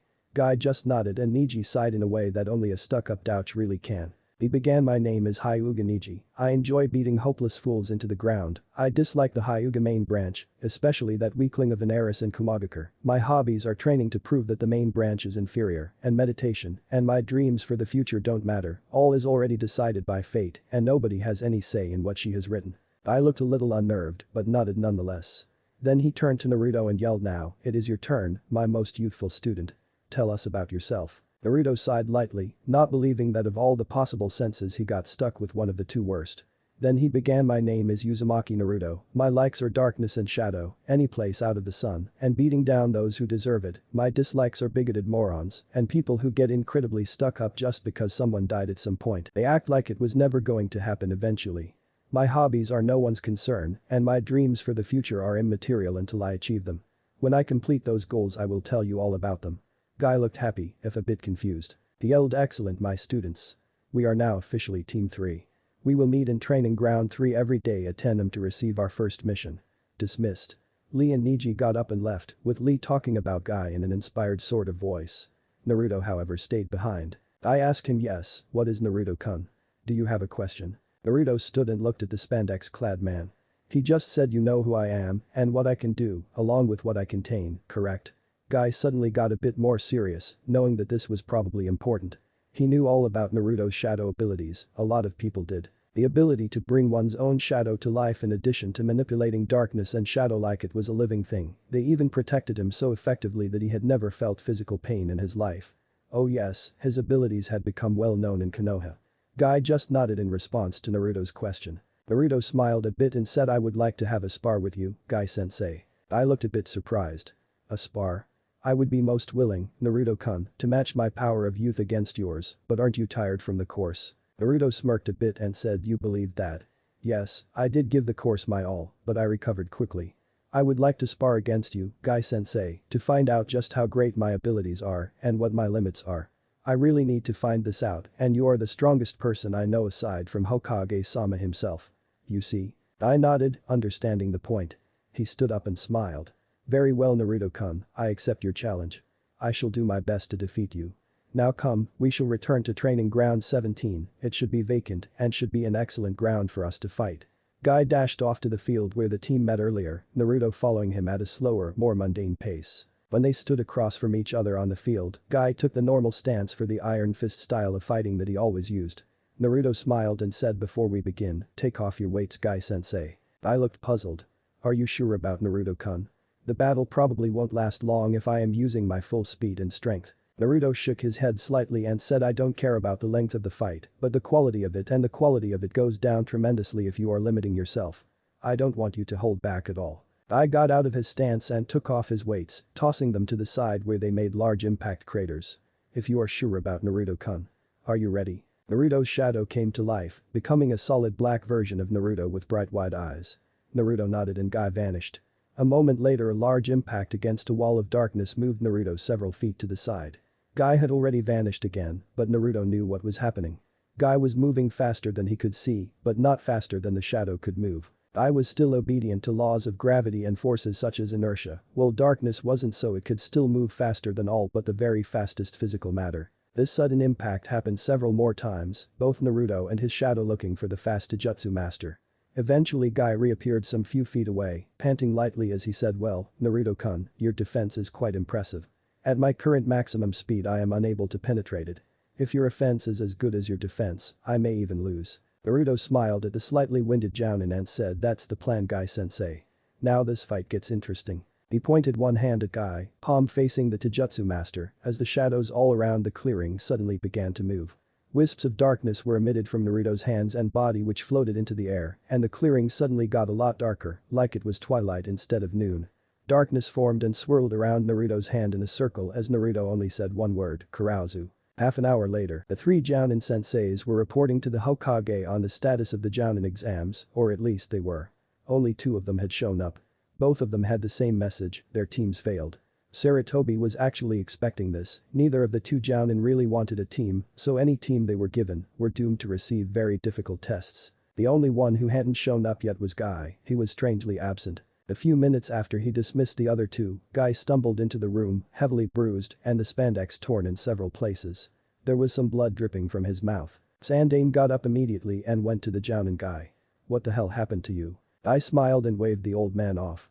It is nothing much Hokage-sama, I just came to tell you that Team 3 has passed their exam and they are now officially genin. The Hokage took a moment to jot that down before he returned to his questions. Yes, but seriously Guy, what happened? You are one of the most powerful jounen in the village.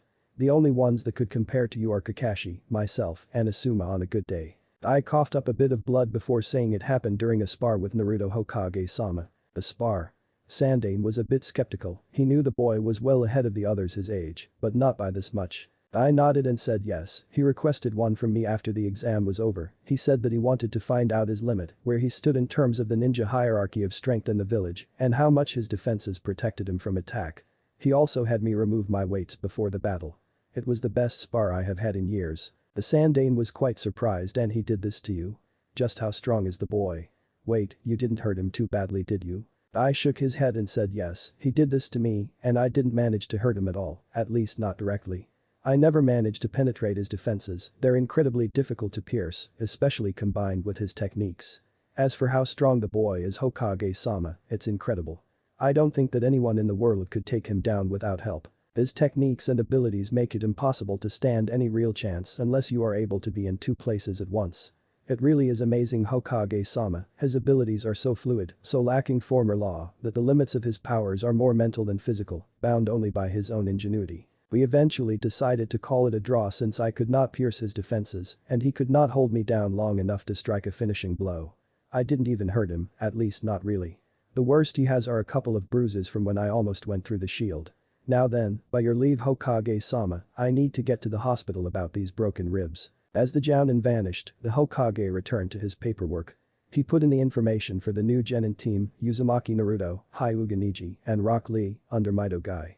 Naruto, he thought, just how strong are you? Naruto's house, about the same time. Naruto walked in like it was ordinary, having a bit of blood coming out of the corner of your mouth and some rather nasty bruises on one arm. Perona, who was waiting for his return, was shocked. And Naruto-kun. What happened to you? She rushed over and looked at his injuries. She hurried him over to the couch where he sat down. He waved her away after a moment and said, don't worry Perona-chan, I'm fine. I managed to pass those jounen tests by the way. They were hard as hell, but I managed.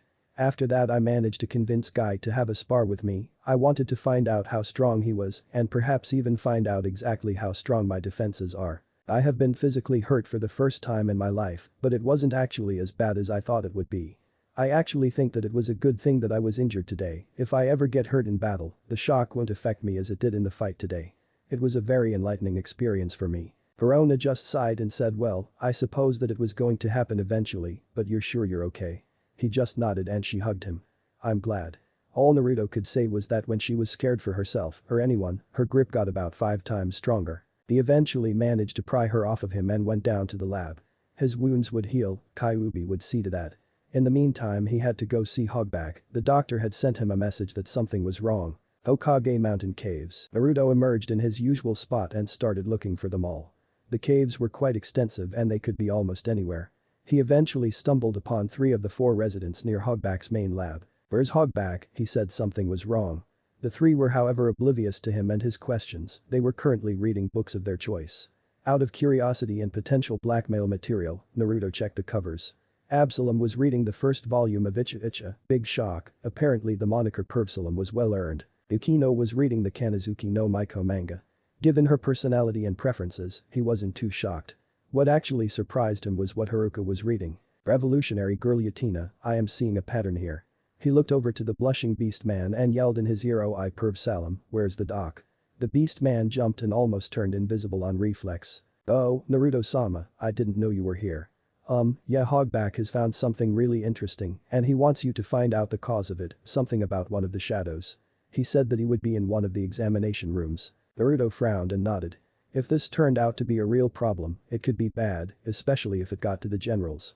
He made his way through the caves and eventually found the Rotund doctor and his pale assistant looking over the bound form of Ryuma, the general zombie that possessed the shadow of Zaraki Kenpachi. He walked over to the bound corpse and asked what's the problem. Hogback looked up and said to Naruto-sama, thank goodness you've arrived. Ryuma has been acting strangely lately, a lot different than he did with the shadow you gave him. Naruto looked at the zombie and then at the doctor. What do you mean by strangely? Hogback stepped back and gestured at the corpse, saying he used moves that Zaraki Kenpachi did not know, which is supposed to be impossible. Where would he have learned them? Then he asked if he could see Haruka's panties for some reason, which the original Zaraki showed no sort of attraction toward anyone. I just don't understand it. Naruto frowned and put his hand into the shadow. There was some possibility that he had attached the shadow incorrectly when he rushed the animation of the body. Unlikely, but there was a chance. What he found wasn't an incorrect bonding however, it was something else entirely. What the hell? How can there be 2? He asked himself. What about Naruto-sama? Hogback looked at the zombie, looking for anything that wasn't supposed to be there. 2 shadows, somehow, there are 2 shadows inside of this body. I don't understand it, though one shadow seems to be a lot smaller than the other. Naruto removed his hands from the shadow, pondering this anomaly. Wait, the way he was supposedly acting, it couldn't be. Hogback. Did you find something about Naruto-sama? I think so, yes. The original shadow that was given to him by Gecko Moria, he was that near-immortal skeleton Brook, right? Hogback suddenly realized what must have happened. Yes, actually now that I think about it, Ryuma has been acting a lot like the Ryuma way back then. If there's 2 shadows, then the other shadow must be the shadow of Brook. But, how did that shadow get into the body? Naruto looked at the body and said it must have been during one of the fights between Brock and his zombie, Ryuma. If anything was removed from him, a lock of hair, a tooth, some bone fragments, the shadow of the lost pieces wouldn't have returned to Brook when Ryuma was defeated. Those fragments of shadow must have remained within Ryuma all this time, unable to move the body, but still carrying a small portion of Brook's soul. When I put the second shadow in there, they must have combined at some level, giving it the combined techniques of Zaraki and Brook, and also giving it the mind of Brook. I don't understand how the weaker shadow could have come up on top, but somehow it did. Short of purifying the body, there's no way to separate the 2 shadows from the strange combination that they are now. Hogback looked at the body and said the techniques of Zaraki Kenpachi and Skeleton Brook, the black sword Shusui, and the body of the legendary samurai Ryuma. This zombie is incredible. Naruto nodded and said it is as though he is a combination of the old and the new Ryuma. Overall I think that this change is a good thing. Zaraki was brilliant, but he sought out too many fights and was always very serious. However his techniques lacked finesse, it was all power. A combination of Zaraki's sheer power and the tactical mind and techniques of Brook. It really is a terrifying thought to have to fight an enemy like this one. Hogback only nodded. Naruto turned to leave and said right, well that's that cleared up. Now if you'll excuse me doctor, I have to get home, I have my first mission tomorrow after all. Hogback nodded and went to release and awaken Ryuma. Naruto would need all of his strength and patience to put up with both tedious missions and the madness of Guy the next morning. Chapter 14. Naruto fought his way through the jounen exams and succeeded with flying colors, literally if you count the paint on the kunai and shuriken on the course. He fought Guy in a spar and both ended up injured, Naruto for the first time. Along with it there has been an oddity with the shadow animating Ryuma, one of the two most powerful generals, affecting his personality and techniques, making him stronger than he was before in either of his previous incarnations. And now the chapter begins. Team Guy's training ground. It had been 1 year since Team Guy was formed. Neji was still emo, though he had gotten stronger, even managing to teach himself the Kaiten over the past year, just by watching the main branch of the Hyuga. Naruto had changed the least, at a few inches, and he was at a solid 6'0" in height. Other than that he was exactly the same, still devious, still powerful, still scoffing tea and candy. Though he had changed little, he had gotten much stronger with taijutsu training from Guy and had intimate knowledge of several dozen different styles. He had also increased his repertoire of ninjutsu. He didn't like using them, they were too flashy for his style more often than not, but you never knew when something could come in handy in a weird situation. Of the three, Lee had changed the most. He had gone from a pathetic loser of a shinobi with no talent whatsoever at anything to a miniature Mito guy with gigantic bug eyes. He had managed to master the Gakuen style of taijutsu, even managing to open the first 5 of the hachiman, the 8 inner gates. Only Guy knew his full strength, but he was a long way from the loser that the academy scathingly called the dope. He also wore incredibly heavy weights, the same weights that Guy wore when he spared against Naruto that one time. Guy himself had moved onto far heavier weights in the years since. The three had been going on D-rank missions for the first 3 months of their apprenticeship under Guy. Since then they had been intermixed with the occasional C-rank mission. Those missions steadily increased until they handled nothing but C-rank missions, and they had even gone on a total of 3 B-rank missions, a very rare privilege for mere genin. Naruto's presence on their team had doubtless helped them obtain jobs of such difficulty. Right now the group was training in their usual way. Guy would oversee Lee's high-level training, while Neji read Hyuga taijutsu scrolls. Naruto would plot and scheme and watch the other two with slight disdain. Lee would always challenge Neji at the end of every training day, only to hold back by not removing his weights and therefore get himself beaten into the ground. If he removed his weights, he would have had a chance, but with them he had less than a 5% chance of winning. Lee had, only once, challenged Naruto to a fight and Naruto's response was, if you can't beat Neji, you can't beat me. Win against him and I might think about it. Ever since then Lee has been trying his hardest to defeat Neji, rarely getting closer to victory than he did the day before since Neji got stronger every day as well. Still, Naruto found his entertainment in watching them fight. It was more about scouting out people that would have good potential as marionettes, but it was still entertaining. Speaking of marionettes, his store had grown. Absalom, Yukino, and Haruka had been sent out to outlying villages of Hai no Kuni and the surrounding countries, massacring the populations and bringing back the bodies. They never left any witnesses, and with Yukino's abilities in Jinjutsu, they managed to get away without getting spotted by any ninja that were sent. The storerooms of the caves were lined with coffins bearing the bodies of soldiers, armies, creatures sewn together from the body parts of dozens of men and animals, creating a streamlined warrior. Only a small percentage of them were alive however, as Naruto hadn't gotten many chances to steal shadows that he needed to bring the creatures to life, but he had a large store of powerful soldier-class marionettes. He hadn't been able to create any new general-class marionettes yet though, those required a strong frame originally and high-quality parts to make an extremely powerful body, and he was lacking powerful frames. He had also made a lot of money with the combined payment of 1.5 million ryo a month from the 5 businessmen he had lent some of his soldiers to.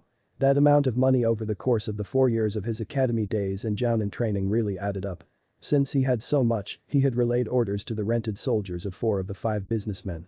Kill them and escape, take as much money as you can with you. As a result, he had regained his lost soldiers and made a lot of money as well. Since everyone who knew of the zombies was dead, everyone thought that it must have been bandits or missing nin.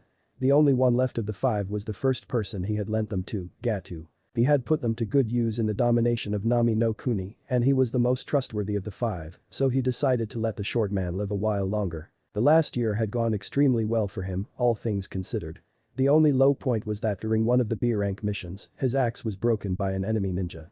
He wasn't too surprised, the thing was very old, but he required a new weapon. He had a good idea where to get it, but he would have to get away from Konoha for a while to get there, but aside from his weapon's destruction, things were looking rosy. Naruto also had been collecting information lately, specifically on the group known as Akatsuki and the new village, Atogakure, created by Orochimaru. He had learned as much about the two groups as possible. He knew that the Akatsuki planned to capture Jinchuriki like himself, and he was going to use that to his advantage.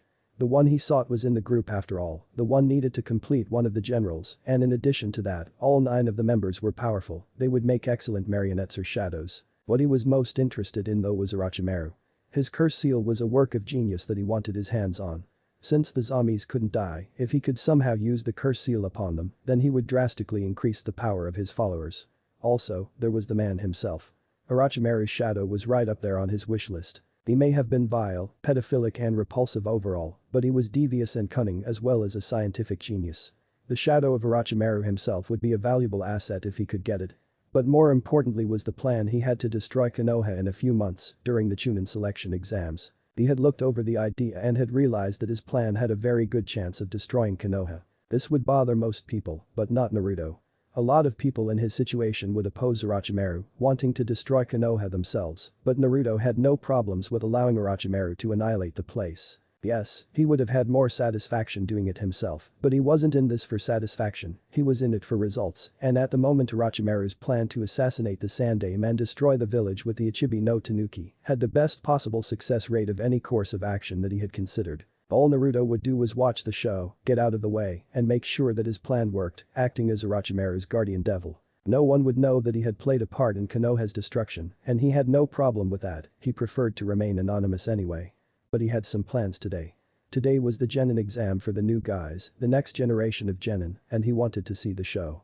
That girl from last year, Tenten, would be taking part in them too since she failed her jounen exam last year. Aside from that, there would be a lot of clan heirs in this batch, and he wanted to see how strong they were. As a result, the training day ended with Neji beating the crap out of Lee again when the spandex-clad Genin challenged him and they went their separate ways.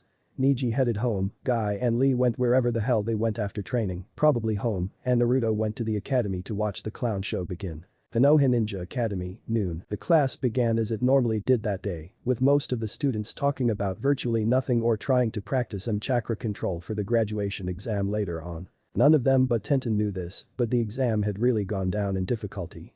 It had gone from very difficult to jutsu, weapons proficiency, jinjutsu, and ninjutsu exams, along with a 1,000 question written exam, to a 50 question multiple choice test, a taijutsu exam requiring them to score a hit on a chunin when he was going at barely 20%, no jinjutsu exam whatsoever. The weapons proficiency test requiring somebody to hit one bullseye once and having 10 chances to do it, and a ninjutsu exam requiring a mediocre knowledge of the 3 academy.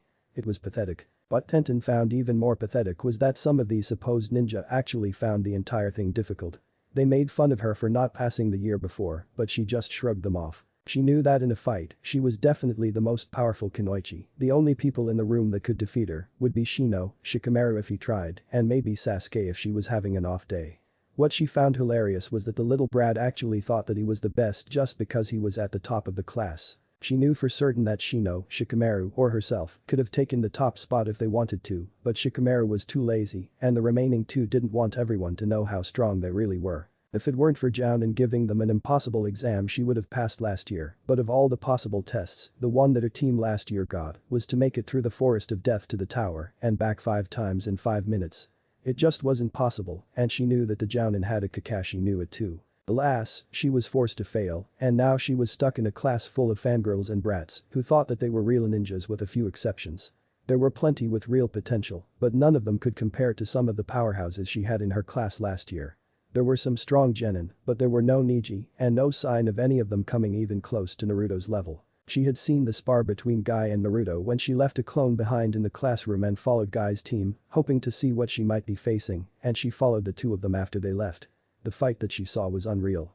Before that day, training ground 17 was a decent-sized clearing with a heavily forested area around it. Ever since that day it was nothing more than a slightly grassy plain. Now she was stuck in this pathetic excuse of an exam, bored, rigid, and forced to put up with a bunch of wannabe ninjas.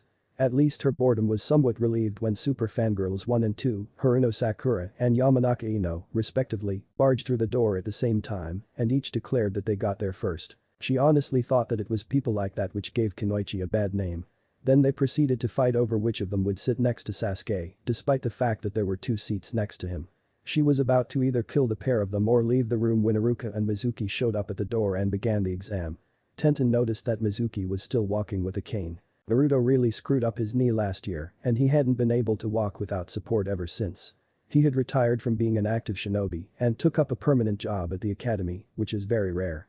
Still though, nobody believed her when she said that she knew the guy that did that to him. What she didn't notice was Naruto hiding behind a genjutsu watching the young idiots go up, do a couple of E-class ninjutsu and act like they accomplished something.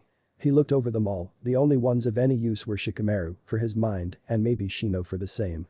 Still though, he was embarrassed at how far the exam had fallen in terms of difficulty. The time was not too long ago when the thought of the exam would terrify those soon to take it, but that time had evidently passed.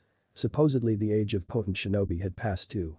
He was sitting on the corner of Iruka's desk for God's sake, and nobody had noticed him yet. He was sure Iruka did, he was actually pretty sharp, but not one of the students had noticed the genjutsu, much less pierced it despite its low quality.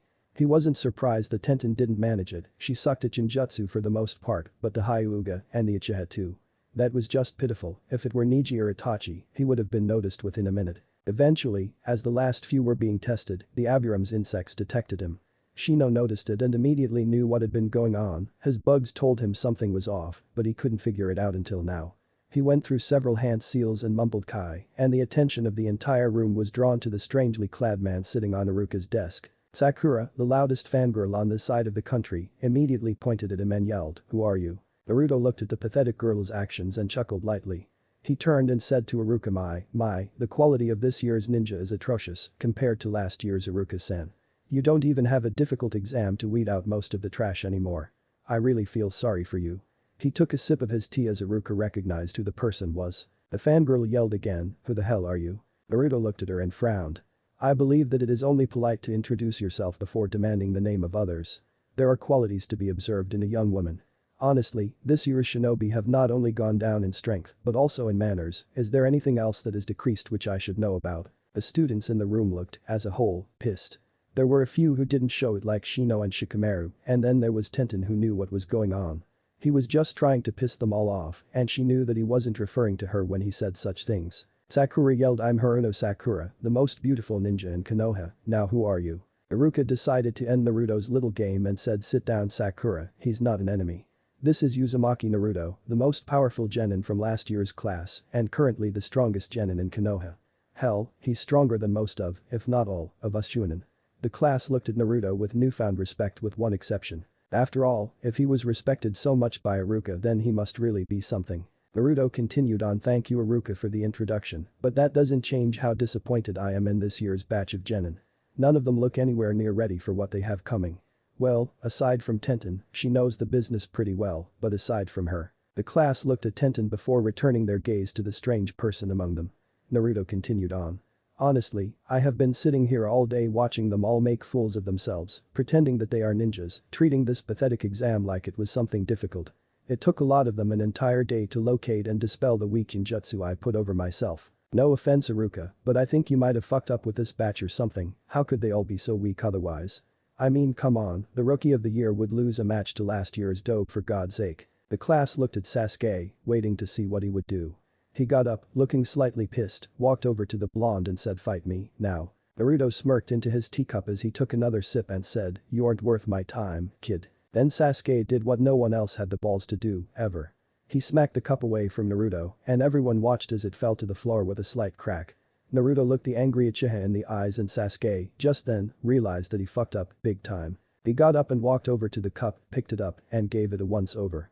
He just said, "You took a chip out of the handle, you cocksure Gatursnip. Fine then, you want to fight.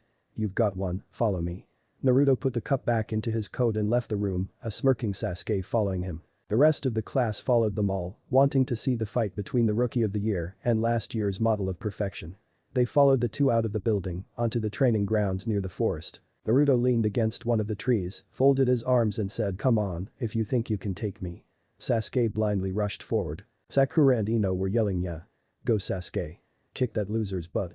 Tenten just chuckled lightly.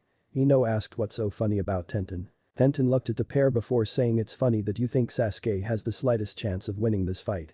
Hell, I bet you 1,000 ryo that Sasuke doesn't even touch him." Sakura looked pissed and said, "What, are you saying that Sasuke will lose? Are you nuts? That's impossible, he's the rookie of the year and in Uchiha, he's invincible." Tenten smirked as Sasuke got closer to his opponent, rearing his fist back. She said, "Oh no, Sasuke is far from invincible. The only person I know that is even close to invincibility is leaning against that tree." Sasuke is about to get a long overdue lesson in humility.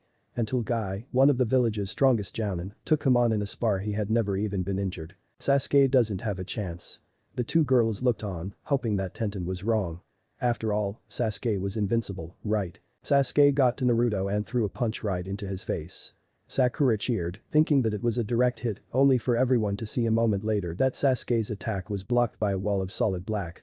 Sasuke jumped back and threw several shuriken, all of which were blocked by the same wall, which had emerged from the shadow of a nearby tree. Naruto was smirking at Sasuke's obvious frustration. He called over to Sasuke. "Come on Uchiha, I thought you would be a challenge, after all you're the tragic hero of the Uchiha massacre, the only survivor of your brother's rampage. Stop fooling around and attack me already." Sasuke's anger was boiling over at this person treating him like nothing when he was the last Uchiha. He went through a series of quick hand seals and yelled at Kaiten. Kaku no as he blew out a large ball of flame. Naruto smirked as the shadow automatically blocked the weak attack. "Is that all a pathetic Uchiha like yourself can do? I mean I wasn't expecting much, but come on, this is ridiculous." Sasuke grew even angrier if that was possible and yelled shut up. As he threw a dozen kunai, only to have them blocked by the same defense as all of his other attacks. He ground his teeth in frustration, to Naruto's delight. Naruto just said come on Uchiha, I thought this was supposed to be a spar, not us fooling around. But if you don't want to attack me for some reason, then I will attack you. He gestured with his hand and a tendril of shadow rushed from the surrounding darkness and wrapped around Sasuke's ankles. It pulled his feet out from under him, hauling him into the sky before slamming him down, hard, onto the ground. Are you done playing around yet or do you need more motivation? Needless to say, the crowd was shocked. They never expected Sasuke to lose. Well, no one except Shino, Shikamaru and Tenten, they expected to see Sasuke get his ass handed to him, and they weren't disappointed. The only one who was really taking this positively was that girl Hinata. She was looking at the older ninja and blushing slightly. Naruto had the shadow let Sasuke go, and he yelled to him, have you had enough yet? I thought that one of the great Uchiha could do way better than this. Honestly, you're nothing like Itachi was at your age, he would have gotten back up and kept fighting. At the mention of his brother's name, Sasuke stirred and began to stand. Naruto shook his head and said honestly, is this the best you can do? One pathetic assault and a low-level ninjutsu? I really am disappointed. I was expecting an incredible battle that would leave the area in ruins, not some weakling who's all talk. Sasuke looked pissed off at the black-clad blonde before going through several hand seals and using the Gakaku no again, only to have it blocked. Come on Uchiha, I've barely moved this entire fight and you can't hit me. And you keep using those weak ninjutsu too, it's pathetic. If you want to use a ninjutsu, it should be something like this. He went through several hand seals before yelling Doten. Doryu Dango. He slammed the ground and hauled up a large sphere of earth twice as big as he was which he threw at Sasuke. The black-haired ninja tried to dodge but got caught on the edge and it dislocated his left shoulder. Sasuke grabbed the wounded joint, glaring at his enemy. You see Uchiha?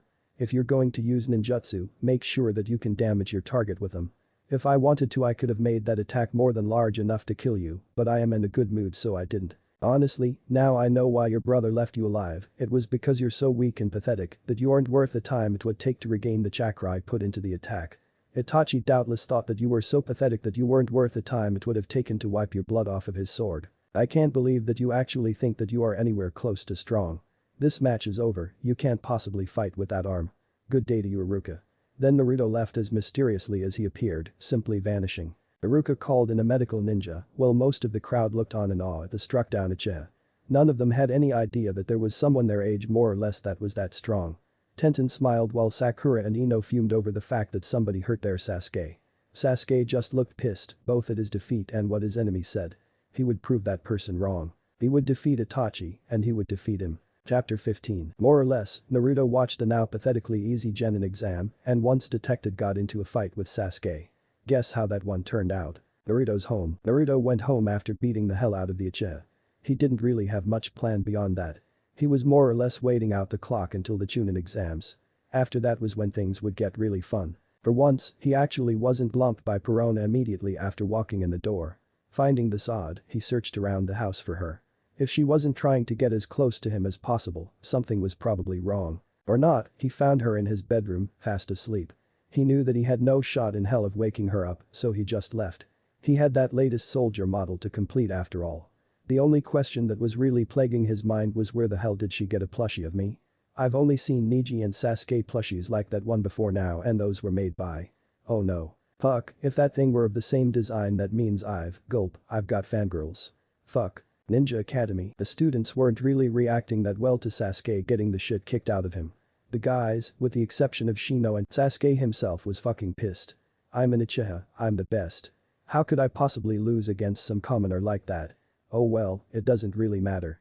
Once I get a real sensei and my Sharingan, I'll beat the hell out of that hat-wearing weirdo, and after that I'll kill Itachi. The Sharingan is invincible, I'll copy him and he won't stand a chance. After all, the only one who could possibly stand a chance against an Uchiha is another Uchiha. Sasuke's mental ravings aside, Sakura was asking Tenten a rather interesting question. Hey, Tenten, you said you know that guy. What's his secret? How could he beat Sasuke-kun? He cheated somehow, but what's his trick? Tenten looked at her and smirked a bit. It's nothing major, he has complete control over darkness. It will rise to defend him against any kind of attack without him having to lift a finger or do anything. You could attack him from total ambush and you wouldn't get close to him. I told you already, Sasuke doesn't stand a chance against him, and from what I saw of his abilities when he fought Guy, no one really does.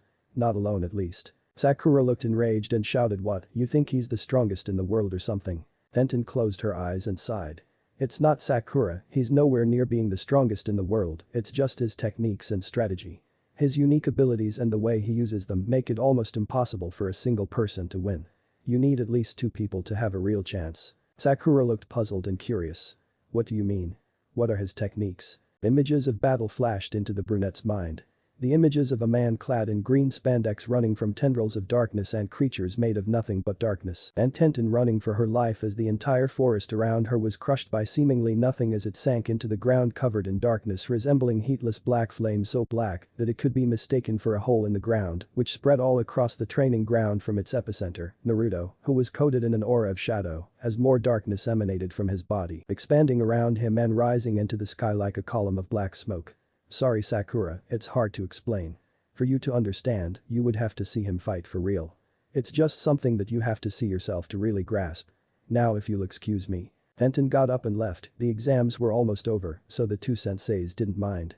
She didn't like talking about that day too much, the techniques she saw that day, the possibilities they posed, and the sheer malice and confidence with which they were used still terrified the girl, so she just left Sakura there in confusion. Team Guy's training ground. It had been 1 week since Naruto kicked Sasuke's ass and things were going well. The final 3 genin teams had been decided. They were Team 7, 8 and 10. Consisting of Sasuke, Sakura and Tenten, Kiba, Hinata and Shino, and Ino, Shoji, and Shikamaru respectively. Tenten was pissed when she got the same jounen sensei twice, especially after seeing how easy the test was compared to the first one she got from him.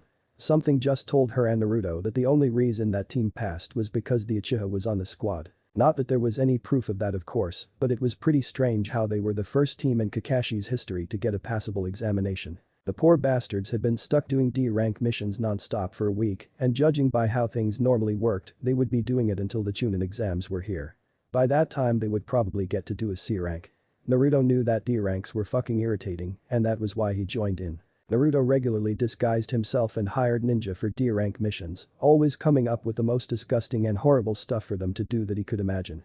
He also kept setting the daimyo's wife's cat free, forcing the fat broad to hire ninja to catch the little monstrosity. Mind you, the thing really liked him, setting it free about 20 times gets you on someone's good side, I guess. But more important was that his calculations on the likelihood of a C-rank were wrong.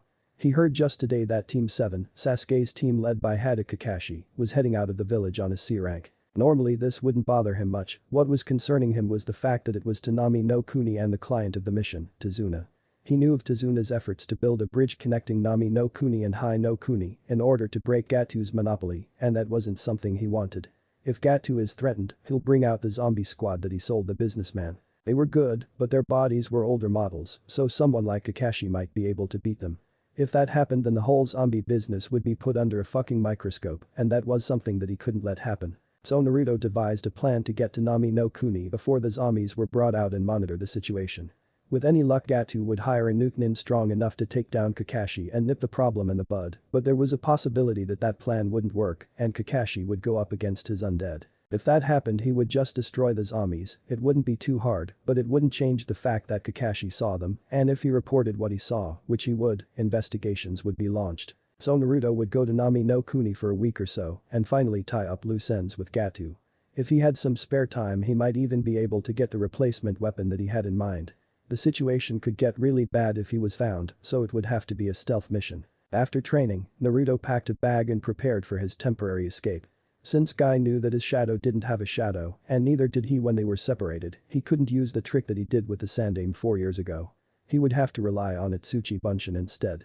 The trouble was that the clone didn't have his abilities with shadows. The clone would call in sick and lie in bed for a week while he left the country for a little while. When he got back it would be almost time for the Chunin exams, so it worked out. He would have to get there first, but thanks to the Kage Hoku that would be no problem at all. He had prepared everything he needed and was about to leave when Perona showed up. So Naruto, heading off to Nami no Kuni already? He just looked at the ghost girl in a bit of surprise. Why yes, how did you know that? Perona looked at him, smiled and said, I know a lot more than most people give me credit for. My ghosts can hear you know. So let's get going. What? He didn't really intend to take Perona with him. Sure, he had been teaching her the ninja basics, but he had no specific need for her particular skills. Perona looked at him and said, I want to go too. Ever since we got here I've left the house fewer than 5 times. I need to get outside, plus I don't want to stay too far away from you, Naruto-kun. She smiled as she said that last sentence. Naruto sighed. He knew that once she had her mind set on something, it would be hard as hell to talk her out of it, and you never really know when her techniques would come in handy, so he assented. Perona cheered and Naruto grabbed her shoulder before vanishing from the house. Nami no Kuni, Naruto's camp. Naruto had watched as the newly formed Team 7 entered the country. It wasn't long after that before they were attacked by Momochi's zabuza, a member of the 7 swordsmen. He would have been killed by Kakashi if he didn't have an accomplice waiting in the wings to save him. At the same time, Kakashi was extremely drained of chakra during the fight. To be honest, Naruto was more than a little disappointed in the cycloptic jounen. He was famed and revered for being one of the most powerful jounen of Konoha, and yet he is out of commission for a week after a single fight when he barely took any injuries. Sure, he knew a lot of ninjutsu, but that was because of the Sharingan. Hell, he was known as Copy Ninja Kakashi. The only reason he was famous was because of his ill-gotten Sharingan eye. If his teammate Obito never died, he wouldn't even have a bingo book entry, hell it was possible that he wouldn't even be a jounen. It didn't help Naruto's opinion of him that Kakashi was one of the foremost Kyuubi haters. He longed for the day that Kakashi was stupid enough to try and take him out. Still, Zabuza was out of action for a week and Kakashi was out for about as long. Zabuza and his unnamed accomplice caught Naruto's interest. Since Zabuza was here, he could easily attain his body if he died, same goes with the apprentice. He could have the original frames for 2 new generals' armies by the end of this mission, 3 if Kakashi died. Mind you, he really wanted to get some information out of Kakashi regarding his father's sword, the Chakra Fang. After all, it was only right for Haddock Tsukumo to wield the sword he wielded in life, was it not? While Haddock Kakashi was a poor example of a ninja, his father was a totally different matter. All he needed was a powerful shadow for that particular corpse. Alas, he had a week to kill before Zabuza made his entrance again. Under normal circumstances he would have to sit there bored, but in this case he had another goal, the attainment of the perfect weapon. As he prepared to leave, Perona asked him, I thought you didn't fight at close range. Why do you need a weapon anyway? He looked at the girl and smiled.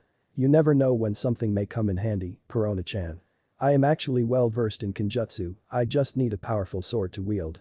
Through Yukino-chan's abilities, I have managed to locate a very powerful sword, the most powerful sword ever made. Perona asked him, really, where is it? What's its name? Naruto looked toward the sea and said, in all of history, there have been 21 swords of immense power. These swords were made by an unknown master at an unknown time, but it is guaranteed to be over 1,000 years ago. These swords were of unsurpassed quality and have been featured in many legends. Excalibur was one such blade. These swords have passed through time, unblemished for most of it. However, these swords have been, for the most part, destroyed. It is unknown how it was done, but most of them were collected and erased from existence. He took a breath before continuing. Replacements have been attempted, such as the Kusanagi no Tsurugi, the Raijin sword, the Chakra Fang of the Haddock clan, the swords wielded by the 7 swordsmen such as Zangetsu or Samehada, but these are all fakes, cheap imitations of the 21 great swords. Of the original 21 great swords, only 3 still remain. The blade wielded by Ryuma, the ebony blade Shusui, is one of them. The second was wielded by a man called Rarano Zoro, the demon sword Sandai Kitetsu. This sword is located in the man's grave. Hogback didn't know of the sword's greatness, otherwise he would have taken it too when he recovered Shusui. The third is the one I want and is the most powerful of the 21 great swords, the unknown master's guaranteed masterpiece. A blade of unsurpassed quality and power. This sword is the Dark Blade Zanmato, and it is located in yet another grave, the grave of its previous wielder who died over 800 years ago. I have recently learned of its location, and that is where I am going now. It actually isn't too far, so I should be back before the week is up. So I shall trust you to keep an eye on things while I am gone. If Zabuza shows up before I return, let me know. I will see you when I return to Perona-chan, and whatever you do, stay unnoticed. And before she could respond, he picked up his bag, leaned over and kissed the girl right on the lips before vanishing, leaving her in a slight daze. Small unnamed island, the ocean, 3 days later. Naruto reached the rocky shore and put his hands on his knees, panting. Running across water for 3 days straight can really take it out of a guy. All he could say was thank God for soldier pills. Naruto recovered himself and examined the terrain. It wasn't a large place, little more than an outcropping of rock with a cave really. The rocks near the shore were sharp and dangerous, and the waves crashed hard against them. The place was overall very bleak. He guessed that it was an appropriate place for a grave. After all, if it were highly noticeable, then people would have found and invaded the place years ago. Naruto traversed the rocky ground carefully. The ground was treacherous, and a misstep could lead to something like a twisted ankle, and that would really suck. He made it to the narrow cave entrance and passed through, emerging in a decent-sized tunnel. He had barely gone 3 steps down it when a volley of darts went whizzing through the air towards his face. They were stopped instantly, of course, but Naruto really had to be amazed. This guy died over 800 years ago, and these traps were guaranteed to be at least that old. The fact that they still worked was nothing less than astounding. Naruto continued through the rocky tunnels, occasionally besieged by various traps which were effortlessly blocked. They ranged from poison darts to 3 axes that swung out of hidden recesses in the rock at neck, waist, and knee level at the same time. Any normal person would have been long dead by now. The greatest defense of the island was that it actually moved. It never stayed in the same place for more than a few days, it just drifted along the ocean, but the traps were there to stop anyone who managed to find the place from looting the grave that was located here. Before long, Naruto stood at the grave. It was in a single room on its own, a single stone sarcophagus. The lid must have weighed at least 500 pounds. There was a marble slab at the head of the gigantic coffin bearing the name of the deceased person who resided here, but Naruto didn't even glance at it, he already knew who was here. He strode over to the coffin lid and after a moment to set his feet, he put both hands on the lid and heaved. He pushed as hard as he could, but after a moment he grunted with a great effort and ceased in his struggle. Naruto took a moment to recover his breath. The thing was heavier than he thought. After a moment, he snapped his fingers and his shadow came to life. He looked at the thing and said, "Move this." The shadow nodded and pressed itself against the slab of rock. It pushed hard against the stone, and after a moment, the rock began to shift and grind to the other side, revealing the interior of the coffin. A few seconds later, the stone slab fell against the ground with a large crack. Naruto smiled and his shadow returned to its normal place at his feet. 9 months of searching, all for this moment, his mouth was watering with anticipation of the sight and power of the legendary blade, and maybe more. He looked into the coffin and saw nothing inside but a solid 2 inches of dust and a large sword. He shifted his hand through the dust. I guess even the greatest swordsman of all time could not stand against Father Time, the old man with the Hergless's patient. Then he turned his attention to the sword. It was a gorgeous piece of work, you could feel the power running through its length. It was 6 feet long, with a 1-foot-long handle. The blade was straight but with a curve near the end. The entire length of the blade was solid black, so dark that it would be invisible in a dark room. The hilt was of solid gold, and it was quite large, easily reaching 4 feet wide, from side to side. If you looked at the sword from the bottom, from the tip of the blade to the handle, it actually looked a lot like a cross.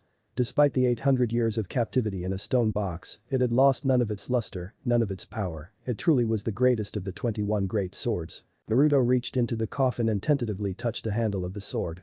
It was very cold, but he tried to lift it. He struggled with the blade, it was extremely heavy.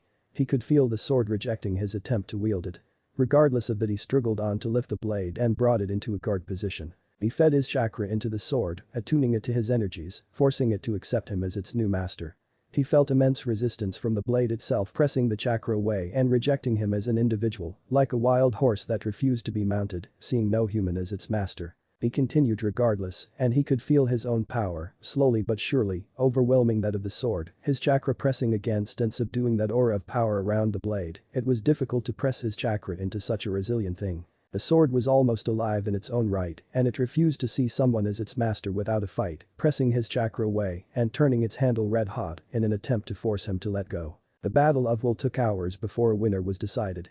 Naruto stood fast constantly, not even thinking of allowing a length of metal to best him, constantly feeding his chakra into the sword, attempting to subdue the blade, while it did all it could to break his grasp of the blade, to break his concentration, so that it could free itself. Despite the efforts of the black steel, Naruto won out, pouring his chakra into the sword, subduing it, forcing it to see him as its master. As suddenly as it began, the constant pressure against his chakra stopped, the immense heat pouring through the hilt of the blade ceased, becoming a gentle warmth, the weight ceased to be so fearsome, becoming light as a normal kunai. It was official, he had bested the mind of the sword, and it saw him as a worthy wielder, a worthy master. Naruto let out a breath, he had been constantly pouring his chakra into the thing for 6 hours straight.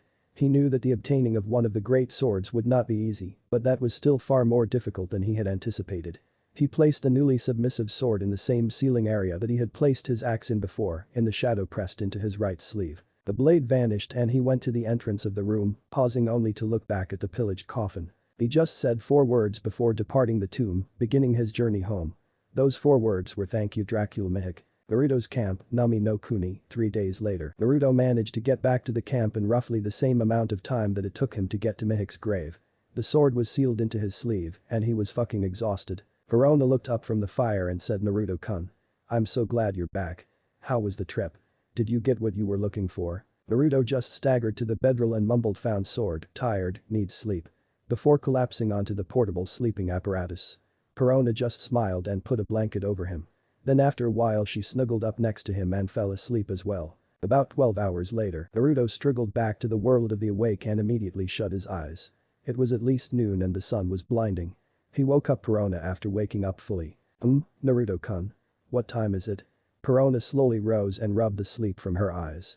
Naruto got up and looked around the campsite. He said, "Around noon, judging by the sun. So what happened while I was gone? Did Zabuza make his second appearance yet?" Perona got up and yawned before replying, "No, he's still hiding, though by Cyclops' judgment he should be showing up today. All those 4 have been training to climb up trees, it was boring as hell. I mean, they took a week to master it. I managed to master it in an hour, and that was about 10 minutes after you unlocked my chakra and explained what it was and what I could do with it. How long did it take you?" Naruto looked away from the surrounding forest, he was quite paranoid at times. "Tree climbing. About 2 hours. So those idiots are that lame, huh? Geez, if Itachi heard that his brother took a week to master tree climbing, he would have a stroke. The rest of the clan is probably rolling in their graves. Well, today the boredom is over, Perona-chan, we finally get to have some fun." Perona put out what remained of the fire with a small suiton before she realized something. "Wait, 2 hours?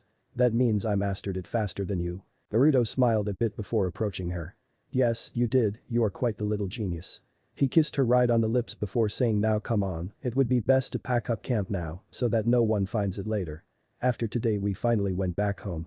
I need you to check out the bridge and let me know when Zabuza makes his move and more importantly, when Gato shows up." He went and started to pack up the tents, sealing them into scrolls before returning them to his jacket. Perona just nodded and made her way to the bridge, doing her best to fight off the large blush that had adorned her cheeks. Naruto sat down on a nearby fallen log after packing everything away, taking a short rest. 12 hours of sleep helped a lot, but he was still pretty tired after running as fast as he could at a dead sprint for about 6 days straight over water. Over 10,000 miles covered in 6 days, it really took more out of him than he thought. "I'll have to step up my training again. My body needs to be as strong as possible to use those techniques. But I'm a lot closer to that goal than I was. 10 years of extreme taijutsu training is finally showing some real results, but I still can't use them freely. I'll have to work hard to master them before the jounen exams come around, but I think I can do it. No, I know I can do it. The ultimate style of taijutsu mastered by only a few in all of history. I've said it before, but I'll say it again, thank God for Kyuubi and Yondame's stupidity." He wasn't sure, but he could feel that Kyuubi was rather amused at his little mental speech. He was shook from his musings by a small ghost, no larger than his hand, which floated down from the trees. It stayed in place about 2 feet in front of him before Perona's voice came through. "Naruto-kun, Zabuza has made his move, he and his apprentice are fighting Kakashi, Sasuke, and Sakura. That other girl, Tenten, hasn't shown up yet. Atu hasn't made an appearance, but I'm keeping about 40 eyes out for him." Naruto nodded and the ghost dissipated. Perona's recon abilities weren't nearly as good as Yukino's, but they were still pretty good, more like a dozen invincible cage buncheons that constantly transmitted information rather than Yukino's endless army of invisible living cameras. Still very useful for mid or long range though. Naruto got up and moved to the ghost girl's location. Small cliff overlooking the bridge. Naruto emerged from the forest and looked around. Perona chose a pretty good spot, it was a ridge that had an excellent view of everything around and had a good view of the bridge. He saw that a thick mist had taken up the southern half of the nearly completed bridge. He also saw a dome of mirrors that contained Sasuke. He shook his head in disdain, that boy was truly a disappointment. Perona was sitting nearby with her eyes closed. Forming and maintaining that many ghosts really took a lot of concentration. He left her to her meditation and reconnaissance, she already knew that he was there. He just watched the fight and paid close attention to the two missing men. About 10 minutes later, Perona opened her eyes and I found them. Gato and the 10 zombies you lent him are currently boarding a boat about 5 miles away, heading toward the bridge. Naruto smiled and said let's go. Perona nodded and they vanished. About 5 minutes later, Naruto and Perona watched as the boat made its way to the bridge. It wasn't much, a wooden boat meant to carry people from point A to point B, nothing special. Gato and the 10 zombies were riding it and one of the zombies was driving the craft. Naruto motioned for Perona to stay where she was before he jumped down. Gato had been doing great. Ever since that guy showed up years ago his takeover of Nami had gone without a hitch. He had to be careful not to let anybody see the zombies and live, but it wasn't too hard. Sure the rent was quite large, but it was more than worth it compared to how much money he was making off of the deal. He was just about to go and take care of that naive idiot zabuza and that bitch of an apprentice of his when a cloaked figure dropped onto the boat from nowhere. The man looked up slightly, but he couldn't make out any features. He just said in an eerily familiar voice, it has been a while since Gato. Who the hell are you? Did you come to try and kill me? Who sent you? Gato was in a fair bit of panic at the moment, I mean how often does a guy show up out of nowhere like that? Okay, dumb question, how often does that happen for a civilian? The figure placed one hand over its heart before the voice said oh Gato, I'm hurt. You don't remember me? You've only been paying me every month for about 4 years in exchange for these beauties here. The figure motioned toward the zombies as he did so and as he did, Gato finally recognized him. Oh it's you. It's been a while hasn't it? Forgive me for my rudeness, but it has been a long time and I didn't recognize you immediately, I'm so sorry. Gato didn't normally behave like this, but the last time the man appeared, he made Gato insanely rich and powerful, practically handing him a country, and he was eager to find out what he was here to offer this time around. The figure chuckled before saying oh, it's no problem Gato, no problem at all believe me I understand. Now then, as to why I am here to give you the greatest gift you could imagine. Gato looked up at this, and his eyes sparkled as the figure continued oh yes, it is the greatest gift anyone could receive. That gift is freedom from all worldly attachment. Before Gato could do anything more than look confused, a large black blade appeared in the man's hand and lopped off the businessman's head. He swung the massive blade once to shed the blood from the black steel before it vanished, sealed once more. He muttered to himself idiot, thinking that a demon would keep you alive once you were no longer useful. Then he looked around and said you know who I am? The zombies gathered in front of him and knelt at his feet as the boat came to a stop, they said at the same time yes, master. Naruto smiled before saying good, then prepared to return home. Your job here is done. He willed the shadows to surround them, and the zombies sank into that darkness, returning to Hogback's cave system. He would know what to do with them, this was standard procedure after all. He rifled through Gato's pockets and took his wallet and after removing the money from it, jumped back up to where Perona was watching. He smiled at her and said let's get back to the bridge, our job here is almost finished. They watched as the battle reached its conclusion, Haku abandoning her fight with Sasuke and the returned Tenten and jumping into the way of the Rikiri that would slay her master and Zabuza, attacking the tired Kakashi immediately afterwards. They used blasting the pair of Kiri ninja into the sea as a small army arrived at the bridge too late to do anything except cheer at the defeat of the Kiri no Oni and escort the ninjas to where they could rest. For them, the day was won. Naruto on the other hand sent his shadow to retrieve the corpses. Within a minute it returned bearing the bodies of the man and his apprentice, even bringing Zabuza's sword along as well. He laid the bodies out and proceeded to remove the water from the lungs of the pair as he assessed the damage to the two. He had the bodies of 2 more generals' armies in his hands, he wanted to know how much work he and Hogback had to do. He was the most surprised when the girl, Haku, gasped loudly. Holy shit, we have a live one. Naruto cried as he looked over at the Hyutin user. The Rikiri missed her heart but nailed her in one of her lungs pretty well. Without some quick treatment she wouldn't last long. He knew that the ice elemental Kekkei Genkai that she had was unique, that was one of the reasons he wanted her body, it was powerful, and he knew that for sure after seeing her in combat. However, it required training and knowledge to use, that was training and studying that the shadow he used to animate the corpse would have to do in order to use the techniques effectively. If he could get her to serve him willingly, he wouldn't have to zombify her and waste time in order to obtain the Hyutin. As a result, he would do his best to make sure she lived. So he used one of the more unknown powers of his shadow. He had the shadow manifest itself and conform to the wounded portion of her body. It would change into the flesh that she had lost, attaching itself to her seamlessly. It would take the form of the ruined lung, allowing her to breathe, taking the shape of the pierced arteries, veins, and ruined flesh, keeping her alive. Not healing her injuries, but replacing what she had lost temporarily. If Naruto wanted he could have it remain that way for the rest of the girl's life, and it would have no ill effects, but he wanted the shadow back at some point, so it would act as a patch until they got the girl to Hogback. He may have been creepy, but he was at least as good as Tsunade when it came to medicine and healing. As Perona watched in awe of her master's hitherto unseen ability, he looked over Zabuza. He got nailed with a Rikiri in the heart and was long gone. After knocking Haku unconscious once more, he beckoned Perona closer and Naruto used the cage Hoku to travel back to the caves. Hidden caves, Hokage Monument interior. Naruto arrived in the usual room and yelled out Hogback. Get your ass in here. We've got 2 bodies, one general class frame and a live one needing treatment. Within a minute Hogback, Absalom, Haruka and Yukino had entered the room. He told them Absalom brought the dude with the sword to Hogback's lab. This one is going to be a general, so he takes priority over any current projects. Hogback, the girl needs treatment, she got nailed in the lung with Kakashi's Rikiri, but I'm keeping her stable. Help me get her to where you need her to perform surgery. Haruka and Yukino, get out of the way. The beast man picked up the deceased demon of the mist and his sword and carried them off while Hogback and Naruto carried in Haku on a stretcher made of darkness. 2 hours later, Naruto walked out of the medical room with a bloody mask and smock which he removed. Hogback was taking care of some last details, such as the bandaging and sleeping drugs to keep her zonked out for a while. The surgery had been a success and Haku, while guaranteed to be sore and weak for a while, was going to be okay with a new lung and replacing flesh. He had ordered the group to take care of the ice girl until he got a chance to talk to her, which wouldn't be for a while. After getting everything together, he called Perona and they went back to the house. They had had quite a day, so Naruto decided to call it a night and Perona did too soon after. Naruto had roughly a month until the jounen exams and he had some techniques to master before then, a lot of training to be done and a new general zombie to prepare. Thanks for listening. I do hope you enjoy it. If you want the next part of this video, turn on that bell notification. Like, subscribe and comment down below. And also check out the others videos I have created and enjoyed it. See you guys next video.